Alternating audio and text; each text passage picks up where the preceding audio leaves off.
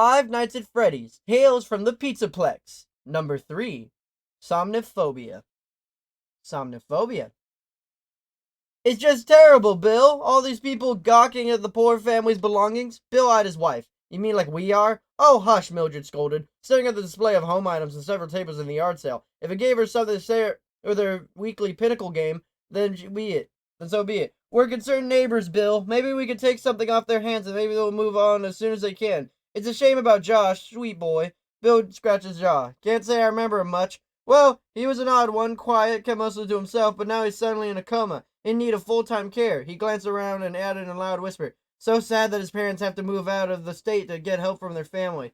No rhyme or reason for said coma. She picked up a mixing bowl. One day he just wouldn't wake up. Doctors called it a medical mystery. Mildred felt a chill and set the bowl back down. The household items suddenly seemed sad and lonely to her.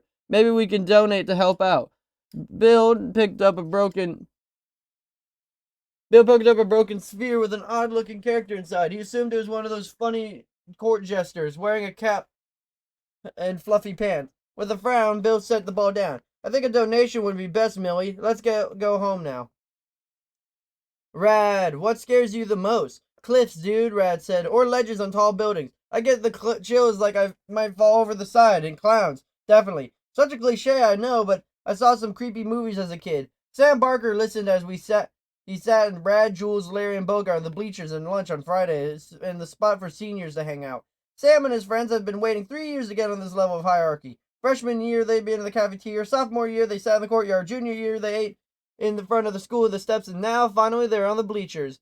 Only downside, in Sam's opinion, was the football field attracted the most sunshine. The sky was clear today, and it was the good thing that Sam had applied sunscreen twice before lunch. But as a drip of sweat slid down his forehead, he realized he was going to need to apply a third coat soon in order to not boil like a lobster.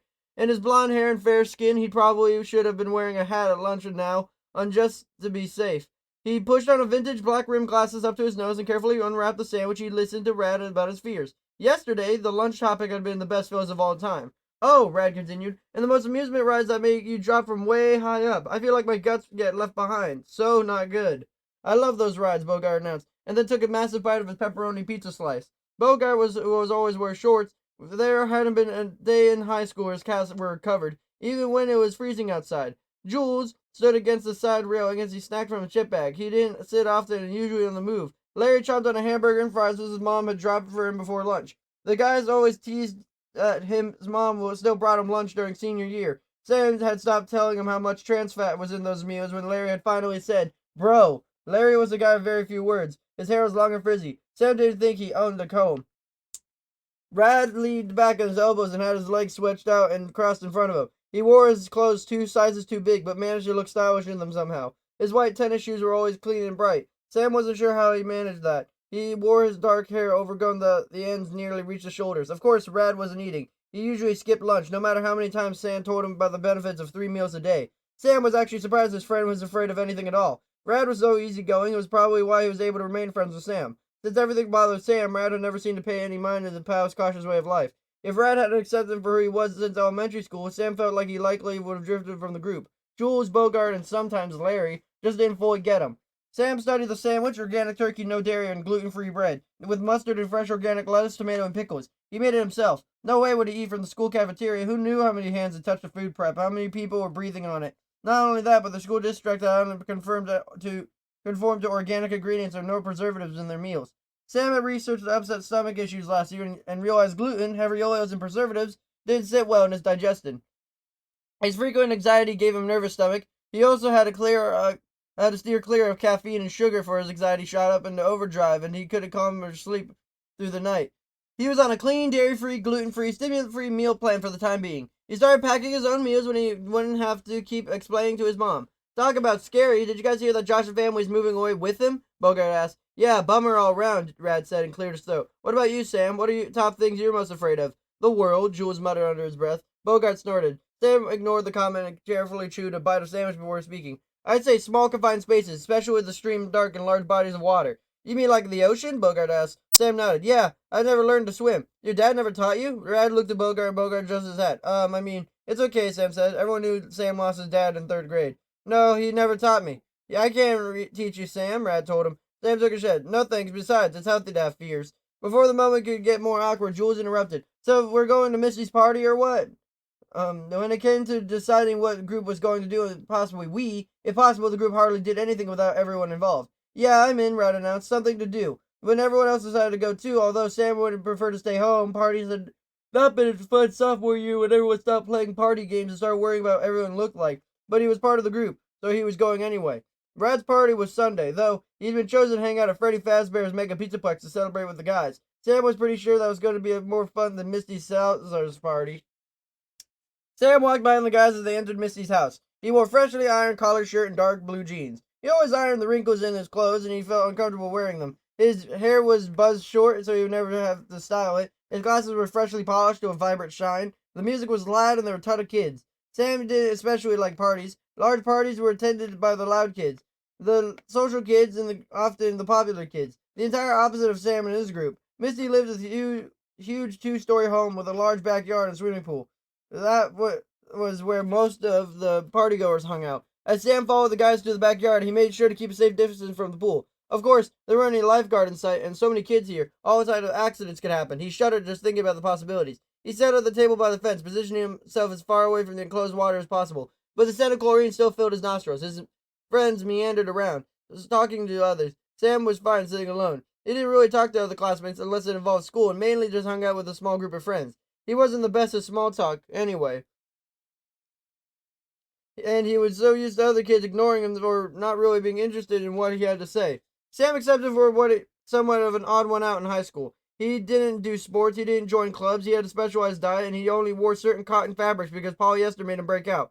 He was set in his ways, and he rarely tried any new things. He admittedly considered everything that could go wrong before he decided to do something, instead of thinking all the things that could go right. But his way of living made him feel comfortable, so he accepted that about himself. It was just the others rarely did, well, besides Rad. Surprisingly, a girl named Lydia Gomes walked over to Sam's table. He had curly brown hair, freckles, and a nose piercing. She wore jeans and colorful sweatshirt. She didn't wear a lot of makeup like some of the girls in Marina High, and she always was nice to Sam in a group study with her in English literature. She held up 2 red cups in hand. Hi, Sam. I always want to tell you that your glasses are pretty cool. They're so unique. Thanks, they were my dad's. He adjusted them on his face. Even though he didn't need to, there was a nervous habit. When I needed glasses, my mom put my prescription in them. That's really neat. Do you want a drink? He offered him a cup. Sam eyed the drink suspiciously. What is it? Well, I'm told it's Misty's birthday poolside punch. Do you know what's in it? Lita frowned and cups at the front. Definitely some kind of fruity stuff. Sam looked down and noticed some kid acting silly and talking funny. He held up the hand like a crossing guard. No thanks, Lydia. If there's even a chance of alcohol being in it, I'm not having it. I'm a firm believer in staying in control of my mind and my choices. She gave him a smile. You sure? A couple of sips won't hurt. He adjusted his glasses again. Actually, that's far from true. Sam, just take a drink. Sheesh, Jill said abruptly at the table and grabbed a drink out of Lydia's hand, slapping down in front of Sam. Don't mind him. Sam's a glass half empty kind of guy. Sam had been about to complain how alcohol could cause someone to become drowsy and less control. Instead, Sam cleared his throat. I make smart and careful decisions in order to navigate around the future challenges. Jules rolled his eyes. Right. The rest of the group walked over to a small table. What's going on, guys? Rad raised an eyebrow. Just Sam being Sam. Jules left it at that and took a big swig from his red cup. So, you guys have heard about the cliff diving going in Santa Cruz? Lydia asked. I hear it's pretty fun. Yeah, a guy I know does it, Bogart jumped in. Says it's an extreme rush. You gotta love heights, though. I guess that leaves you out, Rad. No doubts, Rad said. One day I'd like to try it, Lydia said. Sam shook his head. People have actually broken their necks and other body parts from reckless jumps off cliffs and bridges. Not long ago, there was an incident in the news about a guy who did a cliff dive. The cliff was so high up that he could control where he landed. He ended up falling in a bunch of rocks, breaking every single one of his bones and splitting open his skull. They said his brain was eaten by birds when they found him. Dude, that's gnarly. True story. I'd definitely steer clear of that activity, Lydia, Sam warned. Okay, Lydia said and looked around the backyard. Oh, I see my friend. Talk to you guys later. Then she took off rather quickly. Good one, Sam, Jules blurted out as Lydia rushed away. Real smooth. What do you mean? You really impressed Lydia with your death talk. She should be impressed. Making safe choices in order to secure and long lifespan is a plus. Jules made it sound like a buzzer. More like negative with your doom and gloom attitude. Sam frowned. I don't have a negative attitude. No? Why wouldn't you take the drink? I don't like to be uninhibited. Whatever that means. Why are you sitting so far from the pool? You know I can't swim. Are you aware how many accidents happen in home pools? What are your leading cause of deaths in the U.S.? Well, that's easy. Heart disease. Jules threw his arms up, spilling some of the drink on the ground. I rest my case. You're a walking encyclopedia for doom and gloom. All right, Jules, Rad cut in. Chill. He patted Sam on the back. No worries, Sam. It's all good. Let's all just relax and have some fun. Sam nodded his head, and even though Jules was making him feel bad, maybe high school girls didn't understand Sam, but at least he had one good friend who did. Must have not liked what Rad said, or maybe just too much to drink, because he took a cup of Lydia and brought Sam and shoved it in Sam's face. Here, Sam. Some of us help you relax. Sam attempted to block Jules' hand, but the drink just splashed into Sam's mouth and down his shirt anyway. Sam quickly stood and pushed Jules away. The cup fell to the ground, spilling the liquid in a small puddle. He tasted the artificial sourness of the drink, spat it into the ground, then swiped out his mouth on the back of his hand. Jules and Bogart laughed. Oh, shoot, Bogart muttered, and a hand over his mouth. You really done it this time, Jules. Sam blinked rapidly. The disgusting taste of the drink lingered in his mouth. He didn't know what was in it. He didn't like the taste. He didn't like it to be taken out of his comfort zone. And sometimes he just didn't like Jules. Jules, not cool, Rod said. You okay, Sam? No. Sam shook his head as he walked into the house, searching for water or the bad taste out of his mouth. It was so clean his shirt. His breath became uneven, and he knew his anxiety had kicked in. There was no pressure building in the center of his chest. His hands staring to clench and unclench. He pushed through kids, trying to get to the kitchen. He opened his fridge and found a water bottle, quickly opening it and drank some and swished it around in the mouth before spitting into the sink. He could feel the kids staring at him, but he didn't care. He just needed to calm down and regain control. He pulled out a paper towel on the roll and poured some water on it. Then he dabbed the shirt. The drink had stained the weird blue color. It was likely ruined. Sam started to sweat, and he couldn't stop blinking. His entire body felt stiff and tension. He needed a change. His shirt was dirty and wet. He felt like a party. The kids were closing in on him. He wanted out, needed out. He tossed the paper towel, chomped it through the party, and excited through the front door. The walk home and cool air against his face could calm him down. It usually did. Sam went home, Rad, Bogart told him. Saw him leave out the front door. Rad nodded. Even though he hadn't been one upset Sam, he felt bad about what went down. He felt bad for Sam a lot. He probably just needed some time to cool off. What's the big deal? Jules asked. It was a joke. I joke with people all the time. You don't see anyone else throwing temper tantrums. That wasn't funny, Jules, especially to Sam. Jules snorted. Why does he have to act all weird? He's always so uptight and he doesn't want to don't do this and don't do that attitude. The guy needs to loosen up. He's always spreading the potential doom around. I'm tired of it. You too, right, Bogart, Larry? Bogart shrugged and looked down at the ground. I don't know. But Larry shook his head too. Bro. Right, Jules muttered, giving both an irritated look. Brad shrugged his shoulder. Sam's different. We're all different in our own ways. No one's perfect. You got to accept people for who they are, Jules. I accept you, don't I? When Jules didn't say anything, Rad just said, let's bail. He was no longer in the partying mood. On the day of Rad's party, the Mega Pizza Plex was packed. There was long lines for Monty's Gator Golf, Roxy's Raceway, and Phaser Blast, but the guys had waited them out and got their playtime in. Guy Freddy and Roxanne Wolf walked around the mall area greeting children. Sam could hear mechanical sounds where the characters moved, and he wondered if there were people inside the costumes or if they really were animatronics. The scents of pizza, popcorn, and cotton candy filled the air. Sam figured the pipe those smells through the air to get more sales, and sure enough, every other kid had a fluffy cotton ball of cotton candy and a bag of greasy popcorn. Sam tried not to shudder.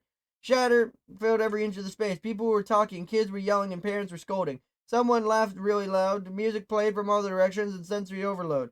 And not just the sound. Neon lights glowed throughout the entertainment hall, giving the place a futuristic feel. Visiting the Mega Pizza Plex felt like being inside of a video game. I'm telling you guys, Rad said when he guided them through the crowd toward the Fazcade Rise Shop, all I want is one of Moondrop's dream spheres. If we could all put our winning tickets together, I bet we could get one. It would be a really cool birthday gift. He pointed to the box ball on the shelf. What is it exactly? Jules asked, eyeing the package sphere. Sam had spoken to Jules since the incident in Missy Salazar's party, and Jules had given him more space. They'd been through these incidents in the past, and if they ignored them, things would usually go back to normal. However, Sam knew nothing was truly ever resolved between them. It was likely to happen again until Sam stood up to Jules. Since Sam tried to avoid a confrontation, the cycle would likely continue. It helps you study, Rad told him. It lights the room up and helps you slip into a hypnotic state in order to focus better. It supposedly takes information from your subconscious and brings it more clearly into view. You guys gotta help me. If I don't pass physics, I'll be stuck in summer school. Sam eyed the box. The dream sphere appeared to be the snow globe with Moondrop, the jester, inside. Half of the character's face was pale crescent moon, and the other half was eclipsed in darkness. He wore a cap and puffy blue pants, decorated stars and gray top of frilly color. Bell hung from his hat, both wrists and tips of his shoes. It's 1,000 tickets, Sam said. How much do we have to save up? 790. Bogart answered. The guys always pooled their tickets, and Bogart was the official ticket holder. They figured what they would eventually save up enough tickets to altogether get a really cool prize they might be able to use. Sam was determined to get the Dream Sphere for Rad since they're a good friend. And hey, Rad had a test coming up, so maybe they could give it a try, if it was safe. For the next hour, the guys all play high-ticket arcade games. Sam liked to play games where lights spun around in a circle with the numbers, and you have to hit the button to try to get the biggest ticket prize. He landed on some 10s, 22, and then 40. A handful of tokens later, he popped up the ticket wins by scoring a 100-ticket jackpot. Way to go, Sam, Rad praised. It was pure luck, Jules muttered. All right, Bogart said when they collected Sam's tickets. I think this should put us to the mark. Let's go get this dream sphere. The guys went to the prize area and waited in line. While they waited, Jules and Bogart poked fun at some of the adults and kids. Oh, dude, look at the shirt on that guy. It's like 2 sizes too small, Bogart said. His big belly's hanging out. Jules, Bogart, and Larry all snickered, but Sam went to Rad and didn't care for the form of entertainment. When it was finally their turn to the counter, the girl at the prize counter took all their tickets in the backpack and dumped them into the bucket to be counted by the machine. 1,001. What do you guys want? She asked them. The Moondrop's Dream Sphere for the birthday boy, please, Bogart told her. The guys all laughed at that for some reason. The girl grabbed the box sphere and handed it over to Rad. Have fun, she said with a smile and tossed her hair over her shoulder. The girls always tended to gravitate towards Rad. And happy birthday. Thanks, he said with a smile. The Dream Sphere was blue and black packaging, with neon letters spelling out Moondrop's Dream Sphere. Up close, Sam could see Moondrop had an odd-looking grin and a pointy nose. Rad was pleased. All right, thanks, guys. This is so cool. Let's head to my house and take this thing for a test run.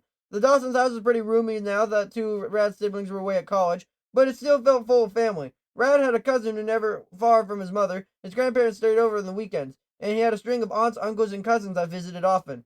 Sometimes Sam wondered what it felt like to belong to such a huge family. Sam was an only child, just like his parents. The only grandparents that lived out of state. Since his dad died, it was his mom and Sam for holidays and special occasions. Although since his mom was an art teacher, she always had a school event and attend to volunteer for. Sam had spent most of the teen years helping out at carnivals, dances, and fundraisers.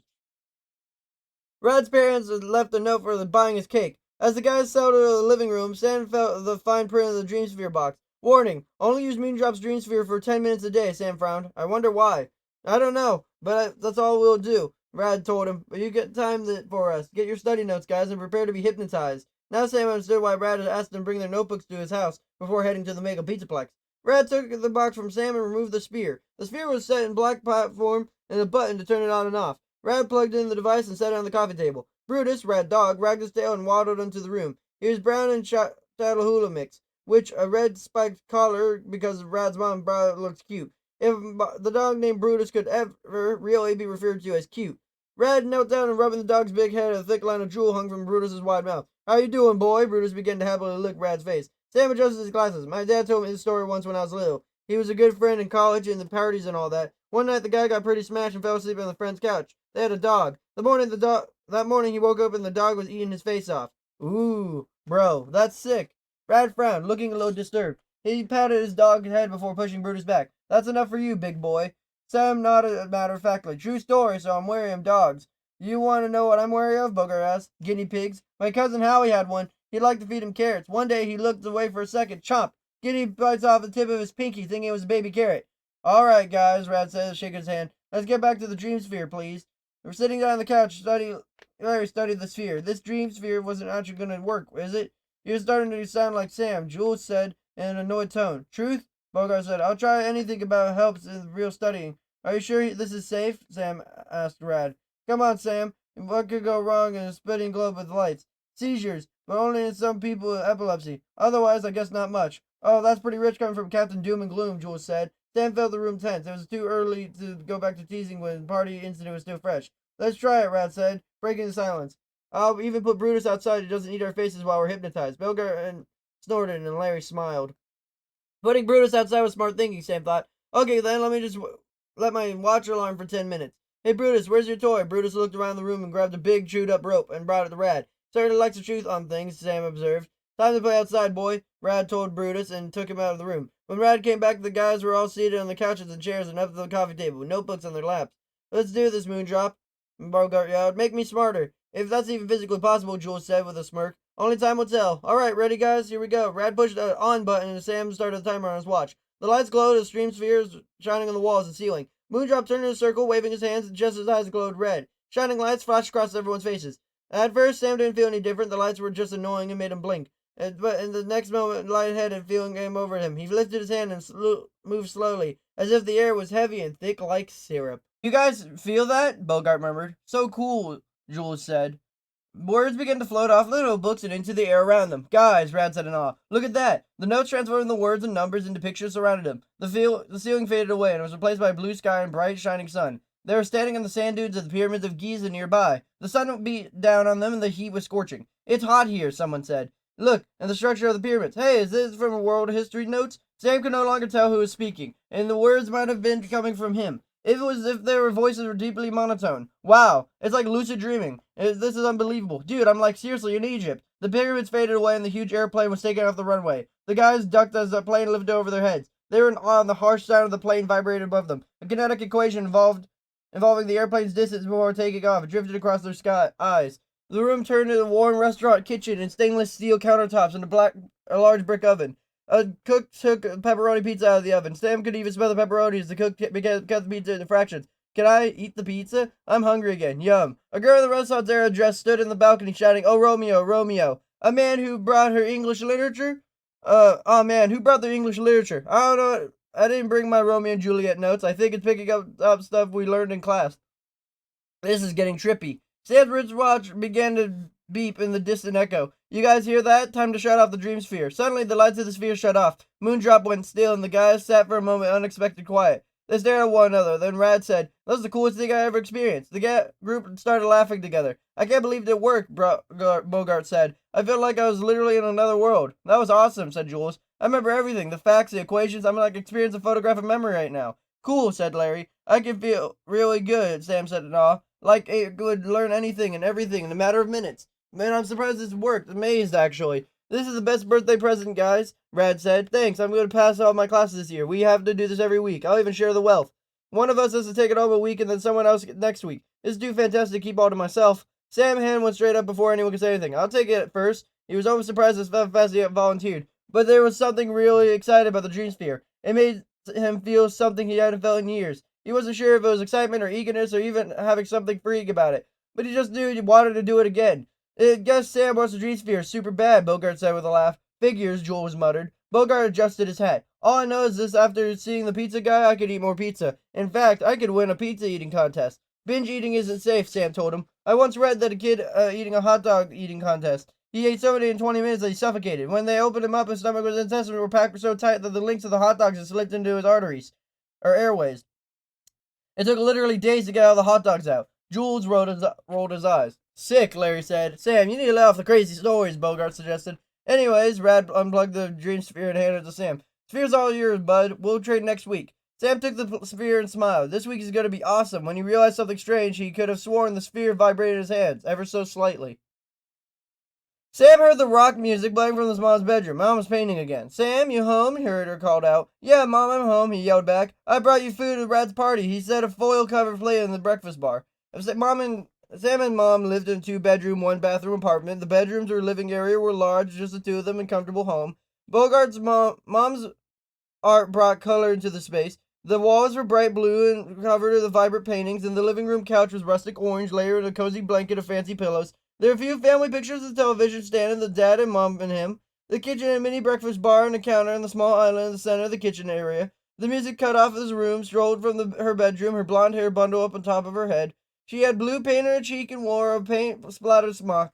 She was wiping her hands with a colorful stained rag. "How was Rad's party?" she asked. "Was it totally rad?" "Mom, when are you going to stop saying Rad's name like that?" "Oh, I'd say it in about 100 years, when it finally gets old. It's way past its expiration date." Well, I made cupcakes. Want one?" Sam lifted his eyebrow. "Are they gluten-free with unprocessed sweetener?" "They are not gluten-free, and they are made with absolutely delicious processed sugar and chocolate." He shook his head. "No thanks, I'll pass." "Guess I'll be sharing them in the teacher's lounge." "Mom, you know I wouldn't have any. I dream of the day when you'll wake up and smell the sugar." Sam placed a dream sphere in the breakfast bar next to the plate. His mom walked over the sphere. "And what is that thing?" "It's a dream sphere. It helps you study. We wanted to make a pizzaplex for Rad, and we're taking turns using it." His mom picked up the sphere and shifted it in his hand, watching Moondrop turn left and right. "He's a weird-looking little guy. Helps you study, huh? How he helps you kick crazy diets and encourages you to eat pizza, cake, and candy like a normal teenager." "Mom, my digestion is 50% better on my new meal plan, and I'm more energized, if you hadn't noticed. It's the new me."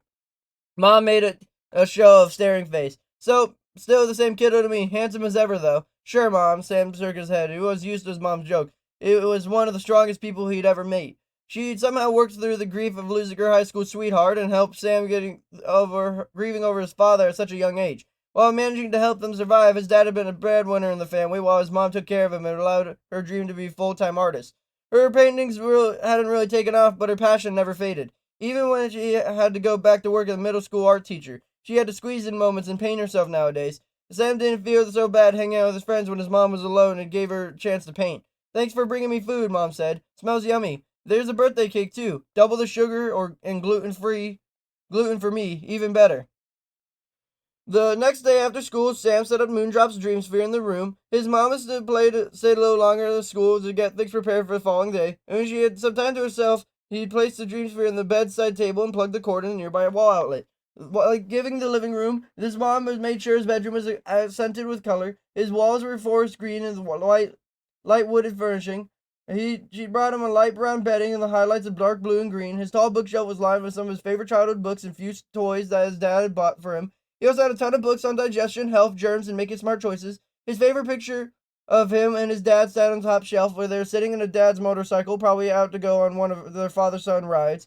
Sat on his bed and picked up 2 subject notebooks and a school notes in English literature and ocean science. He went to the wristwatch alarm for 10 minutes. He decided to take out the glasses and set them on the little table, and then he pushed the button and started the dream sphere. Moondrop turned and the lights flashed across Sam's face. After a moment, he began to feel that slow, heavy sink feeling in his body. It felt so surreal that he wondered what would happen if he stood up, and he didn't and wanted a chance of falling over and hurting himself. Words floated from the notebook, dancing before him and then fading into air. First, he appeared right in the middle of Hamlet. The costumes were straight out of historical text. The words from the performers were spoken naturally. He felt as if he was witnessing William Shakespeare's imagination of the play right in his mind. Sam went to adjust the glasses and remembered he took them off. Then it dawned on him he actually could see very well with wearing his glasses without the dream sphere. "That's cool," he murmured. It was thrust into the ocean. Before Sam could panic, he realized he could actually walk and breathe underwater. He floated down the ocean floor and guided across the sand and rock. Careful not to step on any crawling sea creatures, he sensed the coldness of the water, but it wasn't overwhelming.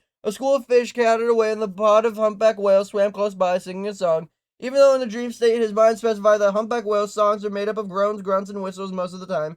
Seahorses floated past him, and the sea turtles slowly swam below the whales. When the whales swam by Sam, the most peaceful feeling came over him.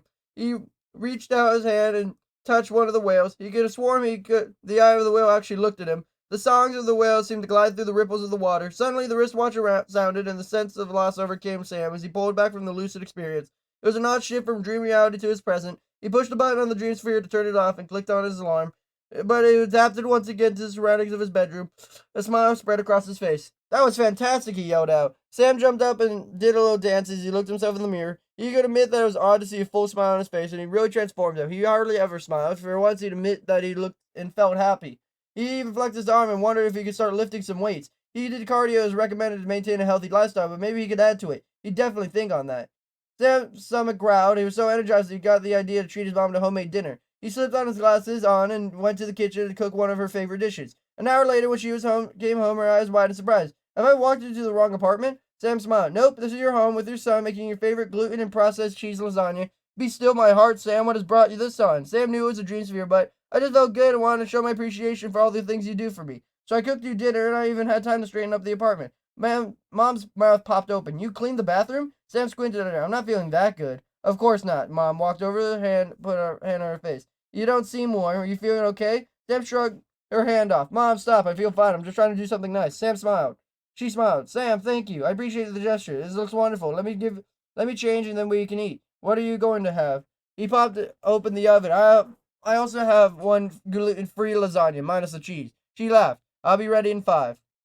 The next day, Sam eyed the dream sphere in the bedroom. While at school, he replayed a session from the day before over and over in his mind. It felt surreal and yet so real. It was like he was traveled to another world, right from the confines of his bedroom. He really wanted to extend the experience just a little bit longer. "I bet it would be fine to go for, say, 15 minutes, he reasoned, adjusting for his glasses. It was only 5 minutes more. Shouldn't it really make a difference? I mean, what could it hurt? He shouldn't have any new notes at school to study, so he sat his entire government book, which was pretty thick. He set a wristwatch for 15 minutes, removed his glasses, and pushed off the button. Turned on the dream sphere. Moondrop began to turn, and the lights from the sphere flashed across Sam's face. The notes of the book floated through the air. The branches of the government moved across his eyes. He witnessed the Declaration of Independence being signed, followed by his historical timeline for voting rights. He watched George Washington take an oath to become the first president, and was in awe viewing the parade of the U.S. presidents who followed as they were sworn into office. He witnessed treaties and laws being passed. He glimpsed wars and being fought, which upset him. And then finally, it was as if the entire contents of the book had slipped in his mind like a human computer downloading a file. Whoa! He was starting to feel some type of genius. With so much knowledge packed in his brain, he felt himself trouble with the intensity and amount of information he just witnessed. Maybe he considered the entire government book was a little too much. In the next moment, the scene changed and he found himself in a small park. This is strange, he thought. Could this park be part of the history of the book? His wristwatch began to beep as his time was up, but Sam waited a moment longer before clicking off the dream sphere. The park looked slightly familiar. It could be any park, really, with a sandbox, slide, swing, and seesaw. Tall trees were scattered around. It was a nice day, only a few clouds in the sky. Birds were chirping the other kids playing in the sandbox and swings. But then he saw, "Hey, bud, let's play tag. You're it." "Dad?" Sam said, and one word seemed to echo around him. Beep, beep. Yeah, his park was a bit of history. Sam's history. "Come on, catch me," his dad smiled. He was young and healthy, just like Sam remembered him. He had overgrown light brown hair and some scruff on his face and was only shaving for a few days. He wore faded jeans, black work boots, and t-shirt that was wearing his signature Ray-Bans. He waved Sam to come after him, and then Sam jogged toward him. But Sam was little, and his dad had always been faster. "Wait, Dad, wait, you're too fast. Come on, catch me. That's the game." Then Sam lost him. He was gone. Sam looked around. He was a little nervous. "Dad, where are you?" He spotted something blue and gray shifting in the corner of his eye. Sam turned to see what it was. He saw nothing but a few trees. Suddenly, his dad jumped out behind a tree in front of him. "Gotcha. You scared me." They both laughed really hard. His dad picked him up and swung him around the big circle. Beep, beep, beep. Sam pulled back from the memory and hesitantly switched off the geosphere. It was watch alarm. He was still laughing until he was crying. He sat there quiet for a long time, experiencing the lost memory over and over again in his mind. Sam was searching in the hall closet, digging through old boxes of their junk drawers full of sentimental items, as well as odd things that they didn't keep with the occasional use, like super glue, masking tape, a screwdriver, a hammer, an old paint roller, and a wrench. He was pretty sure the wrench was his dad's and he never used it again in his lifetime. "Sam, what are you looking for?" Mom asked her behind him. Sam's nose itched in dust. He sneezed once, then again. Twice, 3 times, for gold, his mom announced dramatically. He rubbed his nose. "I was looking for some of Dad's things." "Oh, what do you need?" "I don't know. I want to remember him." Sam pulled out his box of photo albums and old yearbooks, then shoved it back. There was a pause, and then Mom said, "Grab that white box removable lid on the top shelf." Sam grabbed the box and brought it to the living room. Mom made her hands on her hips. "What made you want to look at your father's stuff?" Sam shrugged. "I had a memory, and I thought it would be nice to remember some more." "What was the memory?" Sam's lips curved. "We were at a park playing tag, and I could never catch him." Mom nodded back. "Yeah, it would always tire you out, running around after Dad." Together they sat on the couch and lifted the lid. "There are a few of our dad's things." She took out a wallet, faded and worn out on the edges. Keys to his motorcycle, though a bike had been totaled in the accident. There was a favorite white shirt of his and had a hole in the collar. A few collectible coins and some old pictures when Dad was a little kid. "You look like him when he was younger," Sam's mom said. Sam could see the familial resemblance in his nose, shape, and face and mouth. "Whoa! Wow, I never realized I kind of look like him." There was a bunch of CDs with a portable CD player and headphones. "Dad loved the music like you do," Sam recalled. "I forgot about that." Mom sighed. "Yeah, I almost loved the old CDs in my room, but there were some other ones that he liked as a teenager." Sam studied the CD cases, lots of rock and roll bands and a few solo artists. He pulled out a CD player with headphones. "Can I use this?" "Sure, honey, take out what you need. There are some new batteries in the drawer of the kitchen. Your dad would have liked you to listen to his old favorites." Sam put some of the CDs in a box back in the closet. After he replaced the batteries of the player, he went to his room, shut the door. He put the CD in the portable player, slipped on the headphones as he lay down on his bed. Slow rock music played, and he closed his eyes, thinking of his dad. In government class, Sam was handed back his latest test. "Excellent work, Sam," Mr. Taylor praised him. "You're at the top of the grading curve now. I'm glad to see you're putting more effort into your studies." Sam nodded with a smile. "Thanks, Mr. Taylor." He aced that test in extra credit questions, a total score of 115%. He usually scored in the 90s, so he definitely upped his grade with the help of Dreamsphere. Jules leaned forward him and desk next to him. When are you going to share the sphere?" Sam adjusted his eyes. "After the week's over. I've only got a couple of days." "You already aced the test. It's my turn now." "We made a plan, Jules. We got to stick to it." Jules frowned. "It's not like it's your sphere." Sam shifted uncomfortably in his seat. "Talk to Rad. It was his idea of the dream sphere." Jules sat back and scowled, and Sam took a steady breath. He didn't realize his pulse was speeding up. He had a few more days with the sphere, and then one of the other guys would have to take it home. It was his plan, and it's not going to be a problem. Well, he didn't think it would be a problem. He was so caught up in thinking about the sphere that it took a moment to realize that he hadn't let Jules push him around. Rad caught up to Sam, and he was watching the bleachers for lunch. "How's it going with the dream sphere?" Rad asked. Pretty good, Sam said, slipping on what he remembered last week. I'm taking in a lot of notes. I aced my last government test. He didn't mention the memory of his dad. It was too private, too personal. And while Brad was a good friend, he felt more comfortable talking about his dad with his mom. That's cool. I'm glad it's working out for you. Hey, are you doing anything after school tomorrow? I don't think so. Why? My dad asked me to do some yard work and trim his old tree if we have a backyard. I could use some help if you're up for it. Sam nodded. Oh, sure, I'll be there. Thanks. With two of us, we'll get it done in no time. Brad hesitated. And look, Sam, I'm sorry Jules had to give you a hard time at Misty's party. You have nothing to apologize about. It wasn't you. It was Jules being Jules. You're both my friends, you know. Sam nodded. Yeah, I get it. The friends left it at that and they climbed the bleachers to meet with the rest of the group.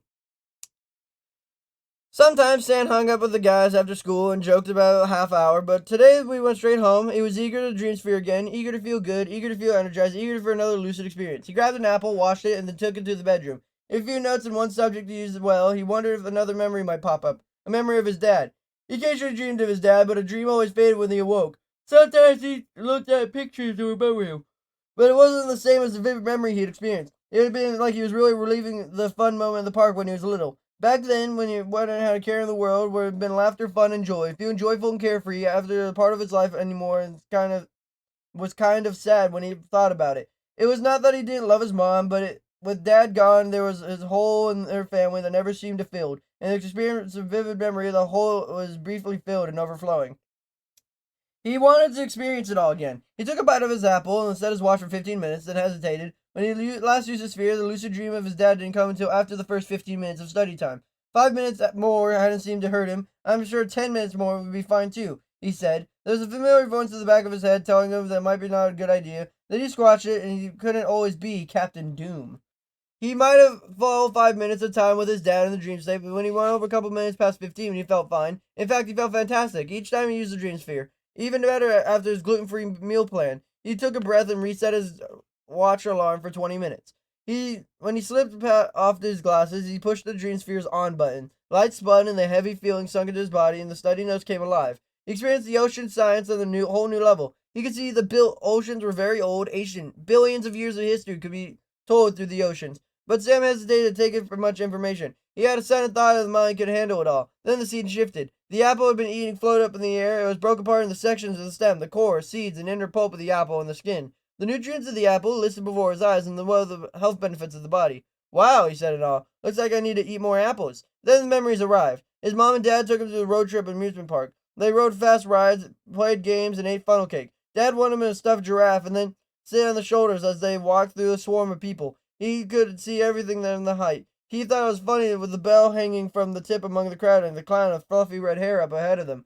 He could feel the light brush of wind against his skin that day. The seagull flew by him and landed on a nearby fence. Sam tried to grab it. The bird squawked and flew away. A trip to the zoo followed. Dad kneeled down next to Sam. They watched a gorilla stretch out in front of the sun. He could smell his dad's aftershave and felt the comfort of being with him. The smaller monkeys made Sam laugh as they swung for trees and picked up another's hair. His dad tried to pick up his hair and they giggled together. It was a fun moment where they had a picnic at the beach. Mom and Dad had helped them make sandcastles molded in plastic buckets, but wave washed them over. Sam was upset until his dad splashed him in the cold water and a splash fight began. Sam could only taste the salty water as if they were in the real grainy sand in his skin. He relived the family movie night. Sam sat on the couch, squeezed between his mom and dad and a big bowl of popcorn in his lap. His mouth watered the taste of the butter and his skin warmed the coziness of the room. He felt loved and secure, wedged in the middle of his parents. Those were some of the best moments of his life. It seemed Sam had forgotten all the wonderful times they had together. Or perhaps he had buried them so deep within his mind because remembering had hurt too much. His alarm sounded. Sam turned off the dream sphere with a soft smile on his face. It wasn't so sad this time, but he was content to relive those moments again. He pulled out the CD player, slipped on the headphones, and lay back in bed, listening to his dad's music. Then he replayed the memories he experienced on his mind like his own personal home movie. Sometimes later, he blinked and heard his mom come to the apartment. His room was slightly darkened in the late afternoon. He sat up, pulled up his headphones, and rubbed his eyes, trying to shake the drowsy feeling from his head. He looked at his watch. He'd been lying down and replaying the memories in his mind for an hour and a half. He had to realize how much time had passed. That evening, Sam found his mom in his room holding the dream sphere. A flash of irritation came over him. Mom, what are you doing? His voice was urgent. He tried to stop himself from snatching away from her. Mom's eyes wide open. Whoa, just checking out the funny ball. What's got you in a twist? He adjusted his glasses. Nothing, I didn't know what you were doing. It's rads. We have to be careful with it. Please leave it alone. I know it's rads. Sheesh, have you been using this every day? No, he fibbed, crossing his arm. But when I do, it helps me remember my school notes. His mom lifted her eyebrow. I don't recall you ever having trouble memorizing your notes before, and you seem a little tense about this ball. Sam blinked. What? I'm not intense. She gave him mom's stare no so well. A look basically said, get real. Just be careful with these things like these, Sam. Pretty soon you would be clucking like a chicken. And then what would we do? And I'm only half kidding.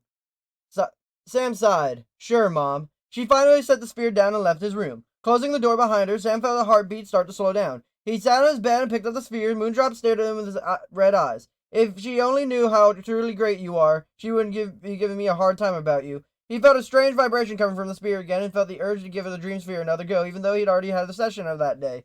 Maybe just a quick 10 minutes, he thought. And then he heard his mom washing the dishes and singing along with the radio. He decided to wait until tomorrow. He might be too distracted with his mom at home. During the night, he tossed and turned. He could sense the sphere sitting beside him and there on the little table. He didn't look at it, but he knew it was there. The sheet felt itchy and warm. He kicked off the sheet and rolled onto the side. Moondrop stared right at him. For a split second, he thought the red eyes flashed bright. He blinked and the light was gone. He probably was just half asleep, but he still didn't feel uncomfortable surge to turn the dream sphere and slip back into the familiar lucid state. He reached out his hand to push the on button and again stopped himself. Sam blinked rapidly at the irrigation. His chest felt tight. He clicked on the table lamp that sat up in the bed. Picking up the dream sphere, his shoulders were stiff and his legs were restless. He couldn't relax, but the sphere, he always felt calm. He really needed to get that right now. He shook his head. No, I can't wait until tomorrow after school, and then when I'm home alone. He got up, unplugged the sphere, and placed the globe in the closet and closed the door. Tomorrow, he murmured as his eyes drooped. He just needed some sleep. Sam went to school that day in the bad case of brain fog. He was irritable, and he wasn't sure why. In class, he felt disconnected. He sat in government class, and he was supposed to be taking notes, but he just stared at the whiteboard the entire time. He was aware of Mr. Taylor speaking of the class, but he couldn't focus on his words. Earth to Sam, hello, Jules called to him. Sam blinked, huh? Jules snapped his fingers in front of his nose. Wake up, class is over, dude. The bell rang. Space out much? Oh, he looked at the classroom. The other kids were already up, heading to the door. What's the matter with you? Nothing. He got up and grabbed his backpack from the floor. Jules accidentally bumped into him and he's walking by. Sam scowled. Watch where you're going. Jules turned and scowled back at him. You watch where you're going. Then he bumped into him intentionally and left the class. Sam had to step back in order to not fall over. Jules had bumped him on purpose. Sam stormed his locker, grabbed his lunch, and slammed the metal door closed. Hi, Sam. He jumped. Lydia was standing next to him. He sighed. Oh, hi, Lydia. Didn't see you there. Is everything okay? Sam had been adjusting his backpack, but now looking at her suspiciously. Yeah, why? Her eyes widened, and he took a step back. You look a little upset is all. Sam shrugged. Just tired today. He wasn't upset. Was she okay? Her lips curved upward. Yeah, school can get tiring, but, I was thinking. Yeah, well, he said, interrupting her. I gotta go. He walked away. Oh, okay. Bye. As Sam walked to the bleachers, he wondered why people were suddenly interested in how he was acting or feeling. Normally, people didn't see him or care to talk to him. Now he wanted to be left at home. It was just like people were up in his business. He sat on the bleacher in a row below Rad. How's it going, Sam? His friend asked him. Fine, but it wasn't going fine. Sitting in the sun, he realized he'd forgotten his hat and his sunscreen. He didn't feel like making a sandwich that morning, so all he had was fruit and probably wouldn't fill him up. Today was turning out to be a total downer. You all right? You look a little tired. His shoulders went stiff. I'm fine. I said I'm fine. Rad lifted his hand up. All right, cool. Jules butted in from the stance, leaning against the side railing. He's just spaced out in government class, too. I think the dream sphere is making him seriously wig out. I think it's time to pass it to the next person who can handle it. Me. No, it's not making me do anything. I haven't even used it much, Sam said. I didn't sleep well, as if it's any of your business. You'll get your turn after the week is over. Now drop it, he turned to Rad. Every day he's on my case. Give me the sphere, share the sphere. He hasn't had the sphere yet, and he's already wigging out about it. Bogart laughed, and Jules didn't like it. You're the one wigging out, Jules spat out. You're probably freaking obsessed with it. You probably use it all day, every day, like a dork that you are. I'm not a dork, Sam snapped back. You're the dork who can't wait his turn. Bogart snorted. Look at Sam being all grouchy. Does the sphere make you grouchy? Maybe I could pass my turn. I like being in a good mood. Sam's hands clenched to his fist. I'm not grouchy. Larry said, denial. Sam stood up. Just shut up. I don't even care if I use the sphere anymore or not. I'm not going to use it today either, just to prove you wrong. Then hand it over, Jules said. It's at home, jerkwad. What'd you call me? Jules stepped closer in the bleachers. You heard me. Let's all calm down, Rad said. Always the peacemaker. Take it easy, Sam. Everyone's just kidding around. Jules, relax, man. I think everyone's a little on edge today. Sam's eyes began to hurt again. If I'm on edge, it's because sometimes I feel like kidding around with you guys, okay? Sometimes I don't want to be a target for you to pick on or tell me what's wrong about me. Sometimes I just want to be left alone. He grabbed his lunch bag and stomped down the bleachers to his hat. To be alone. He could be somewhere or the other seniors whispering about him as he stormed off. What? He snapped at a guy staring at him. The guy just rolled his eyes. Sam's shoulders were moving up and down with his breath, and he knew he needed to calm down. He found a small corner against the school building and slid into the ground. He was tired, and yeah, he was grouchy, but he didn't need his friends telling him that what he already knew. He took out a banana, peeled it, and ate it. Then he took out his apple and bit into it. He closed his eyes and tried to calm down in order to stop the anxiety clawing at his chest. He wished that his dad's CD player, but he didn't. So he pictured himself sinking into a dream state with the sphere, where he was always calm and at peace, where no one could bother him or tell him he was acting the wrong way, where he was free from anxiety, where life was safe. The end of school couldn't have come fast enough.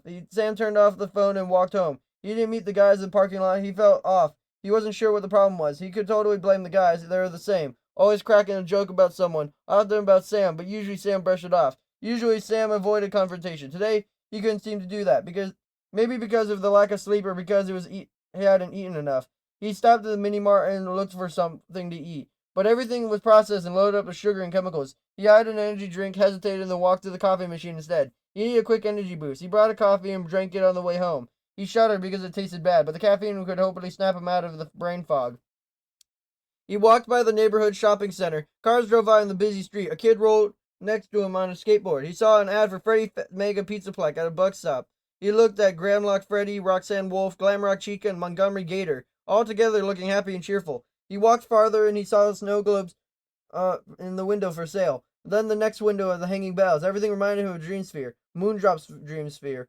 He had wanted to use the sphere while he was at school. He wanted to use it right now, but he was trying to prove his friends to himself that he could stop whenever he wanted. But he wasn't wigging out on it, that he wasn't obsessed. Yeah, he was irritable, but if it was another session with the sphere, he knew he'd feel better. The anxiety would be completely gone. The irritation would disappear. Isn't that all that mattered? Why would he deprive himself of happiness just because of what Jules thought? He didn't have to know. Everyone had the right to feel good, to feel happy, even Sam. And that's what he would do, make himself happy. He finished off the bad coffee, tossed the cup in the garbage can, and jogged to the rest of the way home. Then straight to his room. He was breathing fast, and he licked his dry lips. He dropped his backpack, kicked off his shoes. He opened the closet and put the dream sphere back on the bedside table where it belonged. He took off his glasses, set his watch for 20 minutes, and pressed the on button of the dream sphere. Moondrop spun, the lights flashed, and Sam felt his motion level out and slipped into the lucid dream. He was exactly where he meant to be. When his alarm went off and he came out of this dream state, he felt relieved and calm. Although this time he felt tired, pretty much nearing exhaustion. There was no energized feeling like when he first started using the sphere. He wasn't sure why. Was he using the dream sphere too much? He wondered. But then he disregarded that right away. Everything is just fine. He remembered to turn on his phone and a bunch of text popped up. His eyes widened. Oh no, he'd forgotten what he's supposed to help Rad with his yard work. He squeezed his eyes shut. He hated disappointing people, especially Rad. He rubbed his head hard and then quickly texted him. I'm so sorry I didn't feel well after school and went straight home to rest. I should have texted you and let you know. I can help you tomorrow. Promise. Rad texted back. No worries. I got Jules to help me. Sam's shoulders sagged. Rad was the only good friend, and he didn't want to mess things up with him. He got up since his mom would be home soon, but he felt like he would lay around for another hour or two. He went to the bedroom mirror and he blinked. It was paler than usual, and he actually had some dark circles under his eyes. His hands were fists like he was ready to fight someone, and he was deliberately unclenched them. Rubbing his palms against his thighs, he had a passing thought that maybe the dream sphere was making him exhausted. But then Rad's words came to his mind. Come on, Sam, what's could go wrong with a spinning globe with lights? He heard his mom come through the door. He took a breath and passed a smile on his face. But it felt unnatural, so he stopped and looking happy and went out to meet her. Conversation at dinner with Mom was nearly non-existent. Dinner was simple, soup and rice. Sam was tired, and if Mom was quiet, she was also tired. Mom got up to put on her bowl and spoon in the sink. Sam followed and then turned to go to his room. Sam, it's your turn to do the dishes, she told him. Sam sighed and turned to face her. I'm too tired tonight. Can't you do them? She lifted an eyebrow. We made a deal a while ago to take turns, and it's your turn. Can't you make an exception? No, I'm tired too, and I do the dishes when it's my turn, whenever I'm not tired or not. And usually so do you. We waved a hand. Fine, I'll do them tomorrow after school. She sighed. You know, I don't like the kitchen to be a mess. That's not my problem, he snapped. That's it, Mom crossed her arms. What's going on with you? What do you mean? I mean, with the bad attitude. It's not like you. Usually you don't like the dirty dishes to sit because the bacteria build up. That was true, but this moment he didn't really care. What's really going on, Sam? I don't know what you're talking about. Oh, you don't? Look at your shirt, huh? Look down at your shirt. Sam looked down at his shirt, his eyes widened. What's wrong with this picture, Sam? His mom walked toward him and pinched the sleeve of his shirt. It's wrinkled. You never wear wrinkled clothes. You went to school like this? I forgot, he said quietly, pushed up his glasses. He stormed past him to his bedroom, waved an arm to showcase his room. Your bed is a mess. Your backpack is thrown on the floor along with your shoes. Your clothes missed the laundry basket, and you never do that, Sam. Never. So I'm going to ask you something I expect an answer. Are you doing something that you're not supposed to be doing? He stepped back. What? No, Mom, no, I'm doing nothing bad, I promise. Then what's going on? Was something happening in school that I don't know about? Is this about a girl? She stopped over Dream Sphere. Is it that thing? What the heck is doing it to you? An irrational wave of upset feelings overcame Sam. No, Mom, just stop and leave me alone. No, whatever's going on, I want it to stop, and I want this thing gone. Do you understand? Give it back to Rad. Sam raised his arms in expiration. I will. Just don't worry about it. Sam, stop getting on my case about every little thing. When you understand what things will go a lot easier. His mom stormed out, and Sam went into his room, slamming the door on her in a raging accusation. He threw himself on the bed, tossed his glasses, growled on his pillow. He turned his head, and he was face to face with Moondrop. You get me, don't you? Even though his mom was home, he set his wrist alarm, pushed on the dream sphere, and stared into the spinning lights. Mom, I'm going to stay home from school today. He had a strange, uncomfortable dreams, and he tossed and turned all night. He didn't understand why he couldn't help sleep very well anymore, but it would have been the coffee yesterday in the mini mart. Had he stopped drinking soda or coffee for a reason, and now he remembered why. Mom walked to Sam and felt his head. What's the matter? You not feeling good? He shrugged his shoulders. I didn't sleep well last night. I don't have anything major going on at school. I'll email my teachers for today's classwork and make it up. Mom sighed. Look, I'm sorry about last night. We were both cranky and took it out on each other. It's just been a long week. He nodded his head. I'm sorry too. I've just got a lot on my mind. Honey, I know you've been missing Dad a lot right now. Sam's eyes burned. It's been hard lately. I know, Sam. She blinked quickly a few times. A day off wouldn't hurt. Just take a break from the weird ball as well, okay? Sure, Mom. It's video games and binging television all day for me. She smiled. Now, I know you're not feeling well and you're agreeing with me when you're having the ball back to read. Soon, which was true, and it made his chest feel a little tight just thinking about it. He crossed his arms against his awkward feeling. She kissed his cheek. Good. Take it easy and rest. A few minutes later, she left for work. Sam felt a familiar twinge of guilt lying to his mother, but she just wouldn't understand. The dream sphere was a miracle. Yesterday, he had more lucid dreams than his dad, woven more memories than he'd forgotten. It felt like he was waking up for years they'd lost. He needed this. He needed his worries, his anxieties to disappear. Sure, his energizing part of the experience had completely disappeared, but that was okay. He could live with that. He went straight to the bedside table, where the dream sphere sat. He hadn't eaten breakfast, and he didn't feel hungry. His stomach wasn't growling, so he'd be okay until lunch. This time, until after he took off his glasses off, he lay down in his bed and got comfortable. He set his watch for 20 minutes. He turned to his side and gazed to his sphere from his bedside table. He pushed the on button, and the lights flashed across his eyes. Moondrop began to spin, waving his hands. Sam dropped to his lucid dream state rather quickly. He was 8 and riding a motorcycle with his dad. The motor echoed around him, and it was the last ride they had taken together. They were on a road trip, just the two of them. The weather was warm, the leaves were turning yellow, falling on the road. Sam felt his calmness that everything was all right. He was safe and protected with his dad. Dad pulled off the red stop and the picnic tables of the restrooms. Other families were sitting at the other tables. Mom had Dad made them sandwiches and packed snacks and water. Dad set the goods on the table for them to dig into.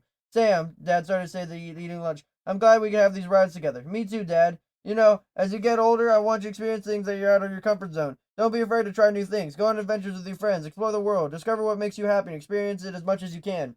Sam nodded, a mouthful of a sandwich. Okay, Dad. Above that, I want you to remember to make good and responsible choices. Be a strong young man and do what's right. Then make a choice in life. There will be always repercussions, good or bad, depending on what actions you take. Uh-huh. Dad smiled. You might not understand now, but hopefully you remember the conversation when you need to. When you're older, it will be important. You'll be there to remind me there later, right? Dad chuckled. I'll remind you, son. Sam frowned as he relived the memory. He done the opposite of what his dad wanted for him. He became a cautious kid and barely tried anything new or adventurous. It all started when he lost his dad in a motorcycle accident. He'd known motorcycles were the safest form of transportation, but hadn't thought anything about bad could happen to him or Dad. But it had. He tried to be careful from here on out, and whenever he felt out of his comfort zone, his anxiety kicked in. His dad had been a sense of safety. Without him, Sam would build himself a cocoon. He felt that if he made informed and cautious decisions, he'd be safe. But what he realized was that he was depriving himself of new experiences that would turn out okay. Experiences that would bring him the somewhat joy he lost when Dad was gone. But he didn't want to be a disappointment to his dad. He wanted to be the kid that Dad could be proud of. He wanted to feel secure enough to take actions and do fun things like go on spontaneous adventures with his friends and ask a girl to prom, maybe. He felt like he had been a strong young man who made good choices that his dad wanted him to be. Not that when he was planning to reach out and every move in his life was feared something could go wrong or something bad would happen to them. The alarm on his wristwatch sounded. Beep, beep. Sam tried to reach to collect the dream sphere, but it was as if he couldn't lift his arm from his bed. Hey, he thought, what's the matter with me? The memory shifted. He was back at their old house. He was at the kitchen table eating cereal before going to school. The television was on in the living room. Dad was saying goodbye before he headed to work. See you later, buddy, he told Sam and ruffled his hair in his hand. Sam nodded his head. "K, love you, son." Sam was due and followed the TV to answer, and in the distance he heard a motorcycle rumble. No, Sam said, trying to pull himself out of the lucid dream. He didn't want to experience this memory again. The memory altered. Sam watched his mom picked him up from after elementary school and take him to the hospital. She was crying. It's your dad, Sam. There's been an accident. What happened? Is Dad going to be okay? Mom hadn't answered because she hadn't known the answer. Sam's chest felt tight, and he was suddenly scared. More scared than he ever felt before this. Stop. I don't want to see this. Sam shook his head and pulled himself out of the lucid dream state. He could barely lift his arm and fell back into bed. It was like his body was too exhausted to move. Finally, he swung an arm just over to turn off the sphere. He sat up and blinked and took a breath. When his mom burst through the door, Sam jumped from his bed. Mom! Mom was disheveled and crying, but she looked younger. Still, it's your dad, Sam. There's been an accident. What? Sam's eyes widened. He jerked his head toward the dream sphere. Moondrop was still, and then the little jets were slowly turning again as lights flashed from the sphere. Sam looked around in the bed and saw himself still in trance. What's going on? What's happening? He looked back at his mom and sucked into a memory. He was back at his younger self, watching his mom pace the floor in the hospital. She kept wiping her fresh tears in the crushed tissue. The doctor walked in the room. His eyes were tired. Miss Baker, there's nothing more that we could do for your husband. I'm sorry for your loss. Mom had crumbled before his eyes, and Sam had started to cry for his dad. Stop. Let me wake up for real this time. With all his strength, Sam jerked himself up from the bed and slammed his hand down the dream sphere button to turn it off. He was breathing hard. A sheet of sweat had sprouted from his forehead. His hands were clenched into his fists, and he was trembling. He looked at his arms and opened his hands. He was really awake this time. He rubbed his face. He felt awake. He stood up, and he was weak from off balance, so he sat back down. He held his hand in his hands, and it throbbed with an ache in the center of his forehead. Both of his eyes stung. His mouth felt dry. He wasn't sure how long he dreamt, but it had been over 20 minutes, and he sat to set his alarm. Something was definitely wrong, Sam realized. Since using a dream sphere, his sense of reality was blurring. He thought he'd been awakened for the dream state when he really hadn't. It was like his control was slipping away. Not only that, he was changing. He was breaking promises and skipping school. He'd been irritable and his friends with his mom. He always lying to everyone. The urge to use the sphere was always there. Then he was at school. When he was lying in bed at night, it was as if he couldn't stop using it, couldn't stop thinking about it. This isn't good. As his dad warned him about making responsible choices, and it was time to start. He'd give the sphere back to Rad today. He forced himself up. He walked to his mirror, and then he took a double take. His eyes were bright red in the outer corners. He moved closer to the mirror. Oh my gosh, he whispered. His pulse fluttered. It was blood in both of his eyes. He read out blood vessels sometimes breaking in his eyes and strained and irritated. He paced back and forth for a moment, his chest tightened. What was he going to do? What would his mom say? Would she blame the sphere? It's okay, he murmured. My eyes will heal. I just have to get the sphere back to Rad. I have to go back to normal, and then I'll figure out something to tell Mom when she doesn't freak out. He took a breath and went to the kitchen to make himself a healthy, gluten-free, dairy-free chicken salad and fresh fruit. He wasn't hungry, but he forced himself to eat. When he showered to wake himself up, he had put some drops in his eyes, just in case it would help. He ironed his shirt and pants and got dressed, then grabbed the dream sphere and headed for Rad's home. It was time to let go of Moondrop's dream sphere for good.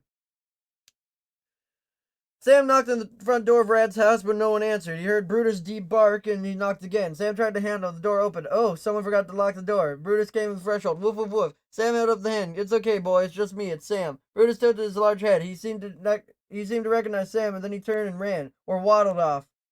Rad, you home? Sam called. He walked to the house. No answer. Hello, Mr. Donson? It's just me, Sam. I came to drop something off for Rad. He didn't like anyone was home. Sam glanced at his watch. These guys had gotten out of class. He was too early. He took out his phone and dialed Rad. Hello? Hey, Rad, I'm at your house. I'm returning to Dream Sphere. Sam, I wondered where you were today. Did I forget to lock the door again? Yeah, it looks like. My mom's gonna freak. That's cool, though. We've got to do a study session together, all of us. So kick back and wait for us. I know Jules is ready to turn for the sphere, too. You guys are heading here now? Should be there in about 25 minutes. I gotta drop off the paper to the teacher, and then we're coming to my house. We'll see you there, okay?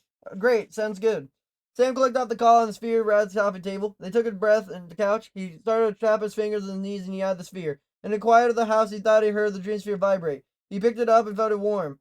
And it felt warm. Or was it just imagination? He shook his head and set the sphere back down on the table. He crossed his arms and uncrossed them, and the lure of the sphere seemed to pull against his better judgment. He stared at Moondrop. 25 minutes. I think it's perfect time for one last experience with you. His eyes stung, and he blinked. His emotions were a little all over the place. Just once more. I don't want my last lucid dream to be with you when I lost my dad. And then he gently rubbed his eyes underneath his glasses. I wanted to be good. Actually, I wanted to be the best one ever. He stared at Moondrop at the plastic figure inside the globe. He actually heard his request. Then Sam rolled his eyes. You can't really hear me, though, right? He didn't set his watch. Rad and the guys would be there soon and bring him out of the dream state. He took off his glasses and set them on the table, then lay down on the couch. He switched the dream sphere and gazed into the bright spinning lights. He stared at the thing about his school and remembered what his dad had said. You know, as you get older, I want you to experience things that are out of your comfort zone. Don't be afraid to try new things. Within the lucid dream, Sam found himself at a high school. There was a sign hanging in the hallway about prom coming up. He was with Rad, and they spotted Lydia standing in her locker. Rad patted her shoulder. Go for it, Sam. Ask her to prom. She's a nice girl. Yeah, she's really nice. Sam shook his head. I don't know if I could do it, though. You can. Believe in yourself. But what if she says no? Rad shrugged a casual way. Then she says no. No big deal. And what if she says yes? You'll never know until you try. Sam scratched his head. What's the matter? Rad asked him. I feel like there's something weird going on, like I'm missing something. I feel a little nervous. I usually don't feel nervous here. What? Like you forgot your backpack or your phone? No, my backpack is in my locker and I have my phone in my pocket. But must not be important then. But you know what is? Asking Lydia to prom. Yeah, maybe. Sam's phone rang. Then Sam pulled a phone and checked the ID. It was his dad. He quickly answered. Dad, is that you? Hey, Sam, yeah, it's me. I need you to come straight home after school. I have a surprise dinner planned for your mom. Surprise? What do you mean? Your mom sold her first art piece at an art dealer. We're all going to celebrate. I'm so proud of her. She can't stop dancing around the house. Sam was confused, and then it dawned on him that he was in his lucid dream. This dream sphere was giving him the best experience of the last time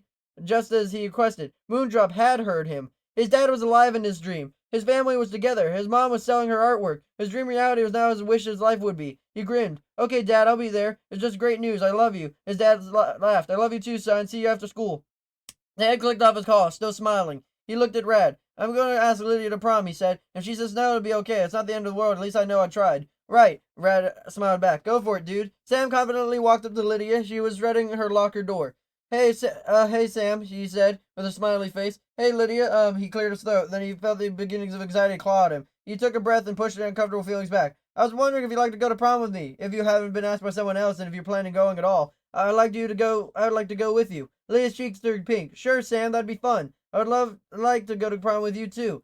Relief washed over him. Really? I mean, great. Let's exchange numbers so we can set up our plans. After he said goodbye, Sam walked back to Rad. She said yes. They slapped hands and a high five. I'm going to prom with Lydia. He couldn't believe what he said in confidence. I asked her, and she actually said yes. Way to go, bud. Knew you could do it. Sam jumped out of the excitement and actually jumped really high as if he was floating. Sam couldn't have come up with a better description of how he was feeling. He felt so good, as if he was floating on air. Rad waited in high school parking lot to meet up with the guys. The day was kind of cold, and he could have brought a jacket. Not only that, but he felt off today, uneasy. What's up, dude? Jules asked, and slapped his hand. Bogart and Larry followed behind him. Not much, but good news. Sam's got the dream sphere at back of the house. He's going to do a study sesh, and then it's your turn with your sphere this week. He looked at annoyance flickering across Jules' face. That's cool, but look, my friend Davis works at the Mega Pizza Plex.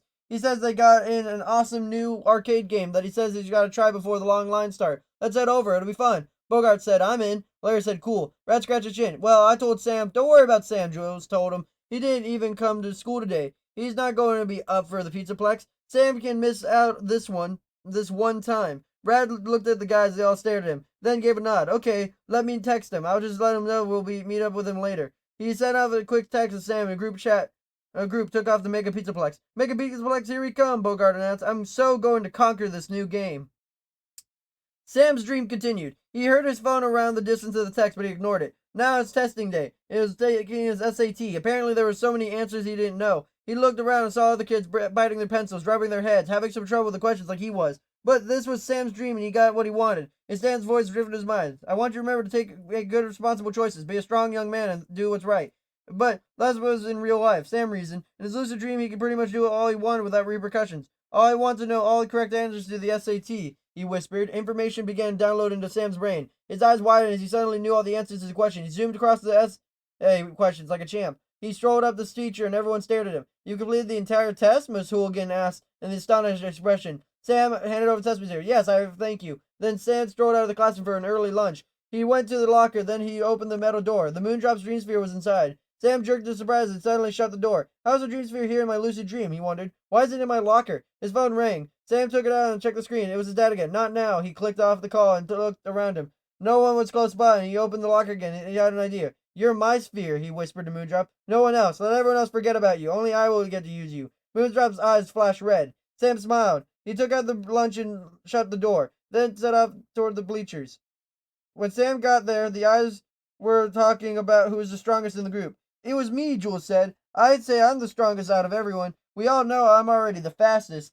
Maybe, Larry said. Could it be a tie between you and Rad? Bogart suggested. Rad doesn't eat more than once a day, Jules said with a laugh. I eat when I'm hungry, Rad said with a shrug. Sam sat next to Rad and leaned to his ass. Hey, whose turn is it for the spear? Rad frowned at him. What spear? Sam tried not to smile. Never mind. When he shifted toward Jules, maybe I'm as strong as you. Jules laughed long and hard. Yeah, right. I don't think I ever heard tell a joke before, Sam. Good one. You're finally lightening up. He shrugged. We're the same height and build. Could be a draw. There's no way. Jules popped a chip in his mouth and chewed. His stare was intense. Sam wasn't willing to back down on his own dream. Well, why don't we test it out? Ooh, this is good to be good, Bogart said and adjusted his hat. Guys, take it easy. I don't want anyone to get hurt. Rad spoke up. That's all right, Sam, Jules said with twisted his lips. We'll settle this. So let's arm wrestle. Jules tossed his chip bag down and sat down in the bleacher, putting his elbow in the taller row, then opened his hand. Or are you scared? I'm not scared. Sam got up and sat across from Jules, placing his elbow down the bleacher and grabbed Jules' hand in a tight grip. Bogart covered his grip with his own, holding them evenly in the center. Okay, guys, let's see who's got the real muscle here. Ready? Go! Bogart released their hands and Jules immediately put all his strength against Sam. Sam held his ground, and his grip his hands struggled to stay in the middle. Yes, Jules was strong, but Sam's dreams Jules was stronger than him. They struggled back and forth a few moments, then Sam adjusted his wrists and pushed with all he had against Jules' arm. Jules' face turned red, his arm began to shake.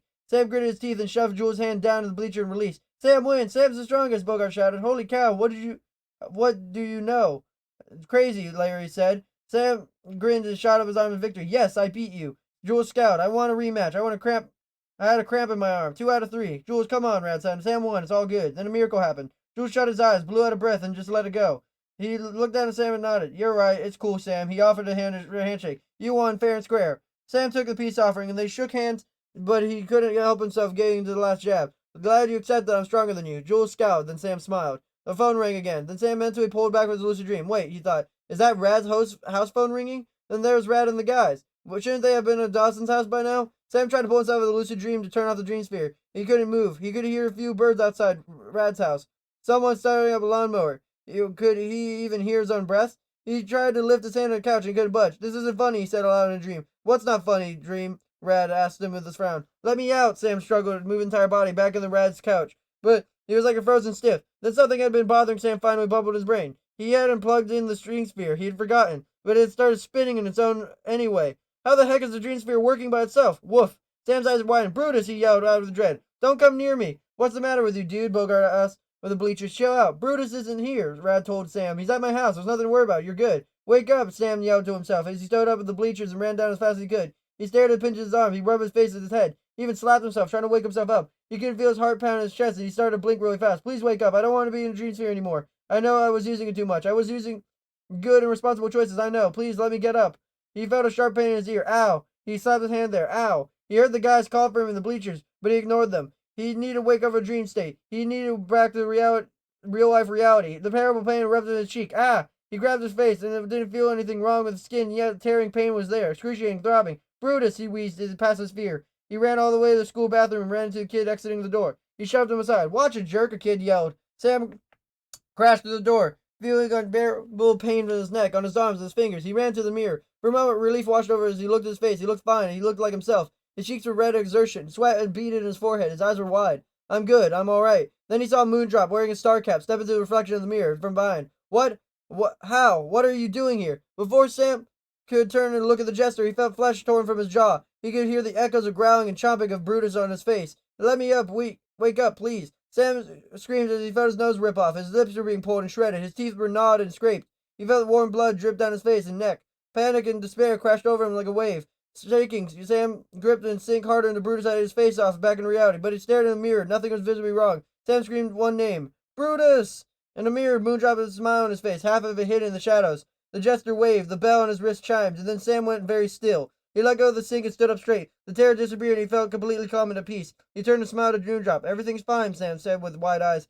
Moondrop turned to walk the door. Sam followed Moondrop to see what the new adventure they would create together. Meanwhile, on Rad's coffee table, Moondrop continued to turn gleefully in a circle, waving his hands, then slowly stopped. Pressure. Luca jolted and stuttered, stepped forward. He threw out a hand and braced himself for a shove against the nearest wall. He ground his teeth and turned to glare at his friend. Cut it out, Nolan. And Nolan laughed and jumped on Luca, wrapping Luca in a playful headlock, dragging him to the red carpeted floor. Luca easily flipped Nolan off and bounced back on his feet. What's up with you today, dude? Luca asked, a muscular, shaggy blonde who kept trying to roughhouse with Luca like they were little kids and high school seniors. You drink too much coffee this morning. You drink too much coffee this morning? No such thing. Nolan grinned up at Luca and extended a hand. Luca shook his head and took a hand. He pulled Nolan upright. Nolan grinned even wider and pulled Luca into a half hug. Luca gave into the hug, but he wanted to shove a big oaf away. Friend is a word that was sure to be applied to Nolan anymore. Yeah, he and Nolan and Asher had been hanging out together for a long time, but lately Luca wasn't sure they spent time two so-called buddies. Well, actually, Asher wasn't the problem. It was Nolan. Ever since Nolan started dating Maddie, he'd been acting like they were a royal couple. Since it hadn't been so hard with Maddie, Luca's longtime friend had been crowned homecoming queen this year. Now Luca felt increasingly like he and Asher were the king and queen subjects, and he didn't like that feeling. Should I be jealous? Maddie asked, positively putting her arm around Nolan's waist. He winked at and giggled her eyebrows at him. Winked at Luca and wiggled her eyebrows at him. He sighed and turned away when Nolan leaned down and kissed his dark and distractingly pretty girlfriend. Luca tried to ignore the pressure in his chest. Maddie's jealousy was pretend, Luca's wasn't. Luca had been in love with Maddie long before Nolan had made his move with her, and Nolan had known how Luca felt. You snooze, you lose, Nolan had said when Luca had suggested taking out the girl your friend was crazy he wasn't particularly cool. Come on, you guys, Asher said. Stop messing around. Check out all the costumes. Let's pick a scenario so we can decide who we want to be. Luca pulled his gaze away and still smooching couple. He turned to Asher, who stood with his arms crossed. He tapped his foot in dramatic impatience. Luca suppressed a smile. Asher, 6 feet 2 inches tall and weary, had gotten into theater and started in his senior year. With thick brown hair and deep brown eyes, Asher was good-looking enough to be a leading man. He immediately landed choice roles and auditioned. He had gotten into a theater that he had announced he would no longer want to go to law school and follow his attorney's father's footsteps. He had previously been in a goal for long. As Luca had known him, they had been a little. Asher had always wanted to play courtroom. Maddie, of course, had always been the judge. Asher was the defense attorney, because that's what his dad was, and Luca played the opposing lawyer. They argued negligence cases. Asher might have not known what the word meant, but he loved it because his dad used it all the time. Luca could still remember some of the trials, the case where he spilled grape juice, the case where he overturned wagon resulting in a skinned knee, the case of a stolen toy train. Luca had always lost these cases. Maddie thought Asher would win because Asher was the one who wanted to be a lawyer, and Luca was just playing along to be nice. But Asher didn't want to be a lawyer anymore. I'm going to be an actor, Asher had proclaimed a week before. Nolan had laughed at Asher's ambition. You and everyone else who gets a part of the school play, Nolan had teased. Luca had been made fun of Asher's grand goal. Luca's own ambitions were pretty lofty, too. He had already received an athletic scholarship at a good university. He planned to pay Paul for 4 years and study phys ed. He was going to do well in college and then pursue a master's degree in sports science. Then he was going to work his way into university football coaching position. Ultimately, he wanted to coach in the NFL.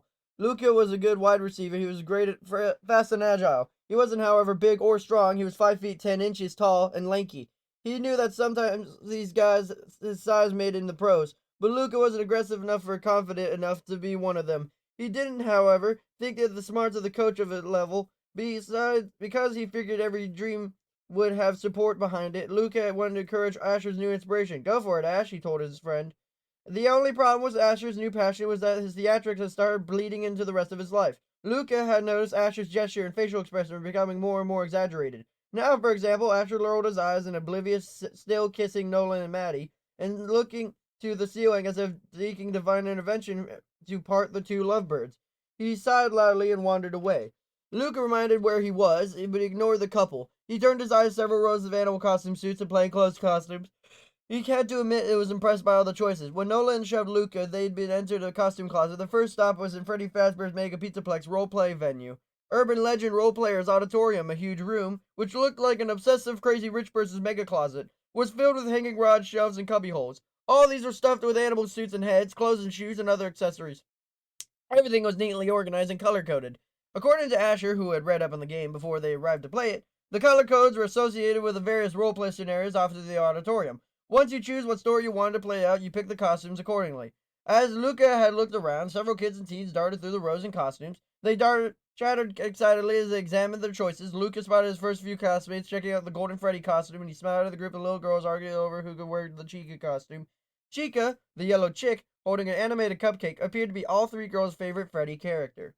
Beyond the girls, a wall-to-wall mirror reflected the costumes of excited soon-to-be role-players. Luca caught the glimpse of himself and his friends in the glass. He cringed. Not for the first time, he noticed the contrast between them. Luca felt like he was the smallest out of the guys he knew. He might be a football player, but he didn't have the ripped muscles his friend had. He was also behind them in the facial hair department. Nolan and Asher, and most of the guys in their department on the team, had been shaving for a while. Luca had barely enough fuzz on his chin to wave a razor at every week or so. On top of all that, thanks to Luca perpetually tousled auburn hair, he had a cowlick that made neat styles impossible. He thought that he looked like more of a 13-year-old than a soon-to-be college freshman. And once football season was over, he no longer had helmet hair as an excuse. Luca shifted his attention back to the costumes. He eyed the security guard uniform, even though security guards didn't generally fare well in spare entertainment games. Luca wanted to be the guard. He liked the idea of being the hero. Luca and his friends had been walking to try out the roleplay auditorium ever since the Pizzaplex had opened. The VR venue in the Pizzaplex was great, but being on a real set sounded way more fun. Luca was a fan of horror movies and thought going to act in a scary story would be a blast. His group of friends, especially their burgeoning star, Asher, agreed. Between classes and football practice, today's venture had been hard to schedule, so Luca was eager to Asher to get started, even if he had to put up with Nolan and Maddie's show. The Urban Legend Role Players Auditorium was set up with the reenacting many of the rumors and ghost stories that had come associated with the Fazbear Entertainment brand over the years. Luca thought the auditorium was a great marketing ploy. He was pretty sure the stories were more fact than myth or rumor. He'd read about the kids who disappeared, and he had no problem imagining their corpses stuffed away in the old Freddy's location. The ghosts finding a way to haunt the animatronics that are supposedly still in the abandoned restaurant. If Fazbear Entertainment couldn't shake the rumors, why not lean into them, make some money off of the believers? Believers like him, he had to admit. Asher waved to get Luca's attention. He pointed at the menu board of stores in the wall near the closet's entrance. Look at this one, Asher said. It's called Green-Eared Killer. It's about 3 teens have broken the Fazbear Frights haunted house, and it was stalked by Springtrap. They have to try to get away from him before he kills them. That sounds way cool. Maddie and Nolan finally came up for air. Maddie sauntered over to join Asher. The menu board looked like a scoreboard with a list of valuable roleplay games, a slate square that's next to each game name. The blank square meant the game was open for players. When you picked the game, you initialed the square to indicate the game had been taken.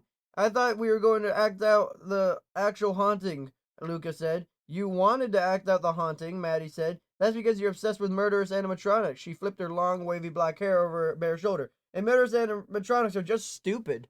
Luca forced himself to ignore the way Maddie's attention, good or bad, made him feel. She's taken, he told himself for the 1000th time, by your friend. Get over it.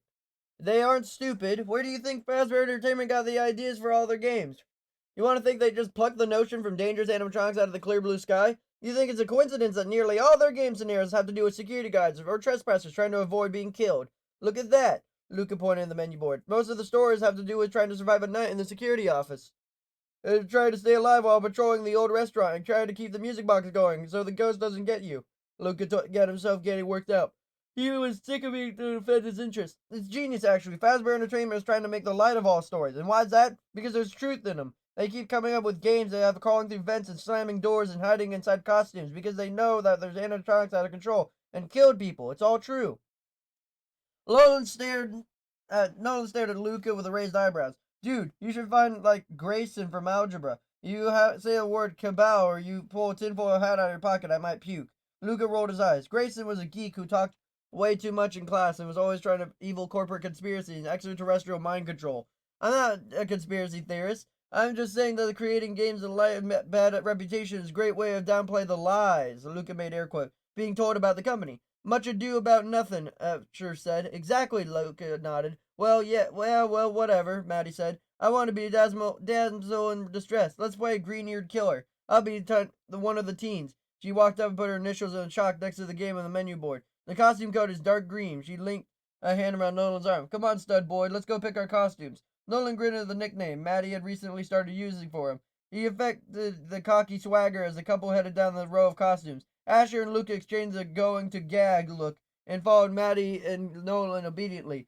But Luca wasn't happy about it. Luca had known Asher and Maddie were for most of his life. They'd lived in the same neighborhood. They'd played together as kids and hung out together in grade school and middle school. During that time, Luca had never thought about Maddie as anything but a friend. Always scruffy with the wild hair and buck teeth. Maddie had been a tomboy, and she was just a pal, nothing more. Then they got into high school, though. Maddie, who was strong and athletic, had tried to try out for cheerleading. She wasn't conventionally pretty as the other girls then, but her gymnastic ability landed her a spot in the squad. Soon after that, she got braces and buck teeth turned into a perfect smile. He named her hair and started using makeup, and tomboy vibes disappeared, replaced by gorgeous teenager in no time. Maddie was the head cheerleader and this year, and she'd become homecoming queen and class president. And Luca was in love. He just never bothered to tell Maddie. Nolan transferred into their school toward the end of sophomore year, and he joined the junior varsity football team. Asher was the team's quarterback, and Luca was the star wide receiver. Nolan was on defense usually, but he was cornerback. One day after tackling Luca in practice, he'd made a reference to a horror movie Luca liked. After practice, they'd meet up and Asher and started talking movies. It was just part of him talking to part of the group. And recently, Luca realized that though he and Asher still shared interests besides movies and football, wrestling and baseball and tennis and golf and fishing and camping, scary movies and football were about the only things Nolan had in common with either of them. Nolan, a cut up who never took life seriously, had always been cocky, but he seemed to be growing more arrogant every day. Luca was getting tired of it. And then there was a whole "you stole my soulmate" thing. Luca had convinced that Maddie was the love of his life. He'd just been too dense to know it and before she turned into a beauty queen. Hey, here they are, Maddie said now, and she waved a hand toward the row of costumes tagged with green plastic discs. Asher rushed forward and grabbed a pair of khaki pants and short sleeve button down shirt and a plastic pocket pen holder. I'll be the nerdy kid, he announced. I'll have to work hard to embody the role, but I can do it. Lucas snorted. Maddie pulled out a short cotton floral dress. The dress fabric was yellow and pink. Its hem was frilly. Oh, this is perfect distressed damsel dress. She held it up in front of her. The dress was too girly to suit Lucas' taste. However, she was sure Maddie would look good in it, but Maddie would look good in a paper bag. Llewellyn reached out and snagged a pair of faded jeans and black t-shirt. I'll be the cool dude, he said. Luca pulled the gaze from Maddie. He raised an eyebrow to close Nolan held. How are those any different than what you normally wear? He looked pointedly at Nolan's jeans and dark gray t-shirt. Nolan looked down, mocked indigestion, and said, these jeans aren't that faded. He grinned at Luca. Besides, if there are any fake blood involved in all this, I don't want to ruin my favorite duds. Luca shook his head. He scanned the row of costumes and turned to the other side of the row and reached for the security guard costume. You can't wear that, Maddie said. She stepped up beside him and put a hand on his arm. Her fingers were warm on his skin. He quickly jerked them back. Why not? Maddie pointed at the red desk. That's not for the green-haired killer scenario. Yeah, Asher said. Besides, we need a killer. And of all teams, he motioned the clothes the others had picked out. You have to be Springtrap. The killer? Lucas shook his head. No way, I'm not going to be the killer. Lucas' friends lined up together and looked at him. You got no choice, dude, Nolan said. Yeah, Asher agreed. The scenario is called Green-Eared Killer. Has to be a green-eared killer. That's Springtrap. It's the only choice left. So that's you. Lucas shook his head harder. That's not me, and if that's the only choice, we're going to have to play a different game. Says who? Nolan asked. You're not the boss here. And you are? Lucas shot back at Nolan. Nolan puffed up his already massive chest. He closed the distance between him and Luca. Maddie squeezed behind them. Cut it, you two. You're not going to fight over a role-playing game. She gave them both scathing looks. And besides, everyone knows I'm the boss here. Luca actually couldn't argue with that, but he could work with it. He stepped back. Locking in on his gray eyes, a girl once called him platinum magic. He hadn't asked for a second date. On Maddie's deep green ones, she said, let's play a different game, Mads. Maddie twisted a corner of her mouth. Then she smiled at him. She turned to Asher. You want to take mercy on it and play something else? Asher shook his head, flicking the glance at Luca. He said, sorry, Luca. We already officially picked it. And besides, turned and looked at the menu board. The other games had been taken. Luca followed Asher's gaze. Asher was right. In a few minutes, he and his friends had been looking at the costumes, and empty squares that next to all the other games had been filled. Luca turned to Nolan. You be Stringstrap. Nolan raised an eyebrow. Why me? Why do I look like a killer? Asher made a show of looking Nolan up and down. Actually, with that crazy hair, yeah, you kind of do. You got killer looks, Maddie told Nolan. He squeezed his prominent bicep. Luca had been look away and pressed his lips together. He didn't trust himself to speak. Nolan leaned toward the row of costumes. He plucked a ratty-looking puke yellow-green rabbit suit off of the rack. Holding it in front of him, he wrinkled his nose. Wow, this thing is realistic. It's not only gross-looking, it stinks. He thrust toward Luca. Luca backed away. I'm not wearing that thing. You are if you're going to play this game, Asher said. Luca took a look at Asher. Why don't you be Stringtrap? Asher affected it, and I'm as cute as a bunny look. I'm way too good-looking to be stuck inside a rabbit suit. Luca snorted. Asher grinned and then he shrugged. Seriously, I picked the costume first. You could have picked, but you didn't. Luca thought Asher sounded like a 5-year-old, but he didn't say so. He looked back at Nolan. What's your excuse? You're a sick dude. You usually root for the killers in horror movies. Why not play one? Nolan grinned. I don't have to kill my girlfriend, Lucas snorted. It's roleplay. And you think even in roleplay stalking my girl is gonna get me any more kisses today? Nolan asked, winking at Maddie. Maddie bumped shoulders with Nolan. He returned his wink, then bunched her brows and hugged herself. I wouldn't want to weird me out to kiss a guy who'd kill me, even if it's pretend. And you think I want to kill you? Lucas said. You did when I stole your bike in 2nd grade and crashed into Mr. Wainberg's Rosa arbor. Maddie grinned. Remember how pissed he was? For a second, Luca forgot about Springtrap and smiled at the memory of Maddie using a stolen bike to try to catapult over her neighbor's big cement cherub fountain. She slipped the cherub's wing and ended up launching herself into the arbor. And on impact, she bent the wheels of Luca's bike and made a mess of Mr. Weinberg's prized climbing roses. Luca crossed his arms. I remember how pissed I was. Exactly my point, Maddie said. Channel that feeling. She grabbed the suit and held it to Luca. Put on the freaking suit. Luca winced as he stared at the suit's matted greenish fur. The costume really was an abomination. Luca knew it was supposed to be a rabbit suit, but it wasn't representative of any rabbit you want to pick him and cuddle. Like all the Fazbear Entertainment animal characters, this rabbit is caricature of the ordinary rabbit, like an animal created at Evil Science's lab, with torn ears and patches of yellow and green fur ripped away as the suit's structure was exposed in several places. It took old and rusty, or was it that rust? The reddish splotches could have been something else. After that, the Springtrap suit would have been worn by a killer. At least, that was the story. You afraid that you're gonna get cooties? Nolan mocked in a sing-song voice. Luca didn't bother responding. Cooties weren't his problem. No, he didn't relish the idea of getting inside a stinky, rotten-looking costume. The idea of putting this metal lining against his skin made him willies. He would have feel himself regressing in the 17 years old to 7. That, however, wasn't why he abhorred the idea of putting on the suit. His problem was being Springtrap couldn't lie about the costume. His problem was who Springtrap was. According to Fazbear lore, Springtrap was the alter ego and evil person of William Afton, the man who had kidnapped and killed the little kids at the Freddy Fazbear's Pizzeria. The real Afton had apparently gotten trapped in the rabbit suit and eventually died, sort of, inside of it. In the most nightmarish rumors associated with Freddy's, Afton's corpse had come back to life somehow. In doing so, he turned to Springtrap. Fazbear Entertainment made light of this fable, as they called it. This is why they made the character part of the game. As Luca gazed at the suit now, he was pretty sure he was right in thinking that the fables weren't exactly fables. He had no trouble imagining his suit animated by a real killer. Maddie lost her patience and shoved Springtrap's suit against Luca's chest. Take it, she commanded. She pointed at the end of the row. Costumes were neon dressing room side, glowed red above a small arched doorway. Go put it on.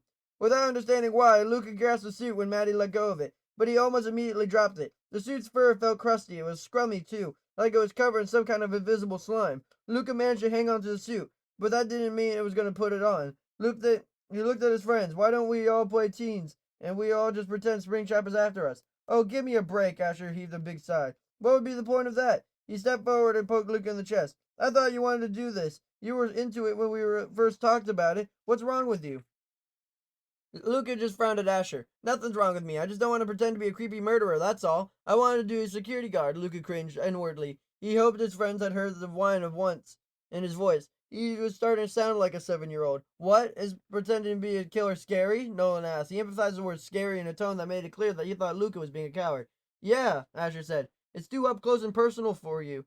Or yeah, Asher said. Is it too up and close and personal for you? Luca made a face. I don't even know what you guys mean. I just don't want to be the killer, okay? You guys are being jerks. They're not being jerks, Maddie growled. You are. You're acting like a baby. You need to get over yourself. Asher stepped up beside Maddie. She's right, Luca. You're being childish. Just a roleplay game, and that, he pointed at the suit, it's just a dirty fake fur and old metal. It's not gonna hurt you. Neither is pretending to be a killer. It's just acting.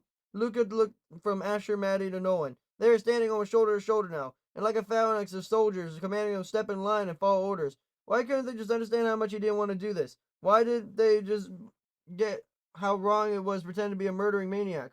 Well, that was the problem. They believed it was just pretend. They were thinking it had really happened. They weren't thinking about the poor, terrified victims. Luca was thinking about the victims. Not long after Luca and his parents had moved into their neighborhood, about a year before Asher and Maddie's families had moved in, a 4-year-old down the street had disappeared. A little boy named Kenny, and Luca and Kenny's parents were professors at the nearby college, and they're all friends. So Luca had played with Kenny. Kenny had been made like a little puppy, following Luca everywhere. Luca hadn't minded. He was an only child, and he liked playing big brother to Kenny. He taught Kenny all kinds of things: how to build a castle out of blocks, how to race cars off the porch rails, how to catch frogs down by the stream that ran behind their houses. When Kenny had disappeared, Luca had to understand what his parents and Kenny's parents had been talking about when they said he'd been kidnapped. He couldn't figure out why Kenny just wouldn't come back and play. When Kenny's body was found in the same creek Luca and Kenny had played with, Luca's parents had tried to explain to him why bad people sometimes hurt good little kids. For months after Kenny had died, Luca had suffered from a recurring nightmare. Every night, he could hear Kenny scream and cry. He'd like to get Kenny to save him. Every night, he'd been there too late. He watched Kenny die. He still sometimes had that horrible dream. Luca never talked about Kenny. His friends hadn't know. They would relent if he told them now. Nolan suddenly pushed Luca back against the shelving behind him. You know what you are, Luca? Nolan snarled. A coward. Nolan made as if pushed Luca again. Luca backed away and he locked eyes with his friends. Don't push me, Luca said, his words evenly and quietly, but apparently no one got the message. He backed off. Basher spoke up. There, see? Just do that, and you'll make a great Springtrap. Luca shook his head. I'm not going to be Springtrap, he said. Hard pass. We need to do something else. All three of Luca's friends gave him a scathing look. Maddie had put her hands on her hips. You're being silly, Luca. You're just being selfish. Come on. We all agreed to do this. Wear the costume, please. For me. Luca took a deep breath and blew it out. He was pointing and trying to explain himself to his friends. They weren't going to get it, and if he told them about Kenny, well, they'd probably make fun of him for having nightmares for caring so much. Luca looked at the suit he held. He glanced forward to the door and leading out the roleplay auditorium. Beyond the door, his bright lights and happy music and laughter at Rest of Pizza Plex reached into a room. He almost felt them call to him, encouraging him to not give in. He could just leave, couldn't he? Yeah, and have it get around the school that the team's star wide receiver was a tantrum over a dumb game. They were only halfway through the year. A ribbing he'd get wouldn't be pretty. Luca looked at Maddie. She gave him a sweeter smile. Luca sighed. Fine, I'll wear the suit. Maddie threw her hands. Well, that was, like, exhausting.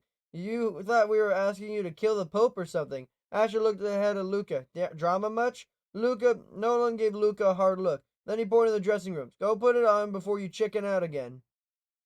In the dressing room area, Lucas stepped inside the cubicle, dragging the rabbit suit behind him like a carcass. He pulled across him, and a small red curtain had draped over the cubicle's opening. The rabbit suit hung in the wooden hanger, which Luca hooked over the short brass rod extending from his yellow wall. He immediately wiped his hands on his jeans and tried to rub away the stink of everything the suit stood for.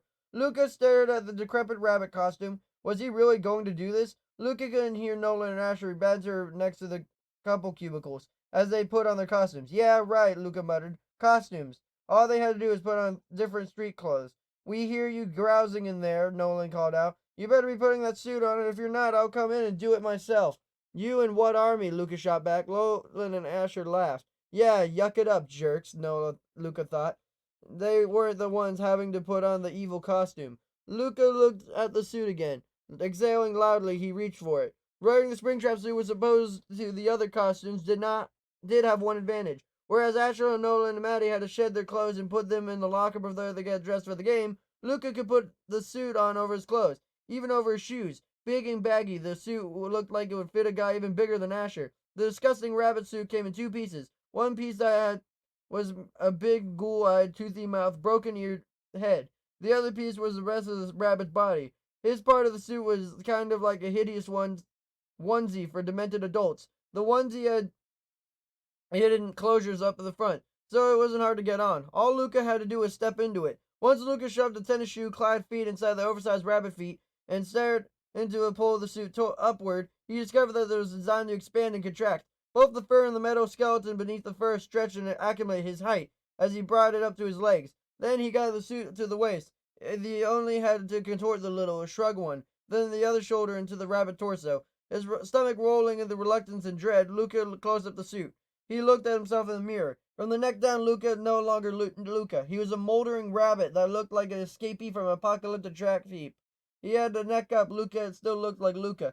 Sort of. Actually, he wasn't quite himself. His skin next to the putrid green fur looked sallow. His forehead was glistening with sweat. His eyes looked strained and a dark circle had appeared under him. Or was that just the dressing room's dim lighting? Behind Luca, a curtain wished open. He swirled around. Hey, Luca objected. Asher and Nolan ignored the protest. They crowded in next to Luca and stared at him. Sweet, Nolan said. Put the head on. I want to see the whole enchilada. Asher brushed against the torn rabbit fur. He quickly recoiled. Ew. See? Luca said. Asher gave Luca a sheepish smile. I mean, yay, you look great. Stuff it, Luca said. Just put the head on, Nolan repeated. Luca felt like automation. He lifted the head and pulled it down over his own. When he inhaled, he nearly retched. It smells like dead fish. His voice sounded funny from the inside of the dead rabbit head. A little muffled and mushy. His vision wasn't quite right, either. He could see, not looking through his milky white eyes of the rabbit head, gave everything a filmy appearance, as if it was all swatched in gauze. Luca didn't like this. He didn't like it at all. Luca started to reach up and take the head off. He changed his mind. He couldn't do this. Before Luca got a grip of the rabbit head, Nolan lifted his hands and tugged the head more firmly into place. He reached around in the head and snapped something together. There, he said, you're all set. Luca frowned and used the skeleton-looking rabbit to try to lift off the rabbit head. The head didn't budge. There's a release mechanism in the back, Asher said, craning his neck to examine the suit. But leave it alone. You look great. Yeah, Nolan agreed. Let's do this. Luca rotated to look at himself in the mirror again. He couldn't help himself. He was in full effect. As soon as he saw it, he wished he had it. He'd gone from what he'd already thought was a reasonably okay looking to totally repulsive. Now that Luca had a rabbit head on, he could see how vile it was. With exposed yellowish teeth, and the rabbit's mouth was a grim maw of desolation. A wire snuck out of the rabbit's jaw, and one of the holes in the fur and the rabbit's head exposed and protruding wires. Even more wires extending from beneath the rabbit's dark socket eyes. Luca lifted his head and once again tried to pull off the rabbit's head. He shifted the attention to the rabbit's paws. Not much paws as big fuzzy hands. The coverings over Luca's own hands were missing a lot of fur. Several fingers were exposed metal. Luca's knuckles beneath the metal felt entrapped and chafed. Stop that, Asher said. You're not getting out of this. Nolan and Asher grabbed Luca, aka Stringtrap, by the arms and dragged him out of the dressing room. Luca didn't resist. Might as well get it over with, he thought. He agreed to it. He looked like even more of a loser if he backed out now. Outside the dressing room, the neon sign pointed to the hallway and the multiple doors. Each door had another neon sign above it. The signs labeled the sets for each game. Luca, Asher, and Nolan started talking smack about how they're going to win the game. Luca ignored them. His attention had been caught by little girls he'd watched earlier. Little girls were now playing around the outside of the game 4 feet away. And one of the girls was giggling, adjusting her Chica costume head. The other girl was laughing hysterically because her Freddy head kept falling off. The third girl, dressed as Foxy, the fox character with the eye patch in the middle hook, was lunging his way this way and that, waving her plastic hook around. She was oblivious to her friends. She was so oblivious to the Fazbear employee who leaned back against the wall of the costume closet. The employee, a lanky 30-something guy with a super short haircut and large ears, was watching the little girls. The fact that the employee, whose name tag Earl, was watching the little girls wasn't in of itself bad. After all, Luca was watching the little girls too. The difference between Luca's observation and Earl's was that Luca's attention on the girls was benning. He thought the girls' antics were cute. Judging from the expression on Earl's long, narrow face, Earl didn't see cute. His pale blue eyes squinted just slightly, and his mouth stretched in a salacious sneer. Earl's interest in the girls was not Benjamin at all. Earl's was looking at the girls like they were tasty morsels. His focus was so, icky that Luca took a step forward, intending to confront the guy. Before Luca could take a second step, 2 little boys raced in the costume closet, screaming in excitement, their feet pounded against the floor. Earl shifted his attention to the boys, but his expression didn't change. Luca hesitated, wondering if his confrontation was the right move. Sure, he could easily handle the guy, but the guy would just play dumb, and Luca would look like some type of aggressor. Luca had started scanning the costume closet, trying to find another employee. Maybe he could report what he'd seen. He couldn't find any other employees, but he did spot Maddie. Are you guys ready? Maddie called out as he skipped toward Luca and his friends. Luca turned to Maddie. Luca turned to Maddie. As predicted, Maddie looked amazing in the floral dress. For a second, Luca forgot about Earl. When he remembered, he rotated back to Earl was lurking. Earl was gone. Luca spun in a full circle, searching the area for a skinny guy in a red Fazbear employee shirt. He didn't see Earl anywhere. You coming? Maddie tugged on the arm of Luca's rabbit suit. Luca looked one last time at the unsettling employee. He hesitated. Should I try to find a manager? Maddie tugged again. You're not going out of this. Come on. Luca let Maddie drag him along the hall to where Asher and Nolan were already opening the door in the green-eared killer set. Asher grinned. Let's do this. He and Nolan disappeared through the door. Maddie pulled Luca across the threshold behind him. Each designated area in the roleplay auditorium was a tableau designed to fit a specific game. The green-eared killer staging area was a replica of the original Freddy Fazbear's Pizzeria, which also included elements of the Fazbear Frights haunted house. From what Luca had read about the urban legend roleplayers auditorium before they got in there, all staging areas were hybrids of multiple locations. Each area was combined venue packed full of themes and old stories. Luca had never been either the original Freddy's or the Fazbear's haunted house, but he played the games. He had an idea of what the pizzeria would look like, and this game set was exactly right. He was blown away by its authenticity. The entrance of the roleplay arena was crumbling brick archway, which the Pizzaplex was relatively new. The archway Luca was looking at couldn't have been a year old, but it looked to be a long-forgotten entrance to a place better not left remembered. Maddie grabbed Nolan's hand and pulled him through the archway. Look at this, she gushed. It's totally dope.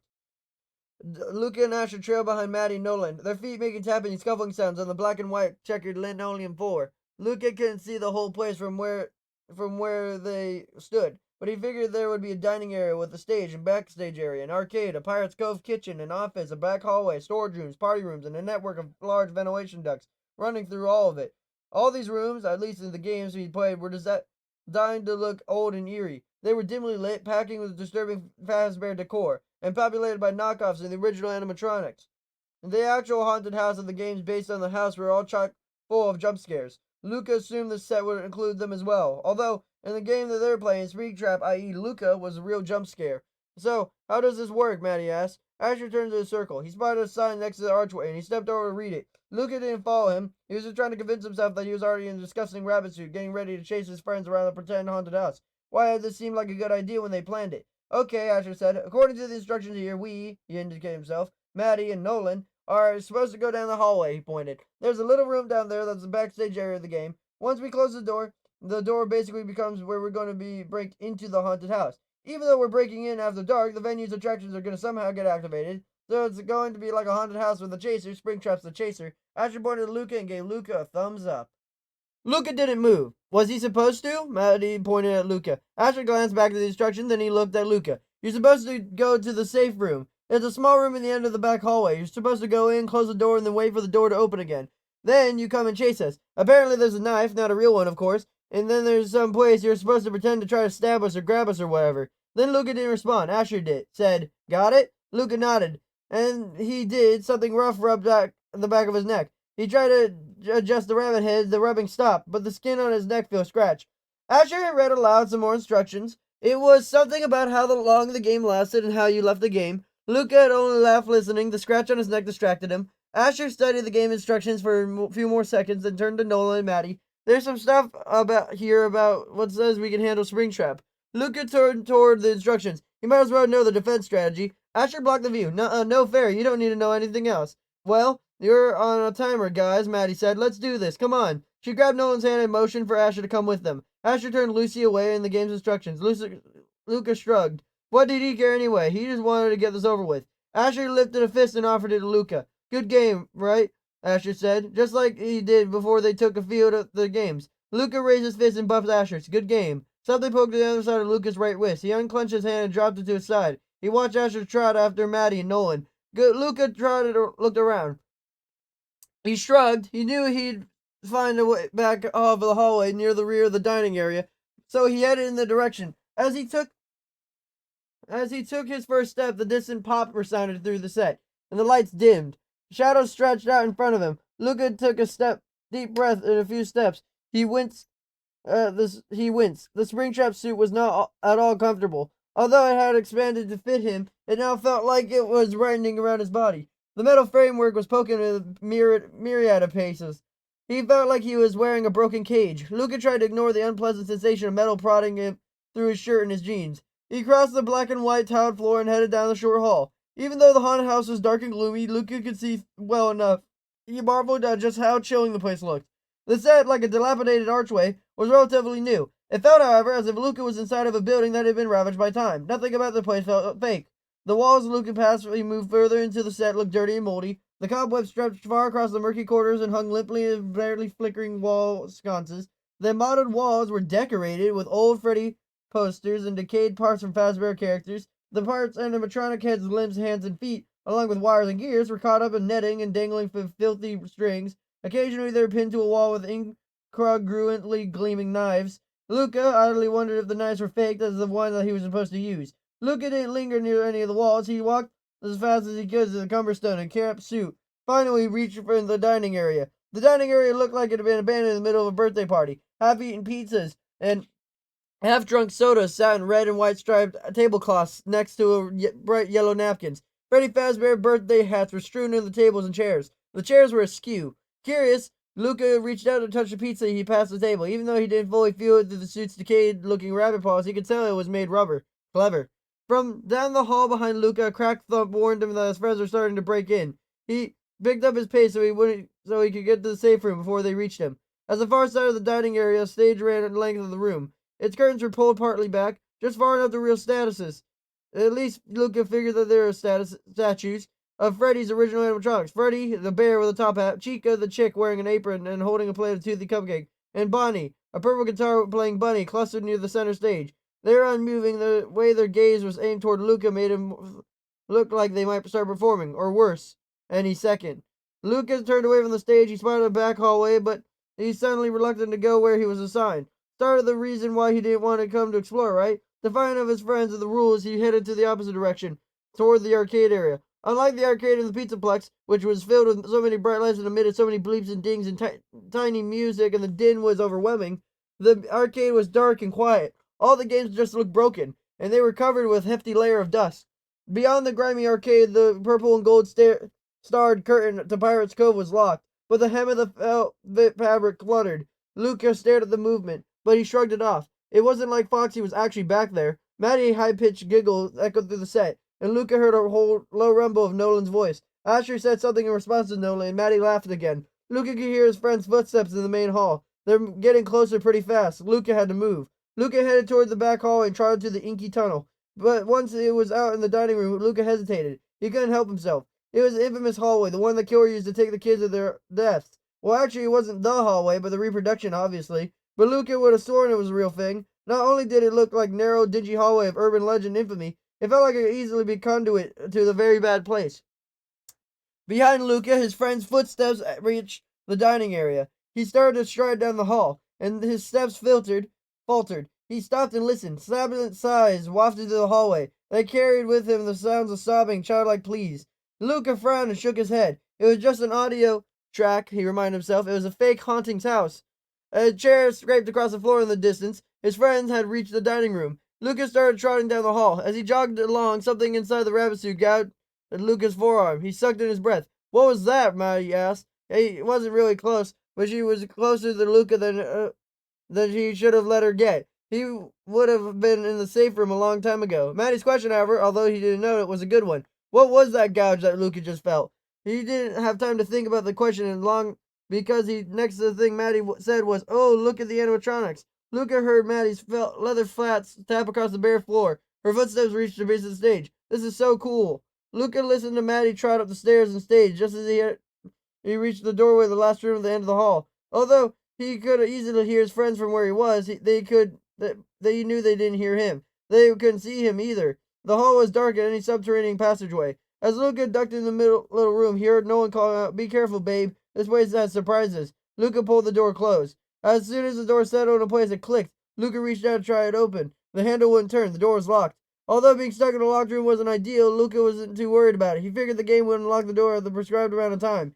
He turned to look at the surroundings, but Luca couldn't see anything. The room was pitch black. Luca felt around for a light switch. He quickly realized that feeling anything was a challenge. Inside of the suit, his hands wouldn't sense much at all. The only thing he could do was sweep and paw up and down over the wall, hoping he might eventually encounter something. After a few seconds of groping, Luca was still in complete darkness. Oh no, not complete. There barely was a glow reaching around the door's frame, which wasn't much, but it was enough to see the tension that bunched up Luca's shoulders while he groped for a way to turn on the lights. Luca tried to see what was in the room. All he could make out was some square shapes that he might have been boxes. He tried not to wonder what was behind him. His eyes further adjusted to the lack of light. Luca spotted something on the floor. He bent over to see what it was. Ah, it was the rubber knife. Or at least he hoped it was rubber. It looked pretty real. Luca picked up the knife. He closed the rabbit fist around the knife's hilt and touched the tip of the rabbit finger. He gave it a little good rubber. Luca straightened as he did. The suit pinched in a little tight around his waist. Something abrasive scraped against his tailbone. Should it be doing this? Could it be? No, he wouldn't let himself think like that. He was too wound up already. It was just the game. The toy made a tiny humming sound. Then, with a sauntering wish, the door opened. Exhaling in relief, Luca grasped his fake knife and hurried out the room. Luca quickly headed down the hall. He was ready to pretend to kill his friends so he could finish the game and get out of the rabbit suit. Once he was several feet from the little room, Luca slowed down. He could hear Manny's voice in the dining room. He was talking about animatronics. Luca padded down the hall. As he went, something poked against his ankle. He rotated his ankle, readjusting his foot's position in the suit. Man, he wouldn't wait to get out of this thing. Luca crept up the doorway leading into the dining room. He peered past the threshold. His friends were near the stage. They were looking at the animatronic statues. Luca figured that would be a good time to get into this role. He lifted the rubber knife and prepared to rush into the dining room. Within the stage lights suddenly burst on. Even more lights flooded the dining room. 80s rock music blared. A kaleidoscope on the ceiling began to spin, throwing fractals of colored light everywhere. Although the lights and music in and of themselves weren't scary, the sudden contrast of dim and quiet to bright and loud were disorienting. Maddie ducked into Nolan's arms, and Asher staggered back onto the table. In a harshly colored light, it was hard to tell, but it looked like Nolan might have gone pale. Good. Served him right. Served them all right. Asher recovered first. Whoa, he breathed. Maddie looked around the room, and their initial fearful expression turned to glee. Wow, this is so awesome. He stepped away from Nolan and started dancing. Nolan and Asher laughed and watched her. Almost as fast as the lights and music had come on, they went off. The previously dim lights went off, too. The entire room was now dark, and the blackness descended. Maniacal laughter echoed through the room. His sounded of pounding footsteps came from the stage. Maddie let out a low shriek. Asher gasped. The footsteps stopped. In the distance, the door slammed. Lucas' heart was racing as he took a long, quiet breath. A few feet from him, his friends were breathing loudly. The haunted house was a little series of surprises had gotten to them all. Lucas should make this move now. Lucas took a second to remind himself of the dining area's layout. Then he strode into the room. He stayed close to the stage, hoping to avoid running into any tables and chairs. And he rushed forward, aiming toward her where he could hear Maddie's nervous giggle. A chair scraped. No one swore. The dim lighting returned. Maddie glanced around and saw Luca, his knife raised. She screamed. Luca flinched at the sound of Maddie's screech. She reached for her. She screamed again. Luca actually wasn't intending to scare Maddie when he held out his hand. Her first scream had pulled him completely out of character. Not that he ever barely been in character to begin with. He'd been reaching to be sure she was okay. Then she screamed a second time, though. He realized she was screaming because of him. Maddie, he said. He turned and ran away from the stage, heading in the direction of Pirate's Cove. Luca involuntarily started after her. As he did, the purple and gold curtain swished open. Foxy stepped forward and swiped at Maddie with his hook. Maddie veered out of the way at the last minute. She screamed even louder. Foxy surprised Luca as much as she did Maddie. Luca jerked back and the fox's hook saved through the air a second time. Then Luca jerked. Something clamped down at his thigh. Maddie, he called out. Maddie shrieked and ran toward the opposite side of the dining room. Asher and Lola joined her, and the three disappeared into the long hallway. Luca glanced at Foxy, then he realized that Foxy wasn't as real as he appeared to be. The fox wasn't animatronic, it was a statue manipulated by the relatively simple system of ropes and pulleys, almost like three-dimensional pop-up book. It was obviously designed to go through the present series of moves for a jump scare. Guys, Luca called out. They must have figured Luca was being string-trapped, but he wasn't. It was a hand in his leg and moaned. Whatever had grabbed his thigh hadn't let go. It felt like a metal trap had glued into his leg. It was broken his skin as well. He could feel warmth trickling down his knee. The moisture wasn't sweat, it was bleeding. He was sure of it. From somewhere down the hallway, Maddie, Noel, and Asher had raced into. The door slammed. Loud metallic screeches reverberated into the room. Maddie and the guys tore back into the dining room. Now they were spotted, Luca limping through the rows of tables. They bolted back toward the lobby. The lights flickered brighter than an instant and completely dark again. The sounds of murmuring voices suddenly seemed to come from every wall. Luca wove his way through the dining area, heading for the hallway. When he got there, grimacing at the throbbing pain in his leg, the hallway was empty. Where had his friends gone? They were probably hiding in one of the rooms that opened up along the hallway. Luca stared out of the hall. Luca trudged past the wall hung with more Freddy's posters, along with the interspersed with yellowing and curling children's drawings. They crackled at the past them. And Luca pushed open the door of the storage room. It was stuffed with boxes. He stepped in, looking around. His friends weren't there. After checking the janitorial closet and the restroom, which both were empty, Luca continued down the hall. When he got to the door leading to the parts of the service room, he heard whispering. His friends were hiding behind the door. Luca reached out, intending to push the door open. Before he could, the door swung back. No one came charging out, bellowing at the top of his lungs and wielding an animatronic leg. Luca was barely able to step back in time to avoid getting bashed in the face with a metal leg. Hey, the attack surprised him. He was supposed to be the killer, wasn't he? Luca reacted about thinking and grabbed the end of the metal leg. He reached it from Nolan's grasp and Nolan stumbled back. Luca dropped in the metal leg and lunged Nolan. Nolan spun away from Luca. As he did, Maddie and Asher dashed into the hall. The free-linked hands tore away from Luca, heading toward the end of the hall. You can't hide from me, he called it again. Again, he wasn't being in character. He meant it literally. If his friends hid, what was the point of the game? Why did they bother with all this dress up and charades if he was going to stomp around and they were going to cover in some dark corner? Luca strode down the hall after his friends. As he did, the rabbit suit shifted. Something gouged him in the ribs. Luca grasped it and grabbed his side. Up ahead, Maddie, Nolan, and Asher ducked into the door on the right side of the hallway. Luca picked up his pace. He stopped, though, as the static spurred speakers overhead. A whirring sound burst forth, and then the tinkling sound of the little kid's laughter, followed by a child's voice calling out, "Hello?" What the heck was that? Luca frowned at the speakers as he spit a couple of sounds of static and then was silent. I knew it. In one of the VR games, the security guard used an audio system to play characters' voices as a distract Springtrap. What Luca had heard was one of the Balloon Boy's lines. Luca had never liked the perky little animatronic boy holding the balloon sign. He wouldn't believe he let himself react to the recording of the character's voice. Luca stepped into the doorways his friends had used, but they were long gone. Luca looked around as he standing in duplicate of an old Freddy security office. The small and dingy room held a scratched wood desk and a credenza, and a dented metal filing cabinet. Clunky monitors, dusty keyboard, and random piles of paper covered the furniture surfaces. A crooked old black metal fan rotated lazily in the credenza. He creaked as it ran. The breeze it created rustled the papers. The office had no windows Lucas' friends would have used for an escape. The only other way out was through the vent. Luca bent over and looked under the credenza. Yep, a vent cover. Swinging from one remaining screw, hung loosely away from the duct opening. Luca crouched down to think. He should have done that. When Luca bent his knees, he heard something snap inside the suit. Something that felt like metal teeth dug into his hip. Luca let a yowl of pain. He pressed his hand to the area, and again he felt something wet and warm run down his leg. That was enough. The suit was dangerous. Luca wanted out of the game. Luca stood and strode, hobbled out of the office. He continued down the hall to his end where the bright red exit sign glowed and what looked like an emergency fire door. He grabbed the handle and pushed down. It didn't move. Of course, the door was fake. He'd done it again. He kept forgetting it was inside the game and not a real building. The game, he vaguely remembered after reading, had one entry and exit point. There was a door beyond the crumbling brick archway, and that door was locked down as soon as the game started. The only day the real exit door would open is if the game was up, or if all four participants pushed the door together. Luca tried to remember what Asher had been reading when Luca was concentrating on the scratch on his neck. Right, the game locked the participants being chased who couldn't cheat and leave the set.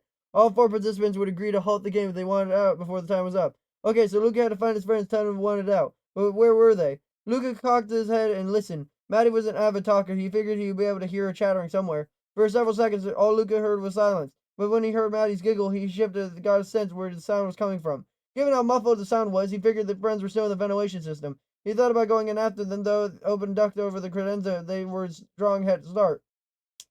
No, he was better off trying to predict where they'd come out of in the ducts. He left the office and started down the hallway. As he walked, he thought he could where he should go next. If he were hiding from a stalker, what part of a fake building would he choose? Would want them to come out in a small enclosed space. He'd want a room to maneuver. He guessed that his friends would head toward the stage or a dining area, or maybe they'd end up in the party room. Luca headed back in the dining room. He figured from there he'd be able to hear the friends and work out where they were going. Then he could get ready to catch them if they left the vents. Luca tried to pick up the pace when he's sure he got into position before his friends got out of the ductwork. But the quick movements triggered another attack from the suit. Something pierced his stomach, and he doubled over, clutching his gut. That's it, Luca said. He didn't have to leave the game to get at the suit. So all he needed to do was take it off. Luca reached up and tried to disconnect the rabbit head from the suit's neck. Asher said that there was a mechanism back there, but Luca couldn't find it. He activated his clumsy rabbit paws. He pushed, he prodded, nothing. Luca was clamped his hands outside of the rabbit head and tugged on it, all his strength. It was like he'd been wielded into pace. Okay, so maybe he had to leave the head on, but maybe he could open up the suit and tear it free from his body. He needed to get the metal away from his skin. Luca attempted to free the hidden fastenings along the front of his suit. As long as he fiddled with the first fastening, however, Luca heard a click. Right on the heels of a click, he was stabbed in the chest, the lower plexus, and the lower abdomen. Luca yelled out. Somewhere in the ductwork, Maddie screamed. His cry must have startled her. The sound seemed to be coming from a party room near the arcade. Luca tried to calm himself. He was panting like he had just run out of the hall. He needed to keep it together so he could get to the party room before his friends were out of the ducts. He would need to tell them what was going on, because Luca was pretty sure he knew what was going on. If he was right, he was in trouble. Big, big trouble. Luca started walking again, although walking probably didn't accurately describe the way he was moving. He was more staggering than walking. Pain pulsed in his thigh, his ribs, his hip, most of his torso. He didn't think the injuries were bad yet, and they were worse very quickly if he didn't get out of the suit. Luca's friends might not have believed the mythology of Freddy's, but Luca did. And part of the mythology was these old suits could be lethal. There was a reason Springtrap was called Springtrap. The original rabbit suit was aft and was supposed to believe it was a Springlock suit.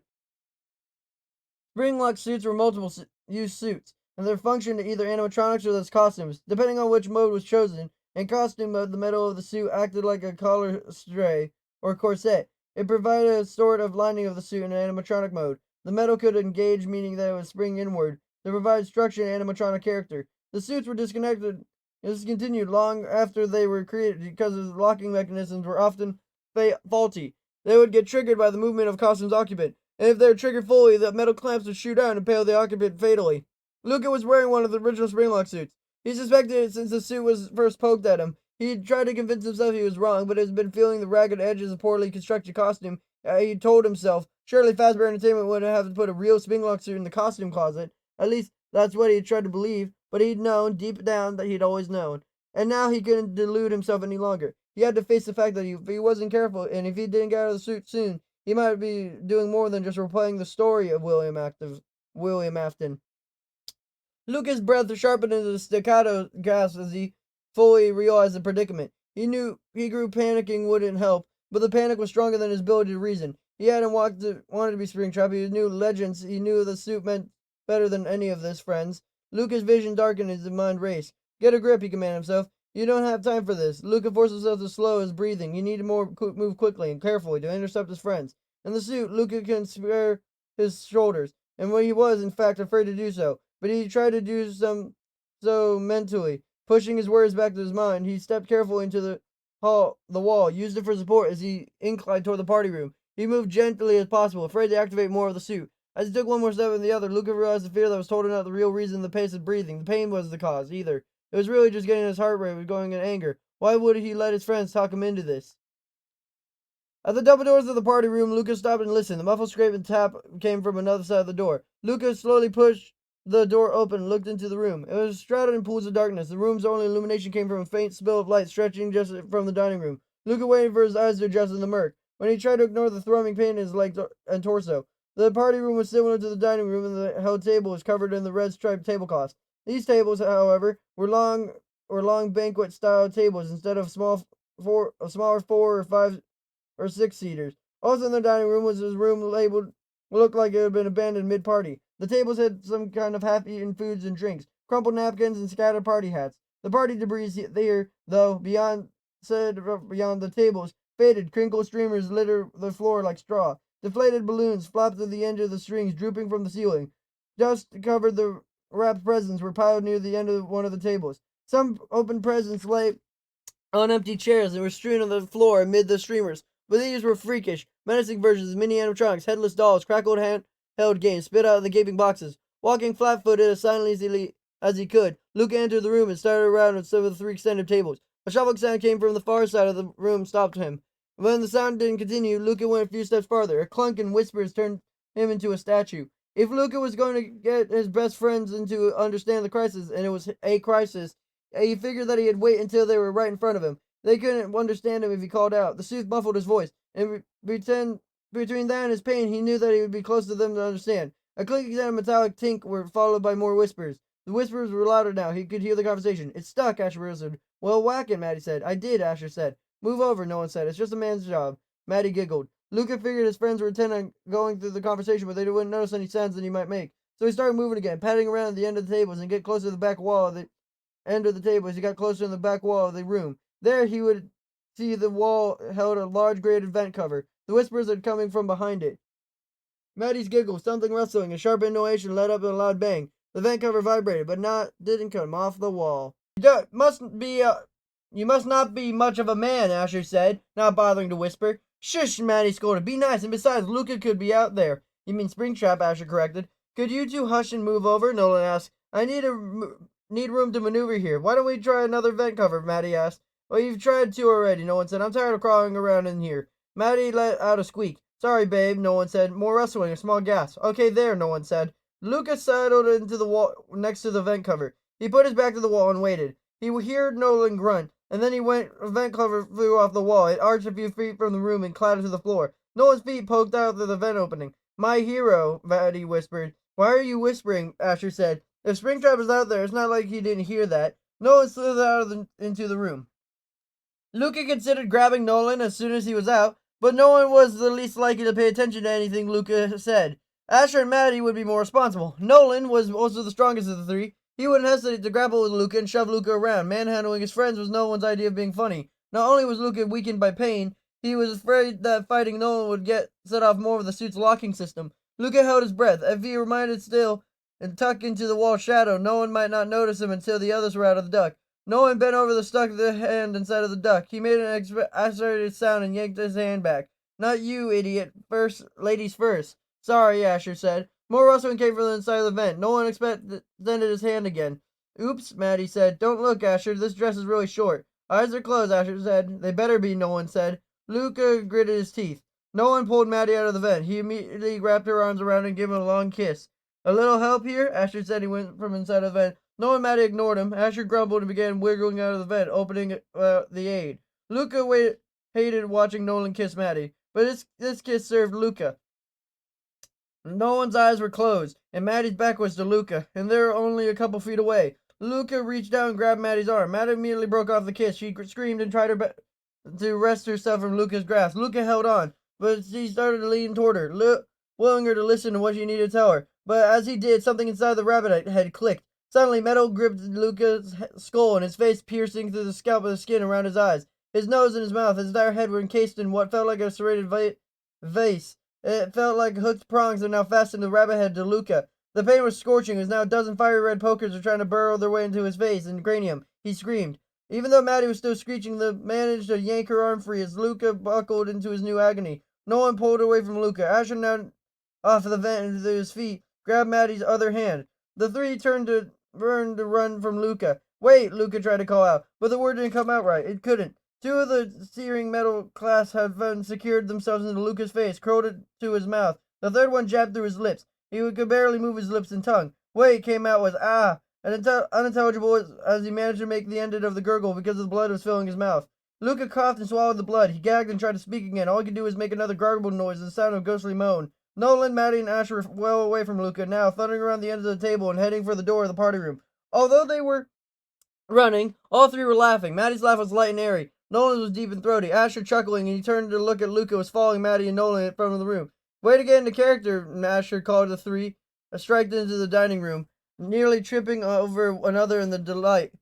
Stop, Luca tried to call out. All that came out was a throaty ah. Luca's friends laughed harder. They could hear their footsteps slap across the dining room floor. He worked through the party room, knocking into chairs and plowing through streamers, which seemed to chitter in amusement as he passed. Everyone and everything was laughing. Everyone but Luca. Luca stumbled out of the party room just as his friends reached the other side of the dining room. They fell against one another in their hilarity as they watched him. Luca started running toward him, but the molten jibs around the head appeared to be affecting his coordination. He tripped over a chair, he reeled into a table, plates, and fake pizza went skidding off the tablecloth onto the floor. At the same time, a rapid succession of snapping sounds filled the suit. Luca's arms and legs were speared in dozens of sharp projections that drilled through his skin with such depth that he felt like they were going all the way through him. He howled. Luca's howl stopped his friends in their tracks. They turned to look back at him. All three of them were open mouthed. As a wide receiver who regularly got tackled, Luca was familiar with pain. But not pain like this. It felt like every nerve ending of his body was firing agony message to his brain. Luca had not been exposed to a lot of depraved ways of harming the human body by the movies he's seen. But what he watched called me all sorts of torture. It never bothered him. It wasn't real. But this was. Luca had no trouble believing that this was what feeling was really flayed alive in a medieval torture chamber. Or maybe it was even worse. Luca took a teetering step toward his friends. He reached toward them and tried to speak again. Help me!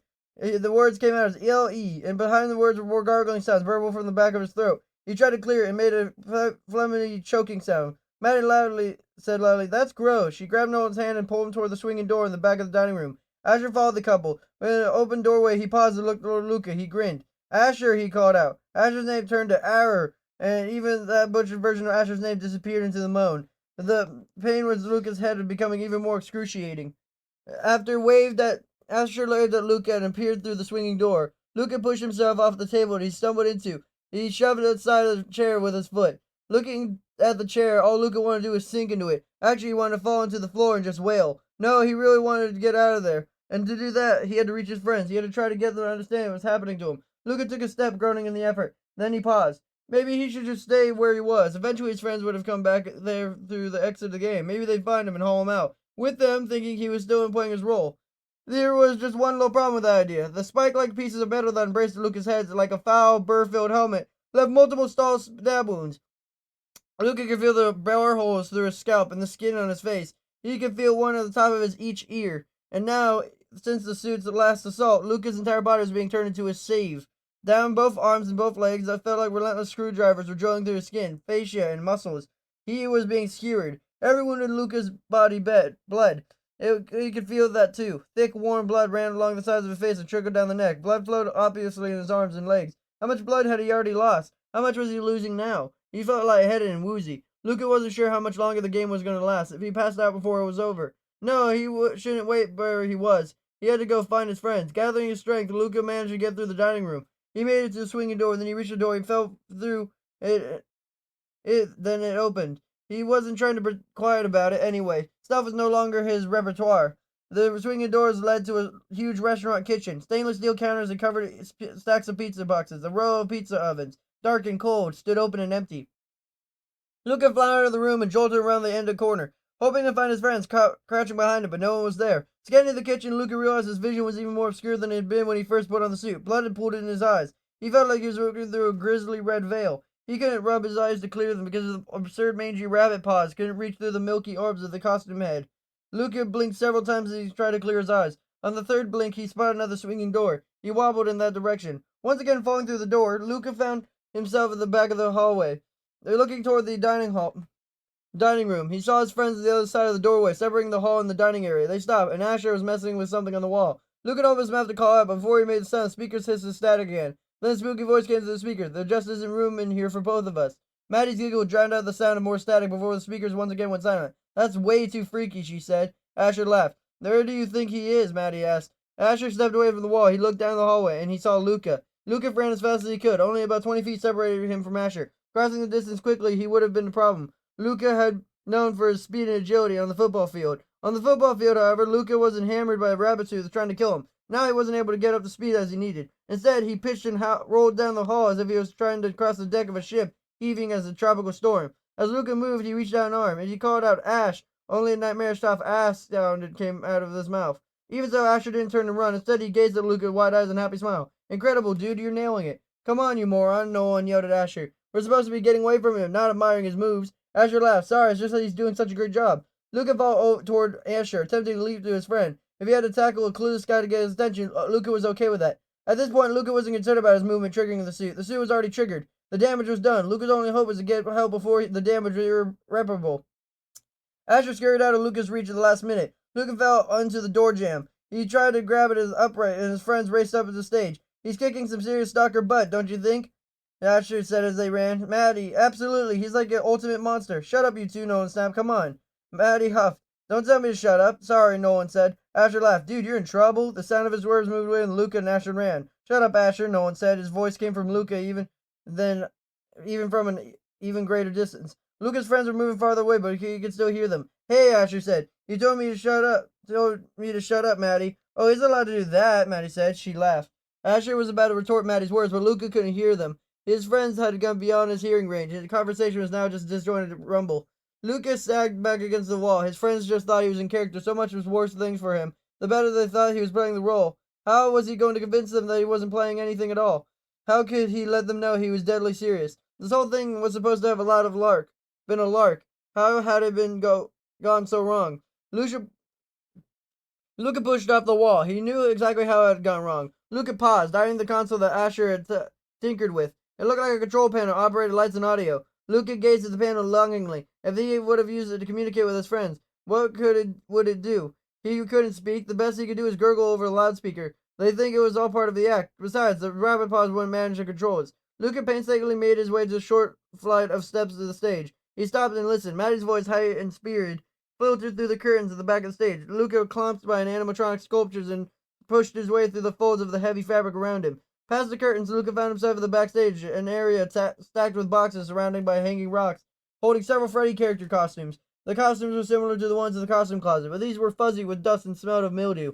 Luca brushed past them and aimed toward the open doorway. Beyond the doorway, footsteps tapped in rapid succession before Maddie's giggle faded into the distance. As Luca quickened his pace, his mind, perhaps seeking a break from the pain, took him back into the memories. His childhood fanned out on the head of a deck like playing cards. He saw snippets of his life before an instant before seeing the next and the next. His memory cascade stopped at a camping trip he and his parents had taken just before the start of Luca's senior year.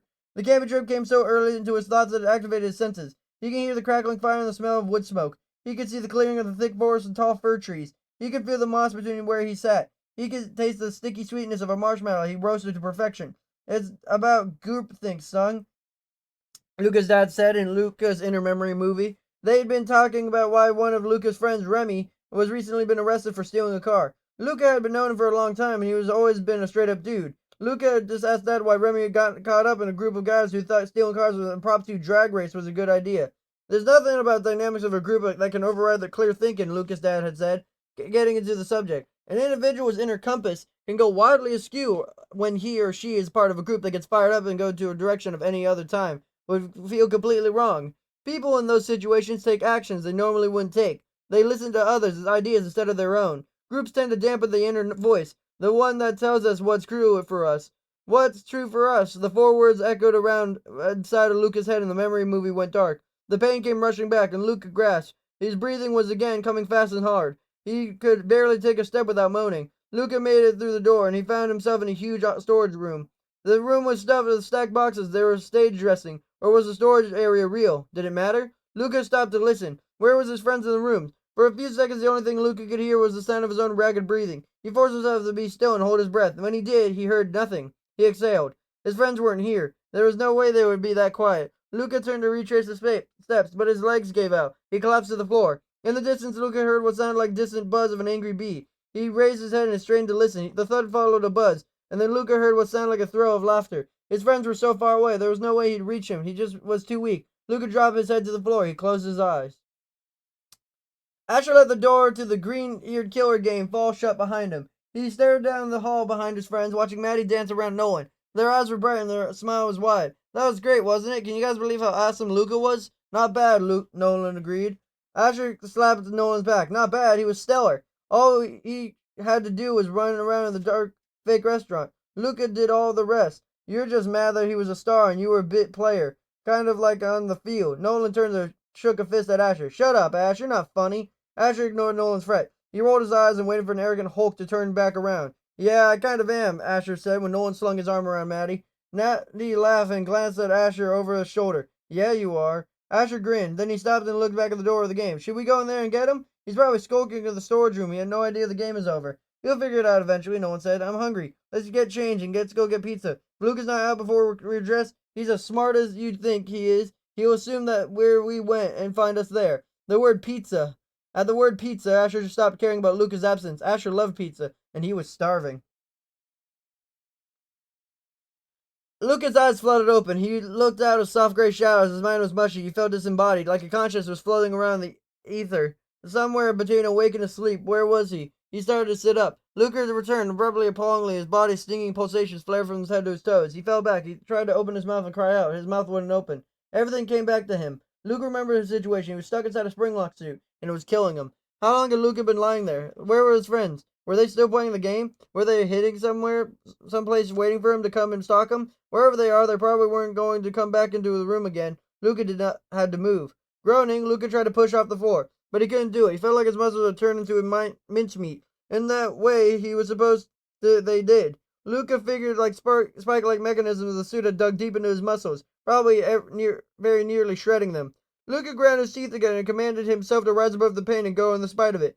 He knew how to do that. He did it on the football field all the time. Luca called in the same direction now. He held his nerves endings to shut up. He pressed himself up onto the hands and knees. His current situation was his own second and 8 at the goal. If he gave up now, he'd lose. He wouldn't just lose another asinine game. He would return to how dire his situation was. If he didn't make his way back to the entrance of the set, he was going to lose his life. Luca managed to push up onto one knee. From there, grasping the explosions of misery all over his body, he staggered to his feet. The second he was upright, Luca fully possessed the severity of the situation. Inside his tennis shoes, his feet were drenched in blood. He even wore socks squished when he moved his feet. Luca tried to look around and see outside of his suit. Was saturated with blood? It was probably a blessing that the rabbit head didn't let him bend his neck far enough to see his legs. He raised an arm, but the lighting was too dim for him to differentiate between blood and the suit's already stained and dark and dirty green fur. Luca didn't need to see outside of the suit to know he'd lost way too much blood. Who was he kidding? That wasn't news. He'd known he was starting to bleed out when the suit had locked down on him in the dining room. He had just been trying to avoid accepting the truth. And the minute Luca had been in an awful Springtrap suit, he'd known that putting it on was wrong. Nothing about the idea of wearing the suit and pretending a murderer felt okay to him. Luca didn't even want to pretend to be the bad guy. He was Luca, a good guy who liked to do the right thing.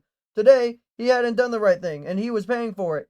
Giving himself no more than time to stop his process of suffering, Luca got moving. He lurched through the storage room and he gave his aid to the backstage area. Once again, Luca passed the rows of costumes. As he went by, a couple of them swayed in the hanging rod. Luca's steps faltered. As he brushed against the costumes, why had they moved? Luca frowned. Why did he have a sudden sensation that he wasn't alone back there? And why did he think whoever was in there with him was not one of his friends? Staying as still as wavering legs would let him, Luca listened hard. Unfortunately, Luca's rough breathing couldn't be quieted. All he could hear was his own labored inhales and exhales. But wait, there, for an instant, he had heard a hint of movement. Just a second or two, a sound of fabric rubbing against fabric. Before Luca could answer the question, the door slammed in the distance. The sound of a small galloping feet followed the bang. In the dining room out on the stage, a little kid's voice chattered. Luca moved forward again. Patting the curtains on the back of the stage, Luca stepped up behind the frozen Freddy standing in the microphone. Looking past Bonnie's immobile guitar, Luca gazed out at the dining area. Just inside the entrance of the dining room, three small children huddled together, their eyes open wide, their faces tense with a combination of anxiety and excitement. The kids gaped at what they lay before them. As quickly as he could, stifling with a whimper, Luca ducked behind the leaning stage curtain. There was no way he wanted little kids to see him. Not only was he wearing a horrendous suit, his inability to walk normally, speak, would all terrify the kids, maybe even scar them for life. The last thing they needed was to see was twitching, bleeding version of already horrifying Springtrap.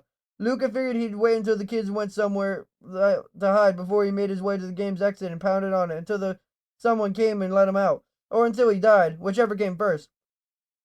The kids looked to be maybe 7 or 8. Luca thought 2 were girls, 1 was boy. All 3 children in costumes similar to the ones Maddie, Asher, and Nolan had donned in the game. Luca had barely lucid. He knew that. He was moving more in an autopilot and he was tracking conscious action. The impermanent part of his mind was trying to save him. He was pretty sure the adrenaline-driven fight or flight mechanism was the only thing that gave his legs the strength to hold him up and to propel him forward.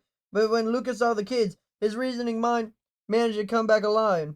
They couldn't be here if this game was still going. The game must have ended for his group. That meant Maddie, Asher, and Nolan had left. Why had they left him here? He tried to tackle that question, but beyond the mind's current capacity. Besides, it didn't matter. What mattered was that Luca would find a way out of the game. This place is creepy, one of the little girls said. The little girl had a cute round face and long blonde hair. He was the one that followed our dress. Valerie, the boy said. He wore a costume similar to Nolan's. It's supposed to be creepy. The other girl, who had black hair and reminded Luca of Maddie's, punched the boy. Don't be mean. In spite of his plight, if Luca had moved the mouth, he would have smiled. His girl was like a little clone of Maddie. So where should we go? Valerie asked. If we stand here, he'll find us. The boy pointed down the main hall. Let's go that way. As the kids scampered down the dining room, Luca started to step out behind the curtain. He stopped when he heard a scurrying sound behind him. Luca turned. The pain of his quick rotation filled Luca's eyes with tears. He felt the saltiness sting of the gouges of the face. As he dripped down the cheeks, he couldn't have been to brush the tears away. All he could do was grit his teeth and ignore an additional layer of torment. A tap and a small thump came from the backstage. There was someone back there. Luca tried to get on the stage rear curtain as fast as he could. He was so unsteady, though. He zigzagged instead of going in a straight line. He looked several seconds to get to the rear of the stage. There, Luca hesitated. Why was it probably wasting time checking out the sounds? It was probably just another kid, one in Springtrap costume. Luca needed to stick with his original plan. He needed to get to the game's exit. Luca's head swiveled around the exit. When he'd take a step, something was holding him in place. Was it some type of mental confusion caused by the blood loss? Was it something else, something real? Maybe it was instinct, because something besides his own pain was putting Luca on edge. Well, whatever it was, he had to find it. Luca put a hand out and carefully pushed back the edge of the backstage curtain. He ducked his rabbit head around the thick fabric, and surveyed the space filled with boxes and costumes. Luca saw what he unconsciously perceiving. The thing that had drawn him back here was Earl. Standing his back to Luca, Earl's unmistakable shorn head was about to conceal inside a cheap Halloween costume like Springtrap head. The rest of Earl was already covered up by an equally cheap-looking Halloween costume like rabbit onesie. Both the head and body of Earl was a design that looked like the one Luca was wearing. Earl's suit, however, was obviously just a costume. It wasn't a real Springlock suit, the one killing Luca. But cheap suit or not, Earl was turning himself into a Springtrap. He was dressing up as a killer. Was it going to be an act, or was it for real? Earl pulled up the Springtrap costume, head to beast. He stared to turn around. Luca jerked his own head back as a curtain. What should he do now? If Luca had been dying, and he knew he was dying, the idea of getting out of the game was something he was telling himself that to lie down and give up. He would have rushed backstage and tackled the pervert in the rabbit suit. He would rush fast enough to get the guy before he ran. Luca had to try. Gathering his strength, Luca raked back the curtain. He charged. Luca came to a abrupt stop. Earl was gone. Luca rushed forward and nearly fell to his knees from exertion. He stopped and clutched the costume rack. He looked around. Where was the creep gone? There was no way Earl had gotten past Luca, so Earl must have gone into some storage room. Luca took a deep breath and went into the direction. Every step of struggle, every motion torture. Luca searched for Earl in the storage room. After checking behind a couple of stacks of boxes, Luca was sure Earl wasn't in the room. Luca was making so much noise he couldn't end his moans and labored breathing. That Earl could easily have slipped away, and he heard Luca coming. But where did Earl go? While Luca wavered to the doorway, trying to focus through the figure of what to do next, footsteps pattered across the stage. Amy, look! Those are cool! Luca recognized the voice. It was the little boy from the entrance of the dining room. The little kids were back. Shh, Adam, the little girl whispered. This is what Maddie's clone. So her name was Amy. Do you want him to find us? How do we even know he's in here? Valerie asked. We haven't seen him yet. He's in there, Amy said. Luca moved as quietly as he could past the costumes to get closer on the stage to hear the kids. Unfortunately, he was moving so clumsily he couldn't be quiet. He lost his balance and foot came down on the hard floor. He froze the son of a thud. Valerie squealed. Did you hear that? Shush, Amy whispered. He's back there, Adam whispered. What are we going to do? Valerie asked. We're going to split up and all go in different directions, Amy said. I don't want to be by myself, Valerie protested loudly. Shush, Amy said loudly. Fine. You go with Adam. Go and hide in one of the rooms in the main hall. I'll head toward the kitchen. He can't get us all at once if we're not together. If he can't get all of us, we'll win. But, Valerie began. Just go, Amy commanded. Come on, Adam whispered. A few seconds passed. Then Valerie whispered, Don't get caught, Amy. Luca heard scampering footsteps. He heard Amy take a deep breath. Luca moved as fast as he could out onto the stage. They got here just as Amy pushed through the swinging doors into the kitchen. And as soon as the doors stopped swinging, Earl raised up in front of the stage. He'd been crouching near the far stage steps. Luca grasped at Earl's trotted toward the swinging doors. Now, Earl got from the storage area to the dining room without passing Luca. Blinking to try to clear the vision, Luca trotted down his steps. As soon as he was down them, he saw how Earl had made it to the dining room without even being seen. The vent cover near the base of the stage was hanging open. He used the ductwork. Luca turned toward Earl, but Earl was gone again. Luca started to rush toward the swinging doors. Had he blacked out for a second or lost time, had Earl already gone to the kitchen? A metal grass shot grabbed Luca's attention. He looked toward the sound. Earl was crawling into another vent opening near the swinging door. Luca guessed that Earl was going to use the ductwork to sneak out on Amy and grab her. Then he probably would drag the girl back into the ducts. No one would find them. Luca had to stop him. Queasy and nearly out of his mind with pain, Luca felt the room spin and he attempted to run toward the swinging door. He tried to keep his balance, but his legs buckled under him. He went down. Fortunately, Luca was more slumped to the floor than dropped. He made no sound. He sprawled next to the vent opening Earl had disappeared to. For a second, Luca lay still. It was his end. This was the end. He couldn't think of how he could move again. From beyond the swinging doors, Amy screamed. A patter of footsteps followed the scream. Heavier footsteps followed the patter. Something crashed on the floor. A door thudded. A sound of footsteps began to recede. Amy started to scream again, but the scream was immediately muffled. He has her, Luca thought. Luca was pretty sure Amy had run out of the kitchen and out into the hall. Earl had caught up with her so quickly. He probably dragged her in one of the maintenance closets. Luca pushed up his elbows. No way was he getting outside or hurt Amy. No way. Luca bawled in agony as he forced himself to get to his feet. The sound, though, was like every sound he made, was muffled and distorted. He was sure Earl wouldn't have heard him. Taking a deep breath, refusing to make another sound or even consider the new gush of blood rushing from his thigh, Luca lurched into the hallway. Something hit the door in the maintenance closet, just down to the swinging doors of the kitchen. Amy shrieked. Luca threw himself forward, willing himself to stay upright. His legs felt as rubbery as the fake knife he'd wielded earlier. His knees buckled twice. Both times he steeled himself and straightened them again. He could do this. He could get to Amy before Earl could hurt her. Amy's screams turned into yowls. Several bangs vibrated in the maintenance closet door. It was obvious Amy was slashing to break free of Earl's grasp. Let me go, Amy screamed. Luca summoned his will and took another step, crawling in the door doing reserves as he left. Luca propelled himself forward as fast as he could. He reached the door, desperately ignoring the spikes boring into his knuckles and wrists as he moved. Luca grabbed the door handle and wrenched the door open. He thrust himself into the maintenance closet. The first thing Luca saw when he practically fell into this cramped space stuffed with brooms, mops, and buckets was Amy, writhing like an enraged squid. Amy turned her arms and legs in blurred determination. Her eyes squeezed shut in either terror or concentration, or both. Amy flailed and fought with everything she had. No matter what she did, though, Earl hung on to her, until he turned his rabbit head came up. Then Earl's pale eyes, veering through the holes of the rabbit costume head, focused on Luca, and they blinked in confusion. The confusion was enough to distract Earl, as he loosened the grip on Amy enough that she was able to lean forward and bite down on Earl's forearm. Amy must have had a powerful set of teeth because her bite made it all the way through the fur of Earl's Springtrap suit. Earl squawked and dropped her. Amy fell on her butt a few feet from Earl. Amy cried out when she hit the floor, and she popped back on her feet immediately. Her eyes glazed as she couldn't process her surroundings. She darted out of the maintenance closet and pounded toward the dining room. That's it, Luca thought. Run, Amy. Earl bellowed in frustration and anger, and he started to take off after Amy. Luca, however, wasn't going to let Earl get out of the closet.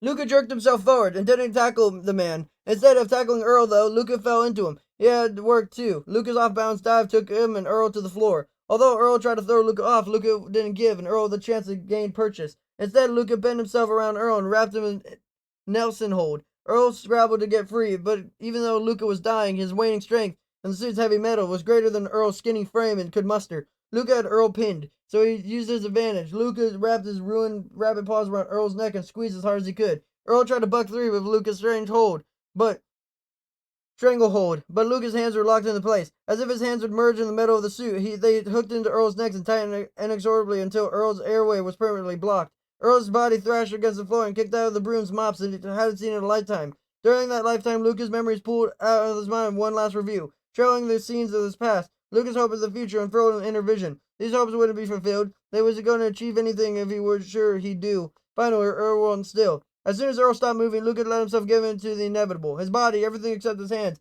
which seemed to be fused to Earl's neck, went limp. The last thought Lucas had before thoughts beyond him was the inner compass was working again. His final act had not been someone else's idea, it had been his own. Kim looked up at the stained glass dome in the center of the roof over the Freddy Fazbear's Mega Pizzaplex. She grinned and spun in a circle, taking all the music and laughter, the glowing neon lights of the constant motion of the crown of the attractions. A line of cars of Fast Freddy and Pizzaplex roller coaster roared past. Kim gazed eagerly at the coaster's screaming passengers, their hands waving above their heads. She didn't want to be one of them. She wanted to go on the roller coaster first. Kim frowned and looked around. Why were her friends headed away from the coaster's line? He hurried to catch up with them and found them arguing over a Pizzaplex map. Let me see it, Alicia demanded. Her curl was bouncing as she tried to snatch up the map from Cole. Cole easily held the map out of their reach. We agreed that I was the one in charge of the map. Eric sneaked up behind Cole and grabbed it. If you two are going to keep fighting over this thing, I'll hold on to it. Kim rolled her eyes. You know if they give those things away, right? We could all have one. I told you, Alicia said, her hands on her hips. That's a waste of paper. It's not good for the environment. Eric snorted. He threw his hands and indicate their surroundings. And this is? Alicia grins around. Well, yeah, that's a good point. Kim took a map from Eric. He didn't protest and instead looked at her in his usual adoring way. Kim had met her friends in the kindergarten, and Kim had known that Eric had a crush on her since the first day on the playground, and all 7 years since. He never admitted it, but it was obvious. Kim's mom and Eric thought he wasn't good enough for Kim because Kim was pretty blonde, and Eric wasn't particularly good looking. Kim didn't care about that, but she thought of Eric as a brother, not a potential boyfriend. Kim opened the map and motioned for her friends to follow her. Cole looked like he was going to argue, but when she shrugged and hurried up to her right, following a step behind her. Kim looked down at the shiny surface of the map. He realized it was upside down and then turned it over. Cole poked at the map. It's like a big donut, see? Kim gave Cole a look. Or maybe like a big pizza. Cole flushed. Yeah, that too. Eric pressed Kim's left side. He tapped the map, pointing at the cutesy illustration of the happy-faced bumper cars. Then he nodded over his shoulder at the real bumper cars, which were careening around the small arena. We're here, Eric said unnecessarily. You think? Cole said. Kim studied the map. It was an ordinary map with adjusted place names and directions. It was more like a series of cartoon drawings, each depicting a venue in the Pizzaplex, and each linked to the drawing of one of Freddy's animatronic characters. The drawings were prominent. The captions were under the drawings were in small print. Chica, for example, hovered over a drawing of the giant swing that was to the left of the bumper cars. To the left of the swing, a bright yellow arrow pointed to the air, a row of smiley-faced stick figures lining up for roller coaster cars. Kim stopped. She pointed behind them. We need to go back that way. A couple of older kids bumped into Eric and Alicia. Watch where you're going, one of the kids snapped. You can't just stop in the middle of the walkway. Alicia took Kim's arm and got her moving again. Come on, Alicia said. I know you wanted to go on a roller coaster, but we agreed to scope it all out before we choose a ride. Kim sighed. That was true. It was their first time at the brand new Pizzaplex, and they'd agreed to go checking all the options first and the best thing to do. Giving in, Kim let her friends pull her along. As they flowed with the crowd, Kim used her index finger to keep track of where they were seeing. Her finger traced over the drawing of the costume closet. It was an urban legend roleplay auditorium. The caption under the picture promised reality fun at its best. There's an entrance to the tubes, Eric said. He pointed a neon archway just past the roleplay area. The arches opened up the hallways painted with black and white pinwheels that looked a lot like they were spinning. On the map, the climbing tubes looked like an entwined snakes of smiley faces, and they were formed into a shape vaguely resembling an extensive castle with seamlessly endless loops. It was Freddy's fortress. Kim shifted her gaze back to the real fortress entrance. She spotted a poster and featured a cute robot under the caption, Meet Haps, the friendly mascot of Freddy's Fortress. Peering at the illustrated map, Kim spotted a tiny rubber-threaded robot with big white hands inside one of the tubes. She smiled. After the roleplay venue and the climbing tubes, the map had a drawing of the tilt-a-whirl made to look like Chica's cupcake with multiple arms and legs. As Kim and her friends passed it, was a real tilt-a-whirl zipped around. The whipping motion stirred the air, throwing Kim's long hair across her face. She brushed it back. A shout coming from her right caught Kim's attention. A crew of Pizzaplex workers were clustered around an AR booth, which stood between a tilt-a-whirl and a theater in the middle of the Pizzaplex. Smoke filled the booth glass enclosure. The crew were trying to pry the booth open. Kim looked down at the map. On the map, the AR booth was depicted as a pristine crystal-like globe of fantasy come to life. She had a feeling no fantasy was coming to life in there today. She just hoped the AR booth was the only venue with problems. Alicia tried to drag Kim and the boys into the clothing and souvenir shop as they passed it. Alicia was a shopaholic, and her mom gave her a massive allowance. When they left the pizza plex later that day, Eric and Cole would probably be juggling multiple bags filled with every piece of Fazbear clothing available. Alicia thought the boys were pack mules, and they were never told her otherwise. No one but Alicia, however, wanted to go shopping now. Eric and Cole took her arms and peered her away from the retail heaven. Our group would continue on. Just past the shops, the aromas of pizza sauce and cheese wafted into the main dining room enticed all four of them. Eric's stomach rumbled audibly, and Cole complaining that he was going to starve if they didn't eat now. Kim was tempted to give in to them because the pizza did smell amazing, but she knew it was a bad idea. You remember when we went to the octopus at the county fair after we had burgers?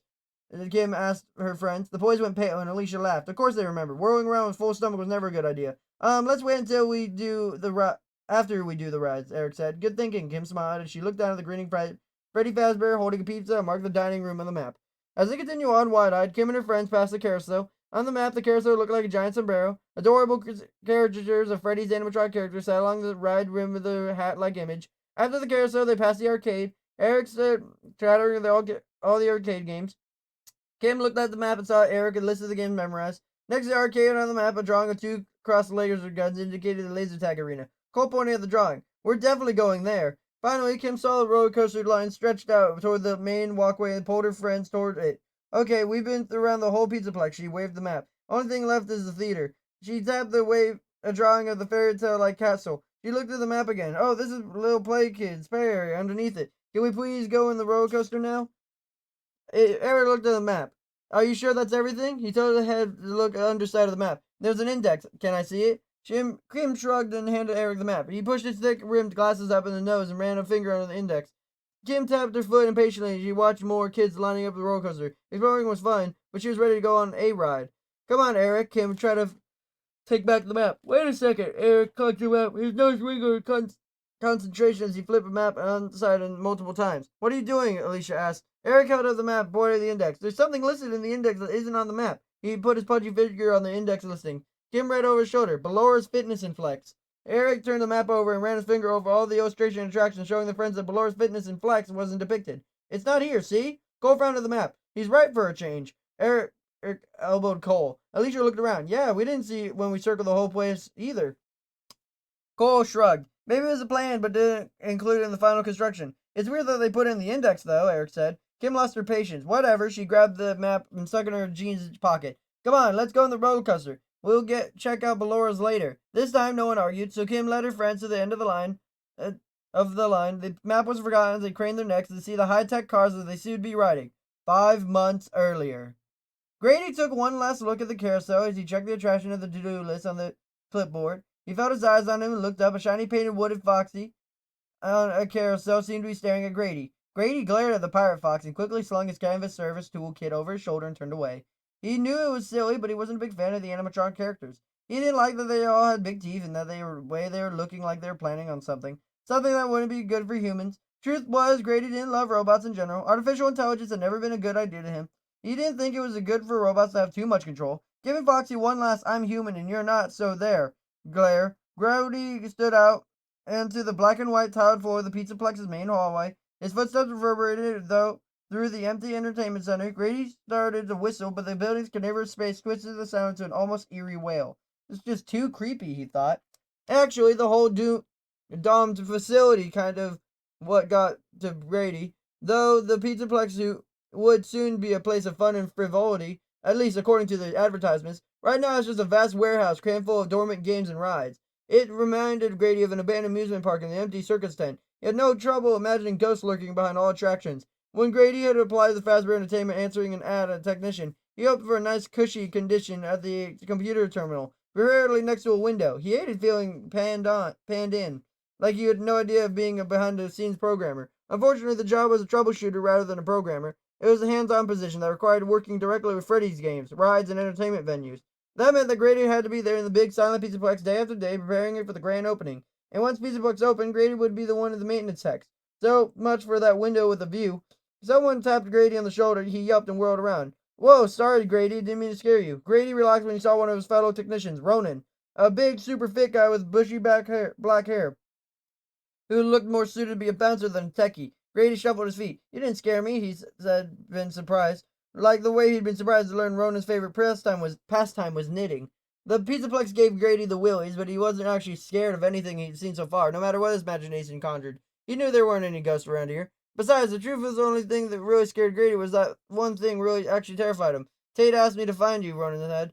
He was ready to leave. Grady looked at his watch. We have 10 minutes left on our shift. Ronan flushed and stuck the massive hands in the pockets. Yeah, that's what I told Tate, but he said he wasn't enough time to run a full test on anything. He said we should just come back in the morning and do the rest of the safety checks. You know, I hate to agree with Tate about anything, Ronan grinned, but he kind of has a point. Grady frowned. But tomorrow's Saturday. My friends and I planned a whole day of gaming. I've already bought pretzels and chips and dip.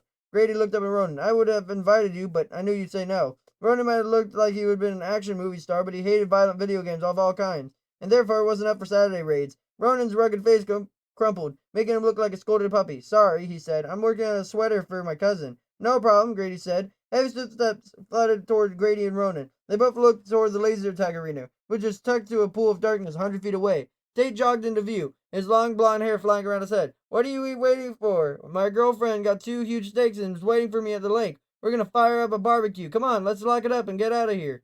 Grady sighed. Tate was such a pain in the butt. Although Tate and Ronan were actually Grady's age, Tate seemed to stuck in high school. When Tate wasn't wearing a Fazbear Entertainment uniform, red shirt and black pants, he was always sporting Hawaiian shirts and knee-length shorts. Even in the winter, he belonged to the same tropical island, landlocked state of 1,000 miles from the nearest beach. Tate was weird and annoying and bossy. However, if Grady was being honest, the real reason for disliking Tate was that the guy reminded Grady of someone in his past, someone he preferred to forget. I don't want to come back in the morning, Grady told Tate. Grady looked down at his clipboard. He only had 3 attractions left to check. He had a few more tests to do. Grady said, we can probably knock them out in an hour or 2 in the most. I'd rather stay late than ruin my Saturday. Tate made a face. Well, I wouldn't. I'm ready to hit it. Come on. He punched Grady's shoulder and started to stride away. Grady didn't move. Ronan looked from Grady to Tate and back again, his brows furrowed. Tate realized no one was following and turned back.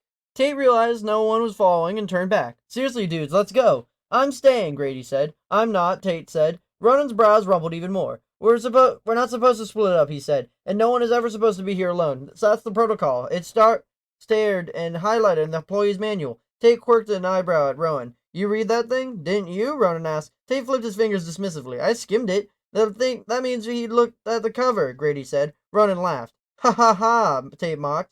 But I do know about the protocol. It's on that poster in the locker room, too. Posters, so he can read, Grady said. Ronan grinned. Whatever, Tate said. The point is that I'm leaving, and Ronan, you want to leave, so Grady has to leave. Ronan looked at Grady. Come on, Grady. He checked his watch. It's just 2 minutes to end the shift now. Grady shook his head. I'm not leaving. I'm going to stay and finish up my rounds, so I don't have to come back tomorrow. Tate sighed heavily. He slapped Ronan's arm, then pointed at Grady. Pick him up, will you? We'll just carry him out of here, and we'll lock up, and then we'll all go home. Ronan gave Tate a withering look. Tate blew out air and exasperated. That's it. I'm out of here. He looked at Ronan. And since you're my ride, you have to come too. Tate turned his throat away. Ronan again looked from Grady to Tate. Go ahead, Ronan, Grady said. I know you have your knitting club get-togethers on Friday evenings. I'll stay and finish my rounds. But, Ronan began. Grady patted Ronan's meaty shoulder. It's okay. I won't tell anyone I stayed alone. And if anyone finds out, I'll take the blame. Go. Ronan frowned. You sure? I can stay so you aren't alone. Grady smiled. You're a good guy, Ronan. But no, seriously, go. I'll be fine. Ronan hesitated for another few seconds, and Grady had to shoo him away before he disappeared around the far side of the castle-like theater, rising up from the middle of the pizzaplex. Grady exhaled and looked up, stretching for 50 feet or so over the top of the employee area and administration offices. A massive 2-way mirrored expanse looked out over the entire complex. A security station was behind the glass, but it wasn't functional yet. The exterior of the pizzaplex was an active security system. No one was there to man it, and all the cameras were offline. Fazbear Entertainment was having trouble with the internal computer network. Employee records were being kept in physical files because the system had been dumped in the data.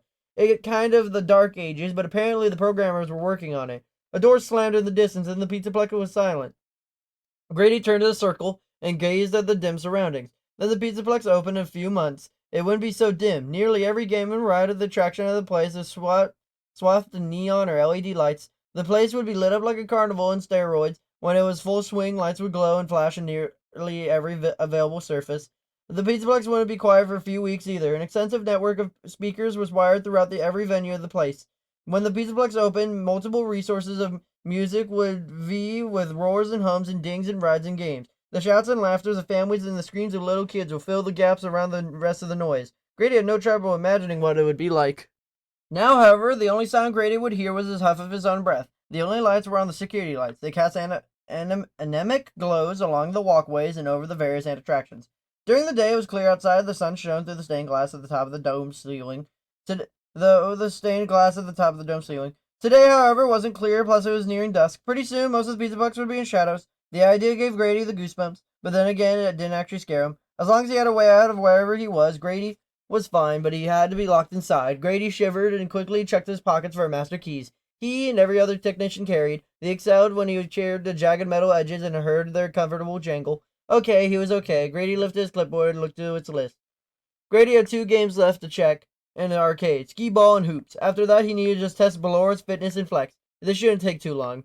The arch entrance of the arcade was only 30 feet or so from the carousel. Grady hurried down the main aisle of the arcade and reached a long row of the skee ball machines. They were painted in bright colors and all watched over the painted wooden cutouts of Freddy's characters.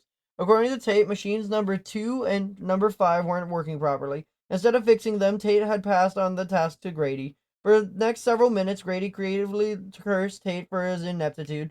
Grady had to check all sensors and scoring switches before he found the problem in the ball controller. Tate was an idiot.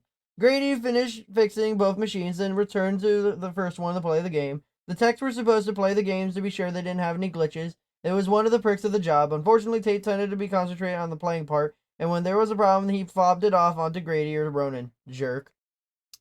Grady played the game of skee ball in both machines. They both worked perfectly, and turned off the skee ball machines and picked up his toolkit. Taking his kit to the Chica's Shots Hoops game, Grady performed a diagnostic on it and turned it, and he would test it. The machine dinged and started blasting tiny 80s rock music. Several rubber balls that looked like round versions of various Freddy's characters' faces bounced down the slope in the front of the machine. Grady played around and managed a score of 30. He only made 15 baskets. Grady's grandmother would be embarrassed for him. He was a whiz at this game. He and his gran often went to a small arcade not far from his neighborhood. His gran was like a pro basketball player, putting up shot after shot so fast that she nearly regularly scored between 160 and 200. He was a phenomenon. Grady shook his head and shut off the machine. His score didn't matter. The machine worked fine. It was the time to move to the last venue he had to check before he could go home on a joyous weekend. He grinned and packed up his kit and slung over his shoulder. Ronan and Tate would come on Saturday and work. Meanwhile, Grady would be home munching on pretzels and playing his favorite game on his online friends. When Grady turned away from his hops game, he realized the arcade was even darker than it had been when he entered it. The sun was down. Only the weak security lights created a feeble path of light past the machines. Grady followed it and main concourse through the pizzaplex. There he paused and checked off the skee ball and hops on his list. He looked at the last task and sighed. All right, Ballora, he said, here I come. The entrance of Ballora's Fitness and Flex was relatively, by Fazbear Entertainment standards anyway, nondescript doorway tucked between Laser Tag Arena and the light-up area for the roller coaster. The arched doorway, unlike most brightly colored, light-wrapped entryways in the Pizzaplex, was made of natural polished wood and a carved sign above it. Beyond the doorway, a red-paned hallway sloped downward and led a long flight of stairs at alternating black and white steps. Ballora was one of the 2 venues tucked under the main level of the Pizzaplex. The only venue was partly underground, a portion of Freddy's Fortress. The network of climbing and sliding pipes that snaked throughout the entertainment center was also below ground. Grady knew from the planning memos he and the other techs were required to read. Thankfully, he never had to check out the pipes. According to the specs he read, the maintenance robot HAPS was designed to keep the pipes safe, but Grady didn't want to be the one to test it out. He didn't want to leave the safety in the hands of the newly built robotics. Grady paused as he went to the stairs. He frowned. Wasn't that what we're going to be doing in Ballora's Fitness and Flex? The shutter skidded down Grady's spine, so he didn't want to do this. Forcing himself to get moving again, Grady followed the yellow hallway around a long curve until he reached the big arch entrance of the fitness center. Here, the LED lights and neon were evidence again, although they went on. Of course, the fitness center was nothing but a darkened maw.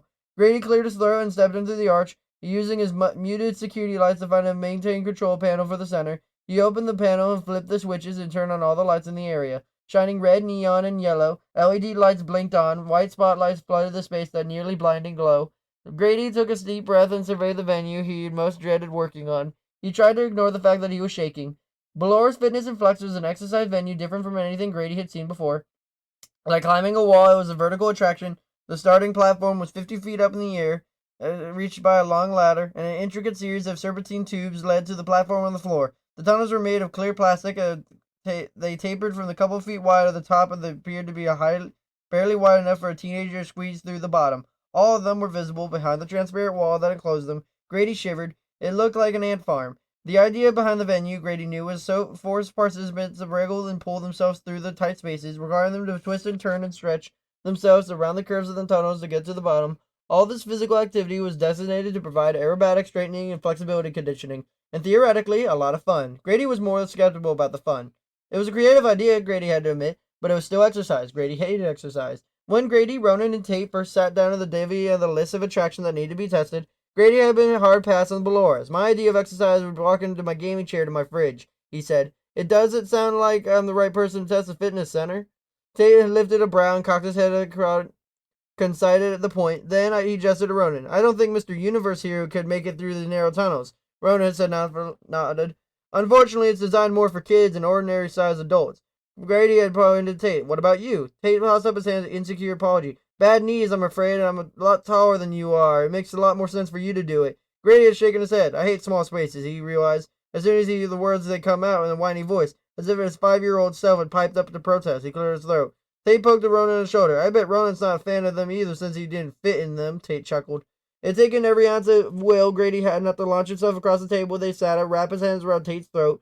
Then Grady had faced off with Tate look-alike in the past. He'd been too young to do anything but cry, but he was bigger, and he would have throttled Tate if he didn't mind going to jail. Grady shook his head, bringing himself back to Belora's fitness and flex. His legs suddenly felt shaky. Grady sat down cross-legged on the bright yellow tiled floor and pulled out a candy bar he stashed in his tool kit under the needle-nosed pliers. They weren't supposed to eat on the job. Food was only allowed in employee break room, but the heck with the rules. When Grady got hungry, he needed to eat, and when he got scared, Grady unwrapped the bar and bit into the chocolate and nougat. He immediately felt the anxiety ease. Food has always been his comfort. It was amazing, Grady thought, how patterns established in childhood stayed into adulthood. Grady was almost 28 years old, and his daily reactions were nearly all dictated by experiences he made when he was little. The food, for example, and his biggest fear. Grady choked on a little bite of candy as he looked up to the meandering tunnels in front of him. He felt a trickle of sweat run down his side. Grady closed his eyes. He tried to calm his breathing. It had just been one evening of his life, 6 hours and 13 minutes. That was all. Grady did the math in his head. Of roughly 15 million minutes he'd been alive, the 373 minutes of this ordeal was just the infinitesimal percentage of the totality of his experience. But the impact of it, that was another story. When Grady was little, his parents had loved to dance. They didn't dance much now. His dad had slipped disc, and his mom had never fully recovered from a broken ankle. But 23 years ago, at least 3 or 4 times a week, Grady's parents had gone to a dance studio to practice for amateur dance contests. This meant Grady was left with a lot of babysitters. It wasn't like Grady's parents were bad parents or anything. When she wasn't dancing, his mom stayed home and took care of him. He always had milk and cookies waiting for him when he got home from school. She usually took him on a park or let him have a play date before dinner. And his dad worked a normal 9 to 5. When he played with Grady during the evenings, he and Grady's mom were out dancing. They weren't neglectful. They were both just discerning when it came to choosing babysitters. At least, not that one night. Grady's regular babysitter had been available. They had hired a girl they'd never used before. She had been recommended by a friend. As it turns out, the friend was a very attentive mother that didn't really care who was taking care of her kid. Frances seemed nice enough that when she had arrived that night, she was cute and perky, and she smiled at Grady and asked him the tower of blocks he was building in front of the fireplace.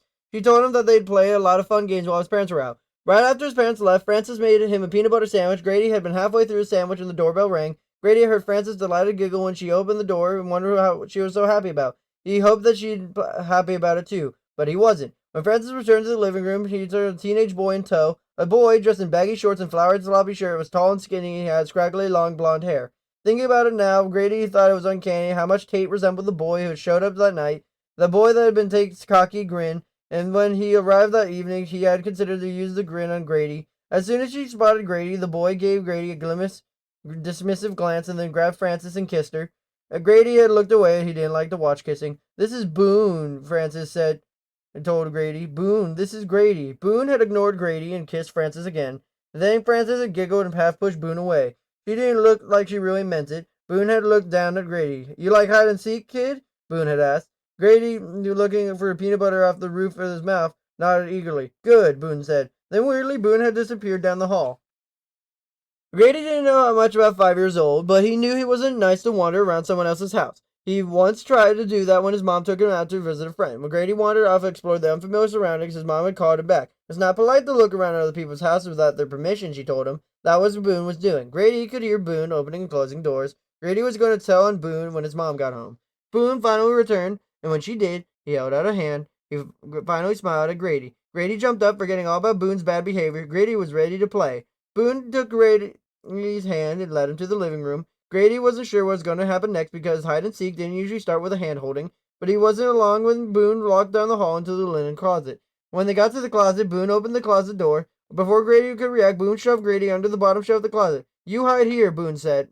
The area under the bottom shelf wasn't big, and it wasn't empty. His mom kept packages of toilet paper stuck under the shelf. There was barely enough room for Grady to squeeze in next to the puffy rolls. Grady opened his mouth to ask how Grady would win the game if Boone already knew where he was hiding. He didn't get the words out, though. Boone didn't give him a chance.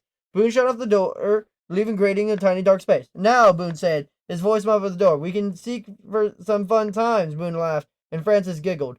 Grady had immediately kicked the door. "Hey," he called, "let me out." Boone's laugh and Francis' giggle answered his cry. Both the laugh and the giggle came from further away. Grady called out to them again, and when they didn't answer, he tried to reach up for the front of the shelf and open the doorknob. His arm was skinny, and the space was the shelf of the door was even skinnier. Grady started to cry as the edge of the wood shelf scraped his bare arm. He cried even harder when he realized he wouldn't reach high enough to grasp the doorknob. Grady tried to pull back his arm back down, but he couldn't. It was stuck. That's when Grady started screaming. That's when the 373 minutes started. The fact that Grady was able to count 373 at the age of 5 was pretty amazing. His parents later told him, at the time though, he had no idea he was doing something clever, and whenever he thought about it later, he would wish he hadn't had to do it.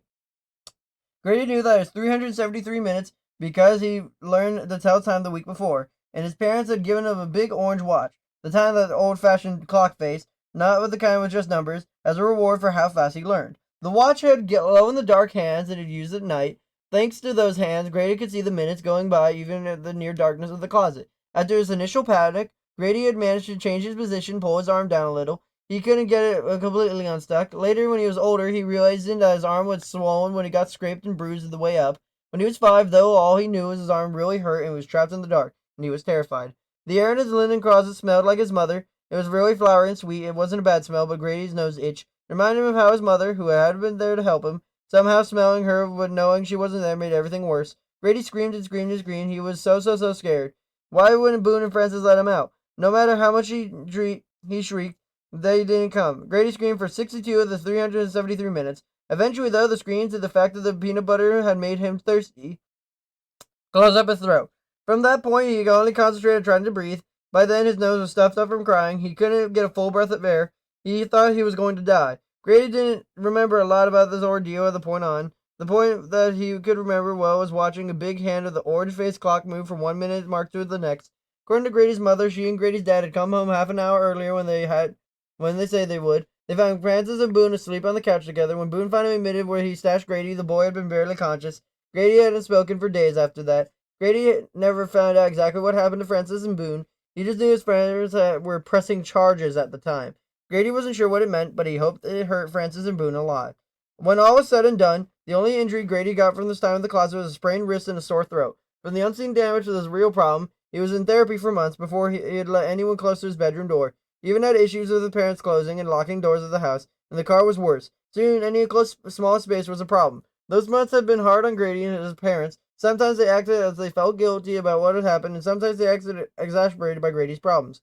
The only good thing Grady could remember about those months was the parents let him eat a lot of food they never let him have before. They brought him whatever candy or chips other junk he wanted. The food had distracted him from his fears. Recently, Grady's mom had told him it was her fault that he was addicted to junk food. She'd been so relieved that he'd sit in front of the TV and eat instead of freaking out and watch closed doors that she let him eat as much as he wanted. By the time Grady had graduated from high school, Grady still loved junk food. He was reasonably functional for most situations. He could manage small rooms and cars as long as he knew the way to get out. Grady blinked and looked at the candy wrapper. It was empty. He checked his watch. 10 minutes had passed. He took a shaky breath. It had been a long time since he let himself think about getting locked up in the linen closet. Of course, he'd think of it now. He looked up at the narrow, squiggly tubes. He shuddered. Maybe he would just say he tested it. Grady balled up at the candy wrapper and sighed. No, he couldn't do that. Kids were going to be in those tubes, and they were defective in any way. It was Grady's job to find the defects and fix them. It wasn't going to be responsible, even partly, for anyone going through the trauma like he did when he was stuck in the closet. Grady tucked his candy wrapper in the kit and zipped the kit's top closed. He looked at it. The toolkit wasn't going to do him much good here. If someone was wrong with Belora herself, he could use the tools to fix her, but he would find out whether she functioned properly. He'd have to go through the tubes. It was going to be hard enough to squeeze the body through them without bringing his cool toolkit along. Grady left it on the floor and stood. He brushed himself off and steeled himself for what he had to do. Finally, Grady walked over to the ladder. He might as well get it over with. Grady grasped the smooth round sides of the ladder and placed his foot in the first rung. He looked down at the step and was pleased to see it was wide and a tread for gripping in the bottom shoes. He held on the sides of the ladder and leaned the weight backward. The ladder didn't move at all. It was sturdy. Good. Grady tilted his head back and looked up. His resolve wavered. The ladder was tall, very tall. From his perspective, it looked like it went up forever and ever. Grady could barely see the top. Grady let go of the ladder and wiped his suddenly sweaty palms in the front of his shirt. He took a deep breath and grasped the ladder again. Before he let himself think any more, he began climbing. Only after a dozen or so rungs, Grady had winded. After another dozen, sweat had beaded from his forehead. Another dozen, he was gasping, and he had to stop. He clung to the ladder, gulping in air. Grady looked up. He wasn't far from the top, but his legs felt like jelly, and his knees were throbbing. He snorted at the thought of Tate's bad knees, suddenly cursing his co-worker. Grady grounded his teeth. Grady's annoyance gave him a burst of energy. He took a deep breath and he started climbing again. This time he forced himself to keep going until he reached the top. When Grady crawled onto the broad rubber-floored platform at the top of the network of tubes, he was once again sucking in air. He used his shirt to wipe up his sweat-soaked face. Grady looked at the ray of tubes extending downward from the platform. He had to admit they looked plenty big enough for him to get through. Maybe this wouldn't be so bad. It was just 50 feet from the top of the tube network and the floor. It wouldn't take long to get through it. Grady craned his neck and examined the path of the tube nearest him. He frowned. Maybe it would take longer than he thought. The problem was the tubes didn't just go straight down. They were bent left and right and looped around, crisscrossing in other tubes, backtracking and zigzagging. The travel distance from the platform to the floor had just been 3 to 4 times longer than just 50 feet. Grady heaved a long sigh. The sound seemed so well around him, mocking him for his hesitation. "Are you a man or a mouse?" Grady asked himself. He immediately laughed. It would be better if he was a mouse at this point. Too bad he wouldn't turn himself into one just to scurry around the tubes double time and get this done. "Come on, Grady," he urged himself. "Move it." Grady edged himself towards the nearest tube. He peered into the opening. Still, he hesitated.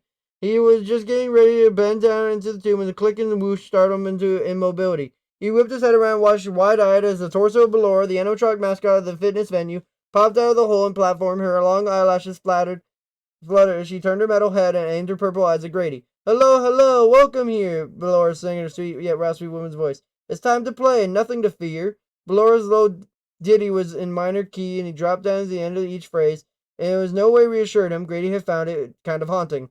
Ballora spun in a circle and faced Grady again. "I'm happy you're here," she spurred. "I will help you get fit." This time she didn't sing, she just spoke. Grady liked that better. Grady had only seen sketches of Ballora before now. She was much more impressive in person. Ballora was an animatronic designed to look like a ballerina. In the sketches Grady had seen, Ballora wore a blue leotard and tutu. And this version of Ballora had just been an upper body, which is attached to a robotic mechanism and moved her throughout the exercise venue. She was pretty in a weirdly robotic way. Ballora had blue hair caught up with a bun and held it with what looked like a fan-shaped flamenco dancer-style comb, all this actually painted metal. Like most of Fazbear Entertainment's animatronics, Ballora had more teeth than Grady thought were necessary. However, the teeth were tempered somewhat with a pink blush on Ballora's sculpted cheeks. Ballora's endoskeleton was made of a combination of metal, thick rubber, encased wires, arranged and assembled musculature. Her limbs were articulated so she could move with the grace of the dancer. In most of the sketches, Ballora stood with her arms lifted gracefully over her head, but right now they were thrown out of their sides and making grand welcoming gesture. "I encourage you to slide on in," Ballora began singing again. "It's the best way to begin." Grady really didn't like Ballora's tune. "Stop singing," Grady said. "I don't like the singing." He was going to have to make a note of the tune the programmers. It was far too sinister. Ballora sung again her servo's word, and when she stopped, Grady heard a metallic clink. He wondered if that was normal. He made a note of that too. "Please try the tube," Ballora said. "I'm here to help you get to the bottom." "Yeah," Grady said doubtfully. "What can you do with help?" "I'm here to make sure you don't get stuck." The word made of little hairs on the back of Grady's neck stand right upright. He felt them bristle against his skin. She didn't just go to say the word stuck. That was, of course, Grady's biggest fear. Grady's heart pounded. It was taking everything she had not to scramble back to the ladder and flee from the fitness center. Maybe he could just quit his job. Yeah, and pay the rent with what? It had taken him months to find his job, and it was a good one. Besides, if he didn't test the tubes, who would? "Please give it a try," Ballora said in her soothing voice. "You could do it." Grady looked at Ballora. "You promise to get me out if I get stuck?" What was he thinking? An animatronic couldn't make promises. Now was it a good time for Grady to change his "robots can't be trusted" mantra? Did he really want to count on the mass of metal and wires and chips programmed from a misguided designer who thought horror movie music would be encouraging to someone about to crawl in a tiny cube? I'll help you if you get stuck, Ballora assured him. Should he believe her? Absolutely not. But did he have a choice if he was going to do his job right? No matter what Grody thought of animatronics, his one had been tested. The only way to test her was to crawl into the tube. Okay, fine, Grady said. I'm going. Ballora spun again, and again. Her spin ended in a sharp clinking sound. Grady used the sound of a sort of a starting gun. He crawled headfirst into the closet tube. Grady was glad the tubes were clear. It made it easier to not feel trapped. Grady would see way below him, and he could see the floor down beneath the tubes. He could even see the small square of black that had to be in his toolkit. The black square was true north. It was his goal. It wanted to get to it as fast as he could. Stretching out his arms, he put his hands together as if he was about to drive into a swimming pool. Grady slid down the tube. Gravity sucked him downward, and for a few breathless seconds, Grady was sure he was going to slip all the way to the ground. He felt pressure in his head when he was going to get a headstand. When he was supposed to, he was, in a way. Once when Grady was little, an older cousin picked up Grady and hung him upside down by his feet. Being in his tube would feel like that. Grady couldn't feel all the blood rush to his head, neck, and shoulders, and it didn't feel good. The few seconds of sliding came to an abrupt end. Grady's hands, outstretched beneath his head, encountered the first turn. Now he couldn't slide. He had to squirm. At the turn, although it was wide enough for his body, Grady had to strain to maneuver around the corner. It was hard work. He had to push off his knees and feet to use the power of his shoulders, what little they had, to propel himself downward. One thing Grady could confirm already was that Ballora's fitness and flex lived up to its name. Working his way through the tubes was challenging. He could feel his way through the tubes. It was challenging. He could feel his tendons in his lower legs stretching. He could feel his joints protesting motions that they weren't used to. Actually, he was contorting his body into positions it had never gotten into before.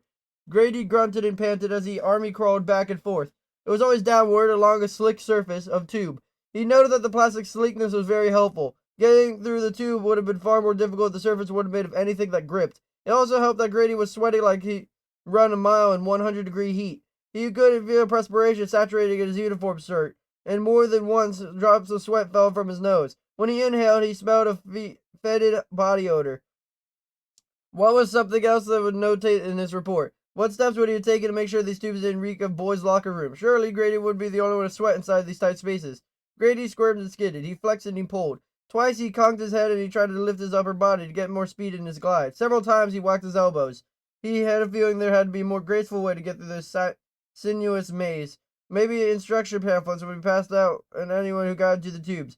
He imagined that instructions were given to the climbers before they tried to scale the wall. The same would be true of the tunnels. But not everyone was a natural-born spelunker, because he hadn't noted precisely what time he had got into the tube. Grady didn't know exactly how long he struggled down into the winding, narrow shafts before he popped out of the tube opening and dropped onto it marked as Checkpoint 1. The checkpoint was a small platform with enough headspace for Grady to sit upright. Whew! Grady said loudly as he wormed around the platform and shifted into his butt. He stretched his legs out in front of him and flexed his feet. His ankles weren't happy with him, neither was the rest of his body. He ached in places he didn't know he had. Grady wiped his face at the bottom of his shirt. It didn't help much. His shirt was damp as his face, and he wiped at his eyes. The salty sweat was making him burn. Once his eyes were clear, Grady looked around the small enclosure, and like starting platform, it had been open air, just been inside of the tube. Although it was more spacious than the tubes Grady had gotten through, it was still confined. There was no way of it except up and down and through the tubes. Grady tried not to think about the platform size resembling the floor of the linen closet. It was then breathing quickened. He looked around the transparent plastic walls and reminded himself that the large room beyond the tube network was right there, just on the other side of the see-through wall. He'd be back in the open space soon. Grady noticed a small plaque under the checkpoint sign. He scooted up closer and read it. You are 1/3 of the way to the bottom. Congratulations. 1/3? Grady dropped his head to his hands. He thought it was a halfway point. He looked down and then shook his head. Idiot, he had managed himself. He clearly did not halfway down. And why would it be checkpoint 1 if its next stop was even halfway point? Wishful thinking, he muttered. Grady licked his lips. He was really thirsty, and he wished he had some water. He figured he would add that to a list of notes. People would get thirsty in here. Maybe there should be a drinking fountain at each of the checkpoint platforms. Not that they'd do that now. The thing was built. They weren't going to tear it apart, add plumbing to it. Grady, however, thought it was a major design flaw. If only they had someone like him to plan the venue. Then again, if he'd planned it, this wouldn't exist. He would have to come up with something as diabolical in a million years. And speaking of million years, he didn't want to spend that much time in here. He should get moving. Grady got up on his knees and peered next to the section of tubing. When he did, his breath caught on his throat. The tube he looked into is narrower than the one he crawled through. He investigated a couple more tubes opening off the platform. They all were smaller than what he'd already seen through. Great, just great. Grady rotated and dropped his head back and looked up to the tube he'd come out of. Maybe he could climb back up to the top and be done with it. The distance would be half of what he'd have to do if he kept going. Did he really just need to test the whole thing? He'd already discovered its design flaws. Maybe he'd done enough. He could just wriggle his way back to the platform. Yeah, it's going up, dummy, he told himself. He barely managed to work himself through the tube going downhill. How would he pull himself up? Grady sat back on his hunches and slumped against the plastic wall of the checkpoint. He had to face facts. He didn't have the strength to climb up the tunnels. It was an awful as the idea was, it would be easier to just keep going downward. Grady took a deep breath. Come on, he urged himself. Get on with it. Inching forward, Grady pushed his head and then upper body to the closet tube. Although the fit was the tube was definitely tighter than the last one Grady had been in, he couldn't move through it. It was really tough going, though. Whereas Grady would push himself off the walls of the tube, there were barely enough space for him to be inside the tube, but much less try to contort himself into anything of the flattened position. He had a very little wriggle room. Instead of using his elbows as treads, he kept his arms out of the front of him, and so did the writhe from side to side like an eel moving through water. If only he was moving through water. The first few bends of his narrow tube weren't too bad. Again, Grady's perspiration helped him out. He started to slither around the plastic. The first abrupt turn of the tube, however, was an issue.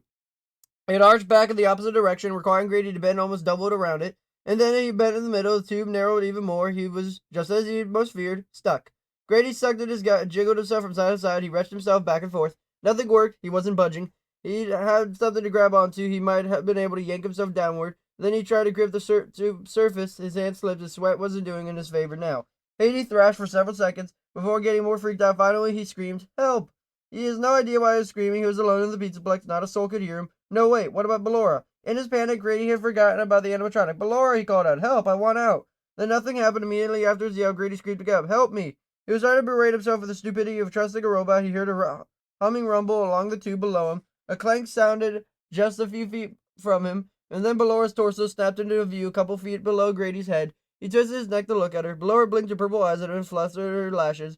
She spun in a circle and smiled, wide enough for him to see all her teeth. Grady, overtaxed muscles, quivered. His imagination was providing him with an alarming image of Ballora using her teeth, too. "Don't give up now," Ballora encouraged. "You can do it. Twisting through the tunnels is good for flexibility." "I'm stuck," Grady yelled. "How can I twist through the tunnels if I'm stuck?" He once again attempted to unwedge himself from the turn of the tube. After a few seconds, he glared at Ballora. "See?" Ballora did another spin and started to sing. "I'm so very happy to help you. I'm here to get you through." "And what did I say about the singing?" Grady growled. "Stop singing." Ballora held out a hand. "Here, let me help you." Grady wasn't keen on giving Ballora control over him. If she'd have to let her take his hands, but what choice did he have? Besides, Ballora was programmed to help people make it through the fitness tubes. Grady had seen her specs. She'd get him out of the predicament. Grady stretched his arms down. Ballora could take his hands. Ballora grabbed them. As soon as Ballora's metal fingers closed over Grady's softer ones, she clamped down. Her grip pinched his knuckles. "Ow!" Grady complained. Ballora ignored him. She started skimming downward through the tube, her systems thrumming deeply. The sound vibrated through the tube's plastic walls. Ballora didn't go too fast, but even so, when she tugged, Grady thought his arms were going to come out of their sockets. Sharp pain surged through their shoulders as she yanked him forward. "That hurts!" Grady exclaimed. Ballora still ignored him. She kept moving down smoothly and gracefully. She glided easily through the tube. Grady jerked and lurched above her. It was just one snatch. Ballora had Grady free of the turn and that seized him. However, that turn was only gotten one of many. It lay between where Grady had gotten stuck and the next checkpoint. This tube didn't seem to have any straight stretches at all. It was a twist, turn, loop, bend, and twist and a turn. Ballora, however, had no trouble maneuvering through the tight spaces, and she had no problem dragging Grady along with her. It was Grady who was having trouble. The whole procedure hurt like hell. Human arms weren't designed to be used as tow ropes. Grady was certainly getting through the compact space, but at what cost?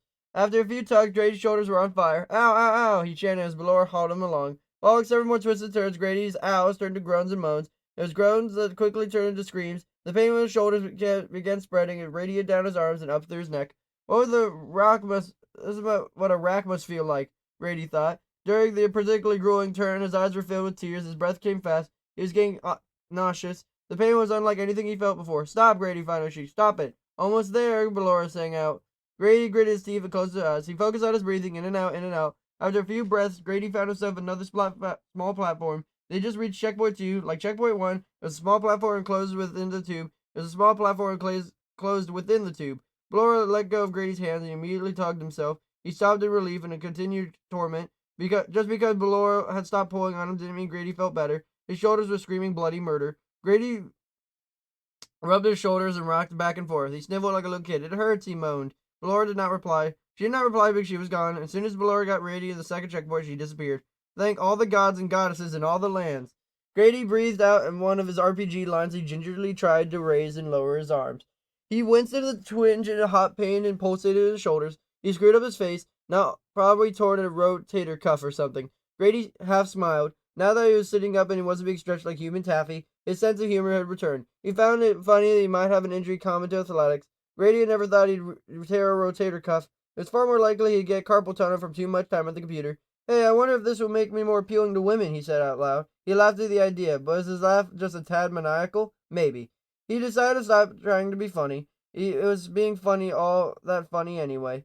Grady leaned back at the platform wall. He continued rubbing his shoulders. After a couple of minutes, he looked down at the necks of the tubes. He trembled, but he really didn't think he could go through anything like that again. And what if next time Ballora pulled so hard he would wrench his arm free of their sockets? She was a robot, and she certainly had the strength to do that. No, Grady was going back in the tubes. It was right there on the platform in the morning when Ronan and Tate saw that Grady's reports weren't filed.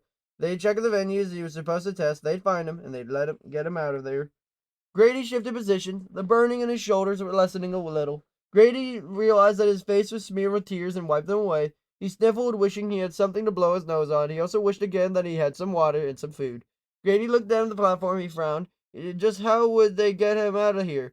He closed his eyes, tried to remember the specs of Ballora's fitness and flex. Did the tunnel network have an emergency exit? Not that Grady could remember. He was pretty sure no one expected someone to get stuck in the tubes. He guessed that his designer assumed Ballora just hoped to do his job. Get people out. Clearly, the designer was a complete fool. It did not occur to the jabroni that Ballora might do the kind of damage she'd done to Grady. Dingus, Grady muttered. When he got out of there, he was going to have a few words with whoever came up with this concept after everyone stopped laughing at him. Oh man, Grady moaned. They were going to laugh at him. They were going to hear the comments. He was laughing stock of Fazbear Entertainment. Grady closed his eyes and dropped his head into his hands. He was going to end up like poor Hank. A month before, Hank, one of the engineers, had taken a tilt-a-whirl for a spin. It had gotten stuck at high speed. By the time the other engineers figured out how to shut it down, Hank had spewed his entire lunch all over the ride. Somehow the press heard of the incident. The front page story of the headlines. Freddy Fazbear Entertainment employee tilt-a-hurls. People were still bringing Hank barf bags on a daily basis. Grady shook his head. No way he wanted to be a famous butt of the bunch of jokes about how he was too large to get through the fitness center. No, Grady wouldn't just sit there and wait it out. He had to keep going. Grady leaned forward. He could see the floor. He blocked square the toolkit, bigger than it had been the last time he seen it. From the upper platform, that gave Grady hope. It wasn't much farther. Surely he would make it. But what if it had gotten worse? Grady's muscles bunched up to the idea of being stuffed into a space even smaller than what he'd just gone through. Grady leaned down and looked at the last set of tunnels. From the extent tension abated a little. The tunnels below, Grady didn't seem any smaller than the ones above him. But if he got through those, he would get through these, right? Yeah, but the only reason he got through the previous tubes was because Ballora dragged him through with him, made them think that he could go do it on his own. Grady looked at his stomach. He drew it in as flat as he could get it. Would it be enough for him to get through the end? It had to be. Grady got up to his knees. He rubbed his shoulders one last time. He took several breaths. Then he blew out a small air as he could. Dropped the head first into the next tube. The first few feet of the final section weren't too bad. Yes, blood still rushed through his head. Yes, he felt his pressure head to his shoulders, but still, Grady was heartened. His last stretch. He could do this. It was going to be okay. Grady inched his way down through the tunnel, making sure he kept his breath as slow and even as possible, moving to increments so he could get himself wedged at any turns. Grady forced himself not to think about where he was and what could happen, and instead concentrated on rocking his body back and forth. Like a tail of happy dog, that motion seemed to be most effective and make decent progress. Everything was going well, and then the tubes grew even narrower. As Grady rounded a turn, he noticed that his shoulders were no longer in any room at all to wraggle. The tube around him didn't feel like a tube anymore. It felt like a second skin. It hugged him like a sausage casing pressing ground pork. Grady stopped to try to push himself back upward, but he couldn't move. Not even a little. The tunnel squished around him, tugging him tighter than his Gran had screeched him when he was a little kid. Oh, how he wished his Gran were here now. Any Gran could excel at hoops, could figure out how to rescue his grandson from a silly plastic cube. And Grady for sure needed rescuing. He was well and truly stuck. The memory of Ballora's held prominent in his mind. Grady didn't call out. He didn't want Ballora's services. Just wait until Grady wrote up his report to the torture device masquerading as a service bot. He was going to make sure Dolores' designer never got a job in the industry again. Grady went limp. Now he had no choice. He'd have to stay here until morning. Maybe he'd go to sleep. He was exhausted. Sleep wasn't impossible, even in the miserable position. Grady stiffened, but it was the circulation that was being cut off. Grady flexed his hands and feet. He tightened and he realized all his muscles in his body. Good. He didn't feel any numbness or tingling. His blood flow was probably okay. All he had to do was control his breathing. Or no, he didn't have to do that. So what if he panicked and hyperventilated? If he did that, he'd pass out. Passing out wasn't necessarily a bad thing. It was almost as good as sleep. Grady forced himself to release the tension in his muscles. He felt tears leak from his eyes, but all was right. Anyone in the situation would feel like crying. But it was going to be okay. It really is, Grady assured himself. It's going to be fine. There was words tinged on for a bit of doubt. If so, if he was going to ignore it. He survived getting locked in a linen closet when he was 5. He would survive this too. He had just had to wait it out. Oddly, Grady wondered how many years of therapy he'd need to get over this. For several seconds, Grady breathed in and out, relaxing relatively calmly, and then horrifyingly thought leaped into the top of mind. What if Dolores showed up without being called? Grady jerked his head so fast he hit the sides of the tunnel. He winced, and he didn't cry out. He had a feeling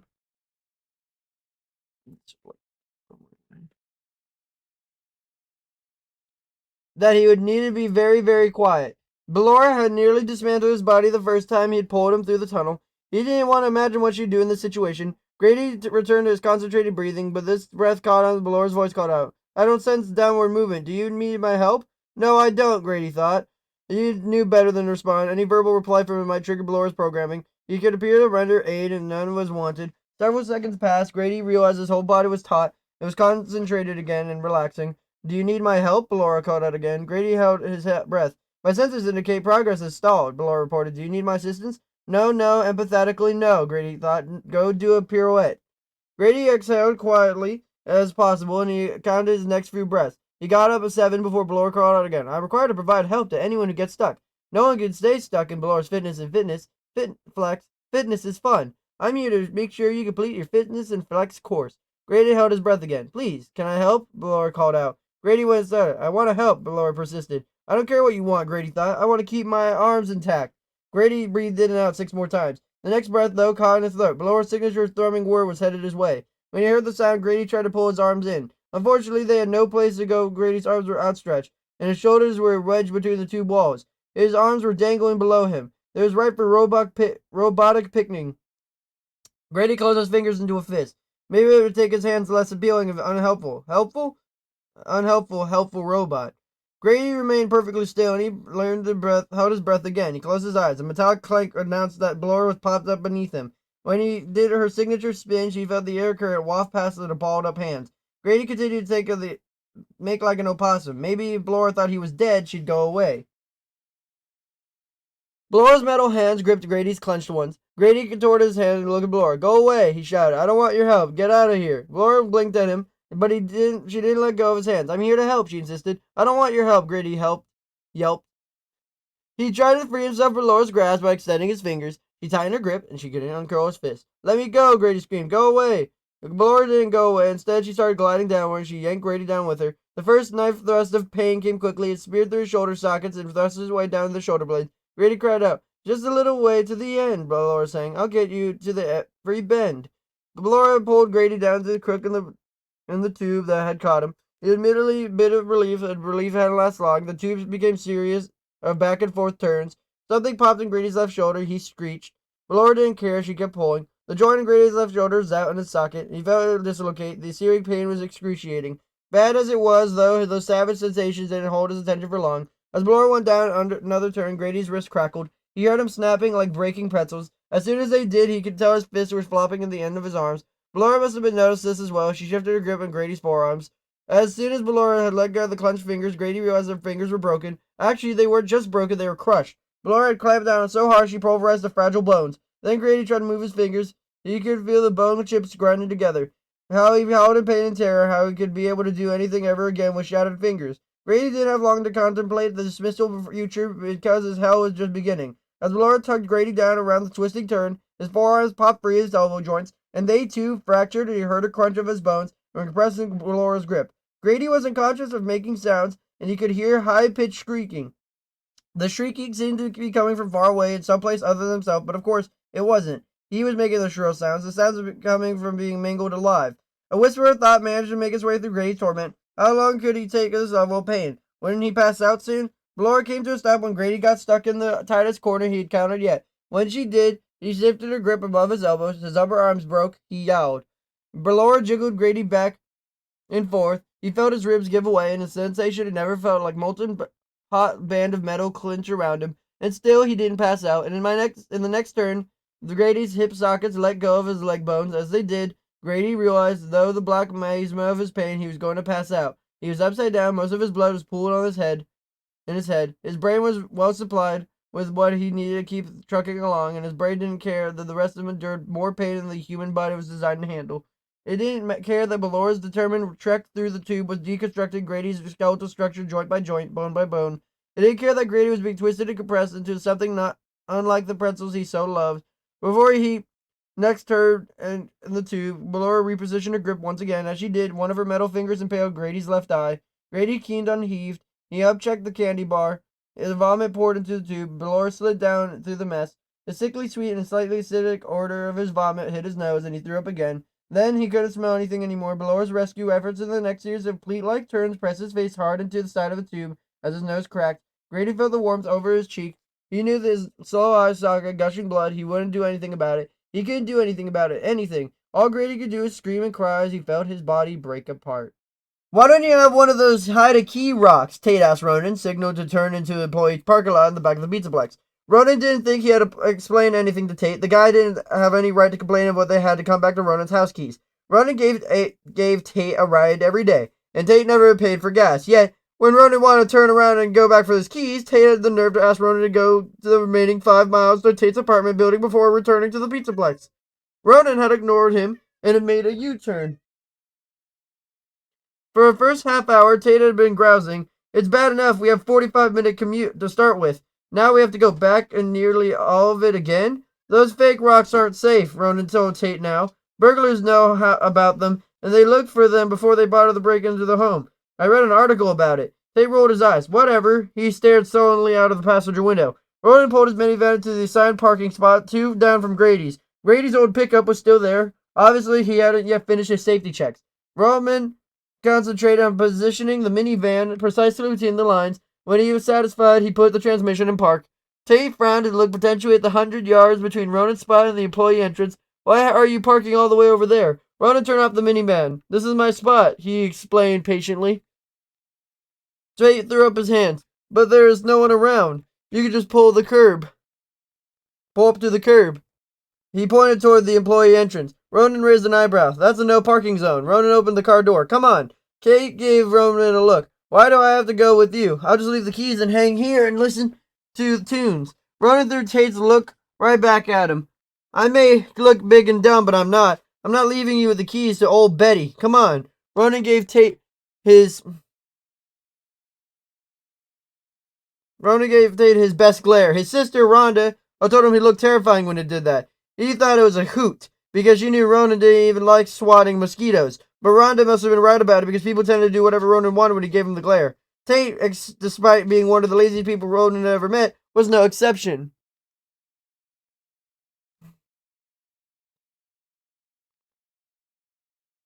Tate grumbled and got out of the minivan. Ronan carefully locked it up, and 2 men headed toward the employee entrance. You're one weird dude, Tate told Ronan. If Ronan ever gotten $1 for any time Tate had said that to him, he'd have enough money to buy yarn for a shawl he wanted to knit for his mother. Tate couldn't seem to get over the fact that Ronan was both a bodybuilder and a knitter. And he was in a local fight club, and he also owned a minivan named Betty, so he would drive his knitting club members to textile conventions and knit-alongs.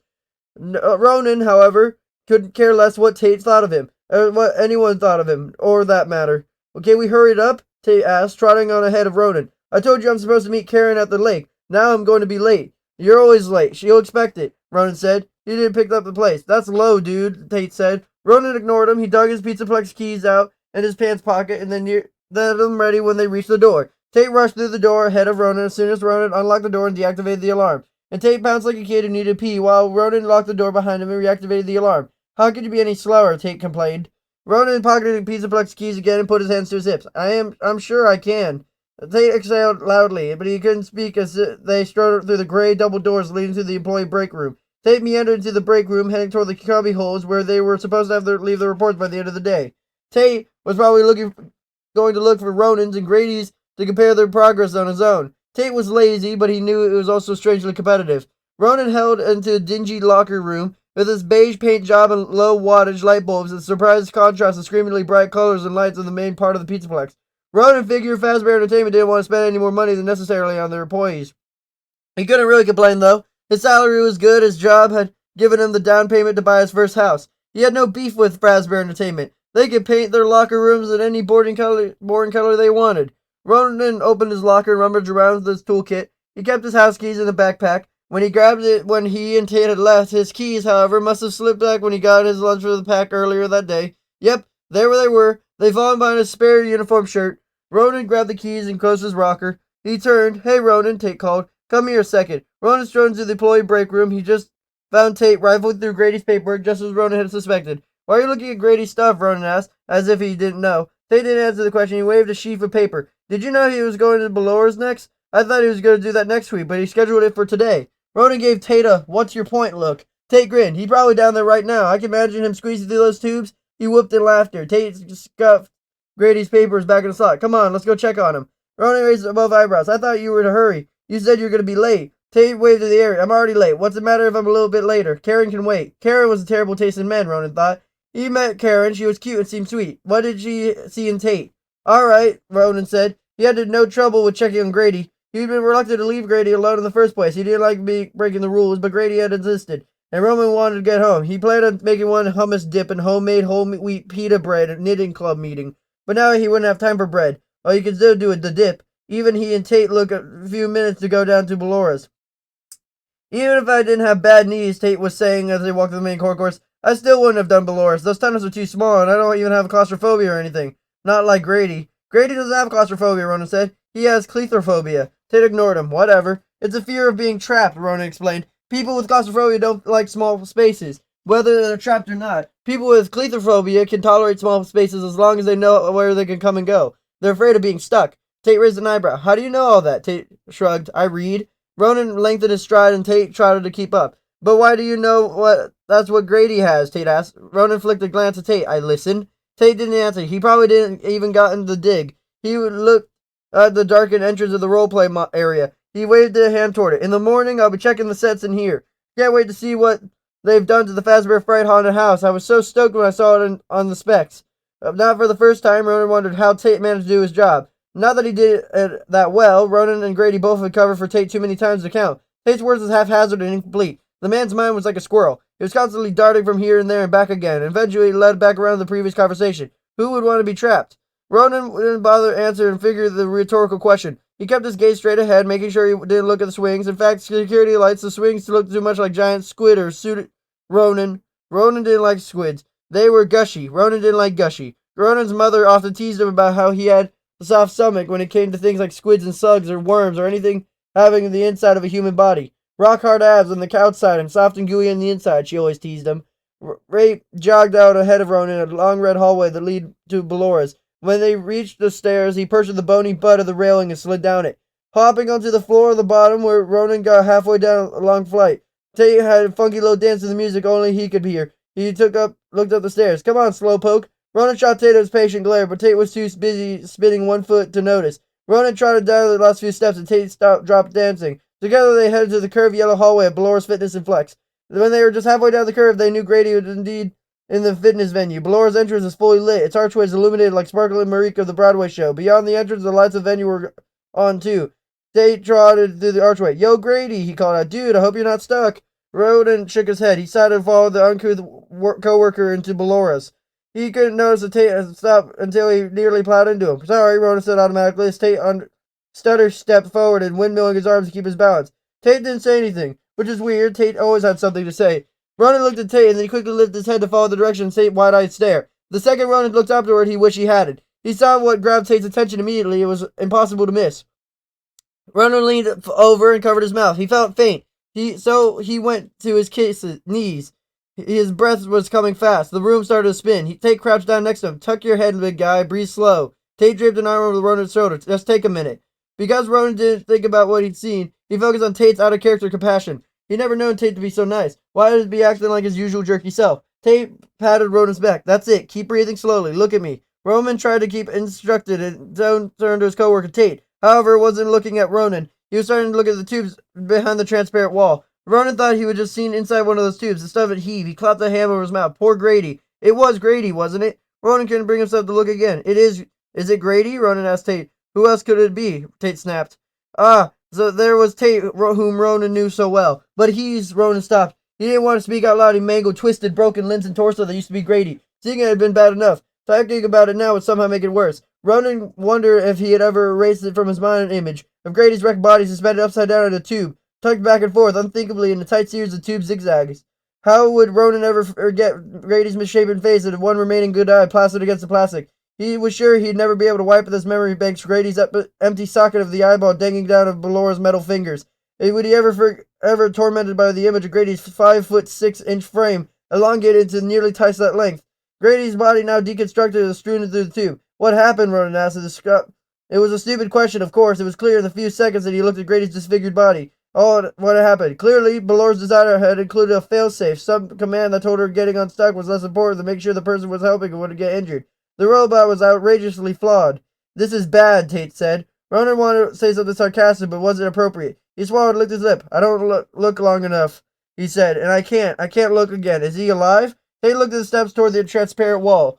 Ronan watched Tate, and he didn't look beyond the tube again. Tate squinted the tube. I don't know. It's hard to see whether he's breathing. Ronan flipped his stomach flicked over. He dropped his head. His eyes moistened. He and Grady hadn't been close to anything. They were just co-workers. But Grady'd been a nice guy. And a nice guy or not, no one deserved to die like that. Tate inhaled sharply.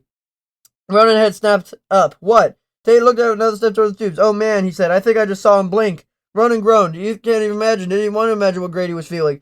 In a too long glimpse, he'd forgotten Ronan had seen that not only were Grady's limbs contorted to impossible proportions, but his uniform was saturated with blood. Many of his bone breaks must have been compound fractures. Ronan had only guessed, not that he wanted to, how many times Grady's shattered bone had been jabbed through his skin. Yeah, Tate said. He just did it again. He's alive.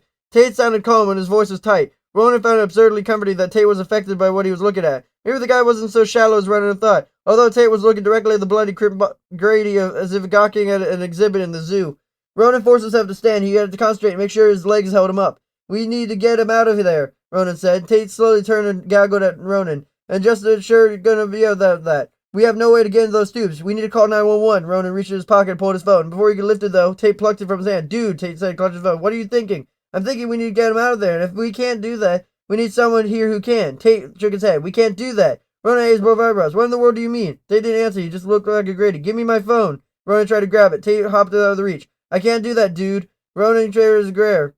Tate looked at his head. You don't get it. If we call someone, it's going to come out of what we left him here alone. Totally against the rules. That's what I said earlier. Yeah, I know, but no matter what you said, we left him. This happened. He waved towards the tubes. Ronan didn't look at the direction of the gesture. Obviously, this venue's totally screwed up if this happened, Tate went on. If Grady survives, he would make no problem making his workers' comp claim. Heck, most likely his family, because he didn't know how he could survive that. Tate waved his hand in the tubes. Might even be able to sue Fazbear Entertainment if the injury is intentional. An employee or surviving family could sue. And intentional is defined by having certain knowledge in the injury would occur and willfully disregarding that knowledge. Ronan stared at Tate open mouthed. How do you know all that? Tate shrugged. My old man's a lawyer. No kidding. Ronan shook his head. But Fazbear Entertainment would have known for someone who just injured in there. He waved the direction of the tubes. Tate snorted. Are you kidding me? He too gestured at the tubes. Do you see the size of those lower tubes? No way a full-size man would make it through those. And yet, they wanted one of us to test it. They had known we'd get hurt. It would have been hard to make a case.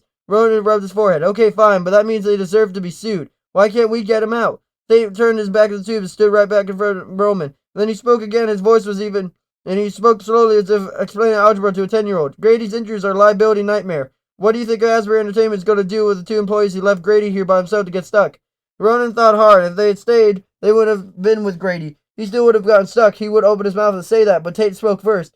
And even if we argued that it would have been happened anyway, he broke protocol and the result was disastrous. They had declared grounds to fire us, and I don't know about you, but I don't want to get fired. Ronan thought that wouldn't happen with his new mortgage payment if he lost the job. No, he didn't want to get fired either. But if those new house more important than another human's life? Obviously not. Even so, Ronan said, we have to help him. His voice broke. He couldn't even find the words to describe it. Yeah, I know, Tate said. I know. He too cleared his throat. But look at him. The minute The minute anyone tries to move him, he's going to excruciating pain and he'll bleed out before they can get him to the hospital. There's no way he can survive. Ronan had a terrible thought. But if he's blinking, that means he's conscious and he wouldn't say it. And yeah, he's probably in horrible pain. I get it. But then again, maybe not. Look at how his spine is all screwed up. Maybe he's paralyzed. There's no way to tell, Tate said. Blinking could be a reflex or something. Ronan didn't look at Grady's spine. He latched to the hope that Grady didn't feel any agony racking through his body. You really think so? Ronan asked. Tate nodded vehemently. I really do. Ronan chewed his lower lip. As if sensing Ronan's indecision, Tate moved in and put his hand on Ronan's forearm. This sucks, the big one. It really does, but Grady might as well be dead. And anything you do to help him now might get us in really big trouble. There's no upside to us calling anyone. Not for Grady and not for us. He's gone. Whether dead or soon to be. Maybe he was even blinking. Maybe it was just a death spasm. I bet he'd be the first one to say there's no point in us throwing away good jobs and maybe even our careers by letting anyone know we let him stay here. Ronan kept chewing on his lip. Tate was making sense. But this was Tate, one of the most self-interested people Ronan ever met. Who cared if Tate made sense? Then again, what would be the point of losing their jobs if Grady had already dead, if he wouldn't survive the extraction? Ronan thought about the nice house and his loving friends in the knitting club. He thought of all the lustrous yarn he'd recently bought because of his pay was so good. But he'd give all that up? Tate gripped Ronan's arm. Listen, all we have to do is walk away. We leave. The CCTV isn't installed yet, so we're not tracking us. They'll just say we left at the quitting time like usual. Grady might have come back on his own. We didn't know about it.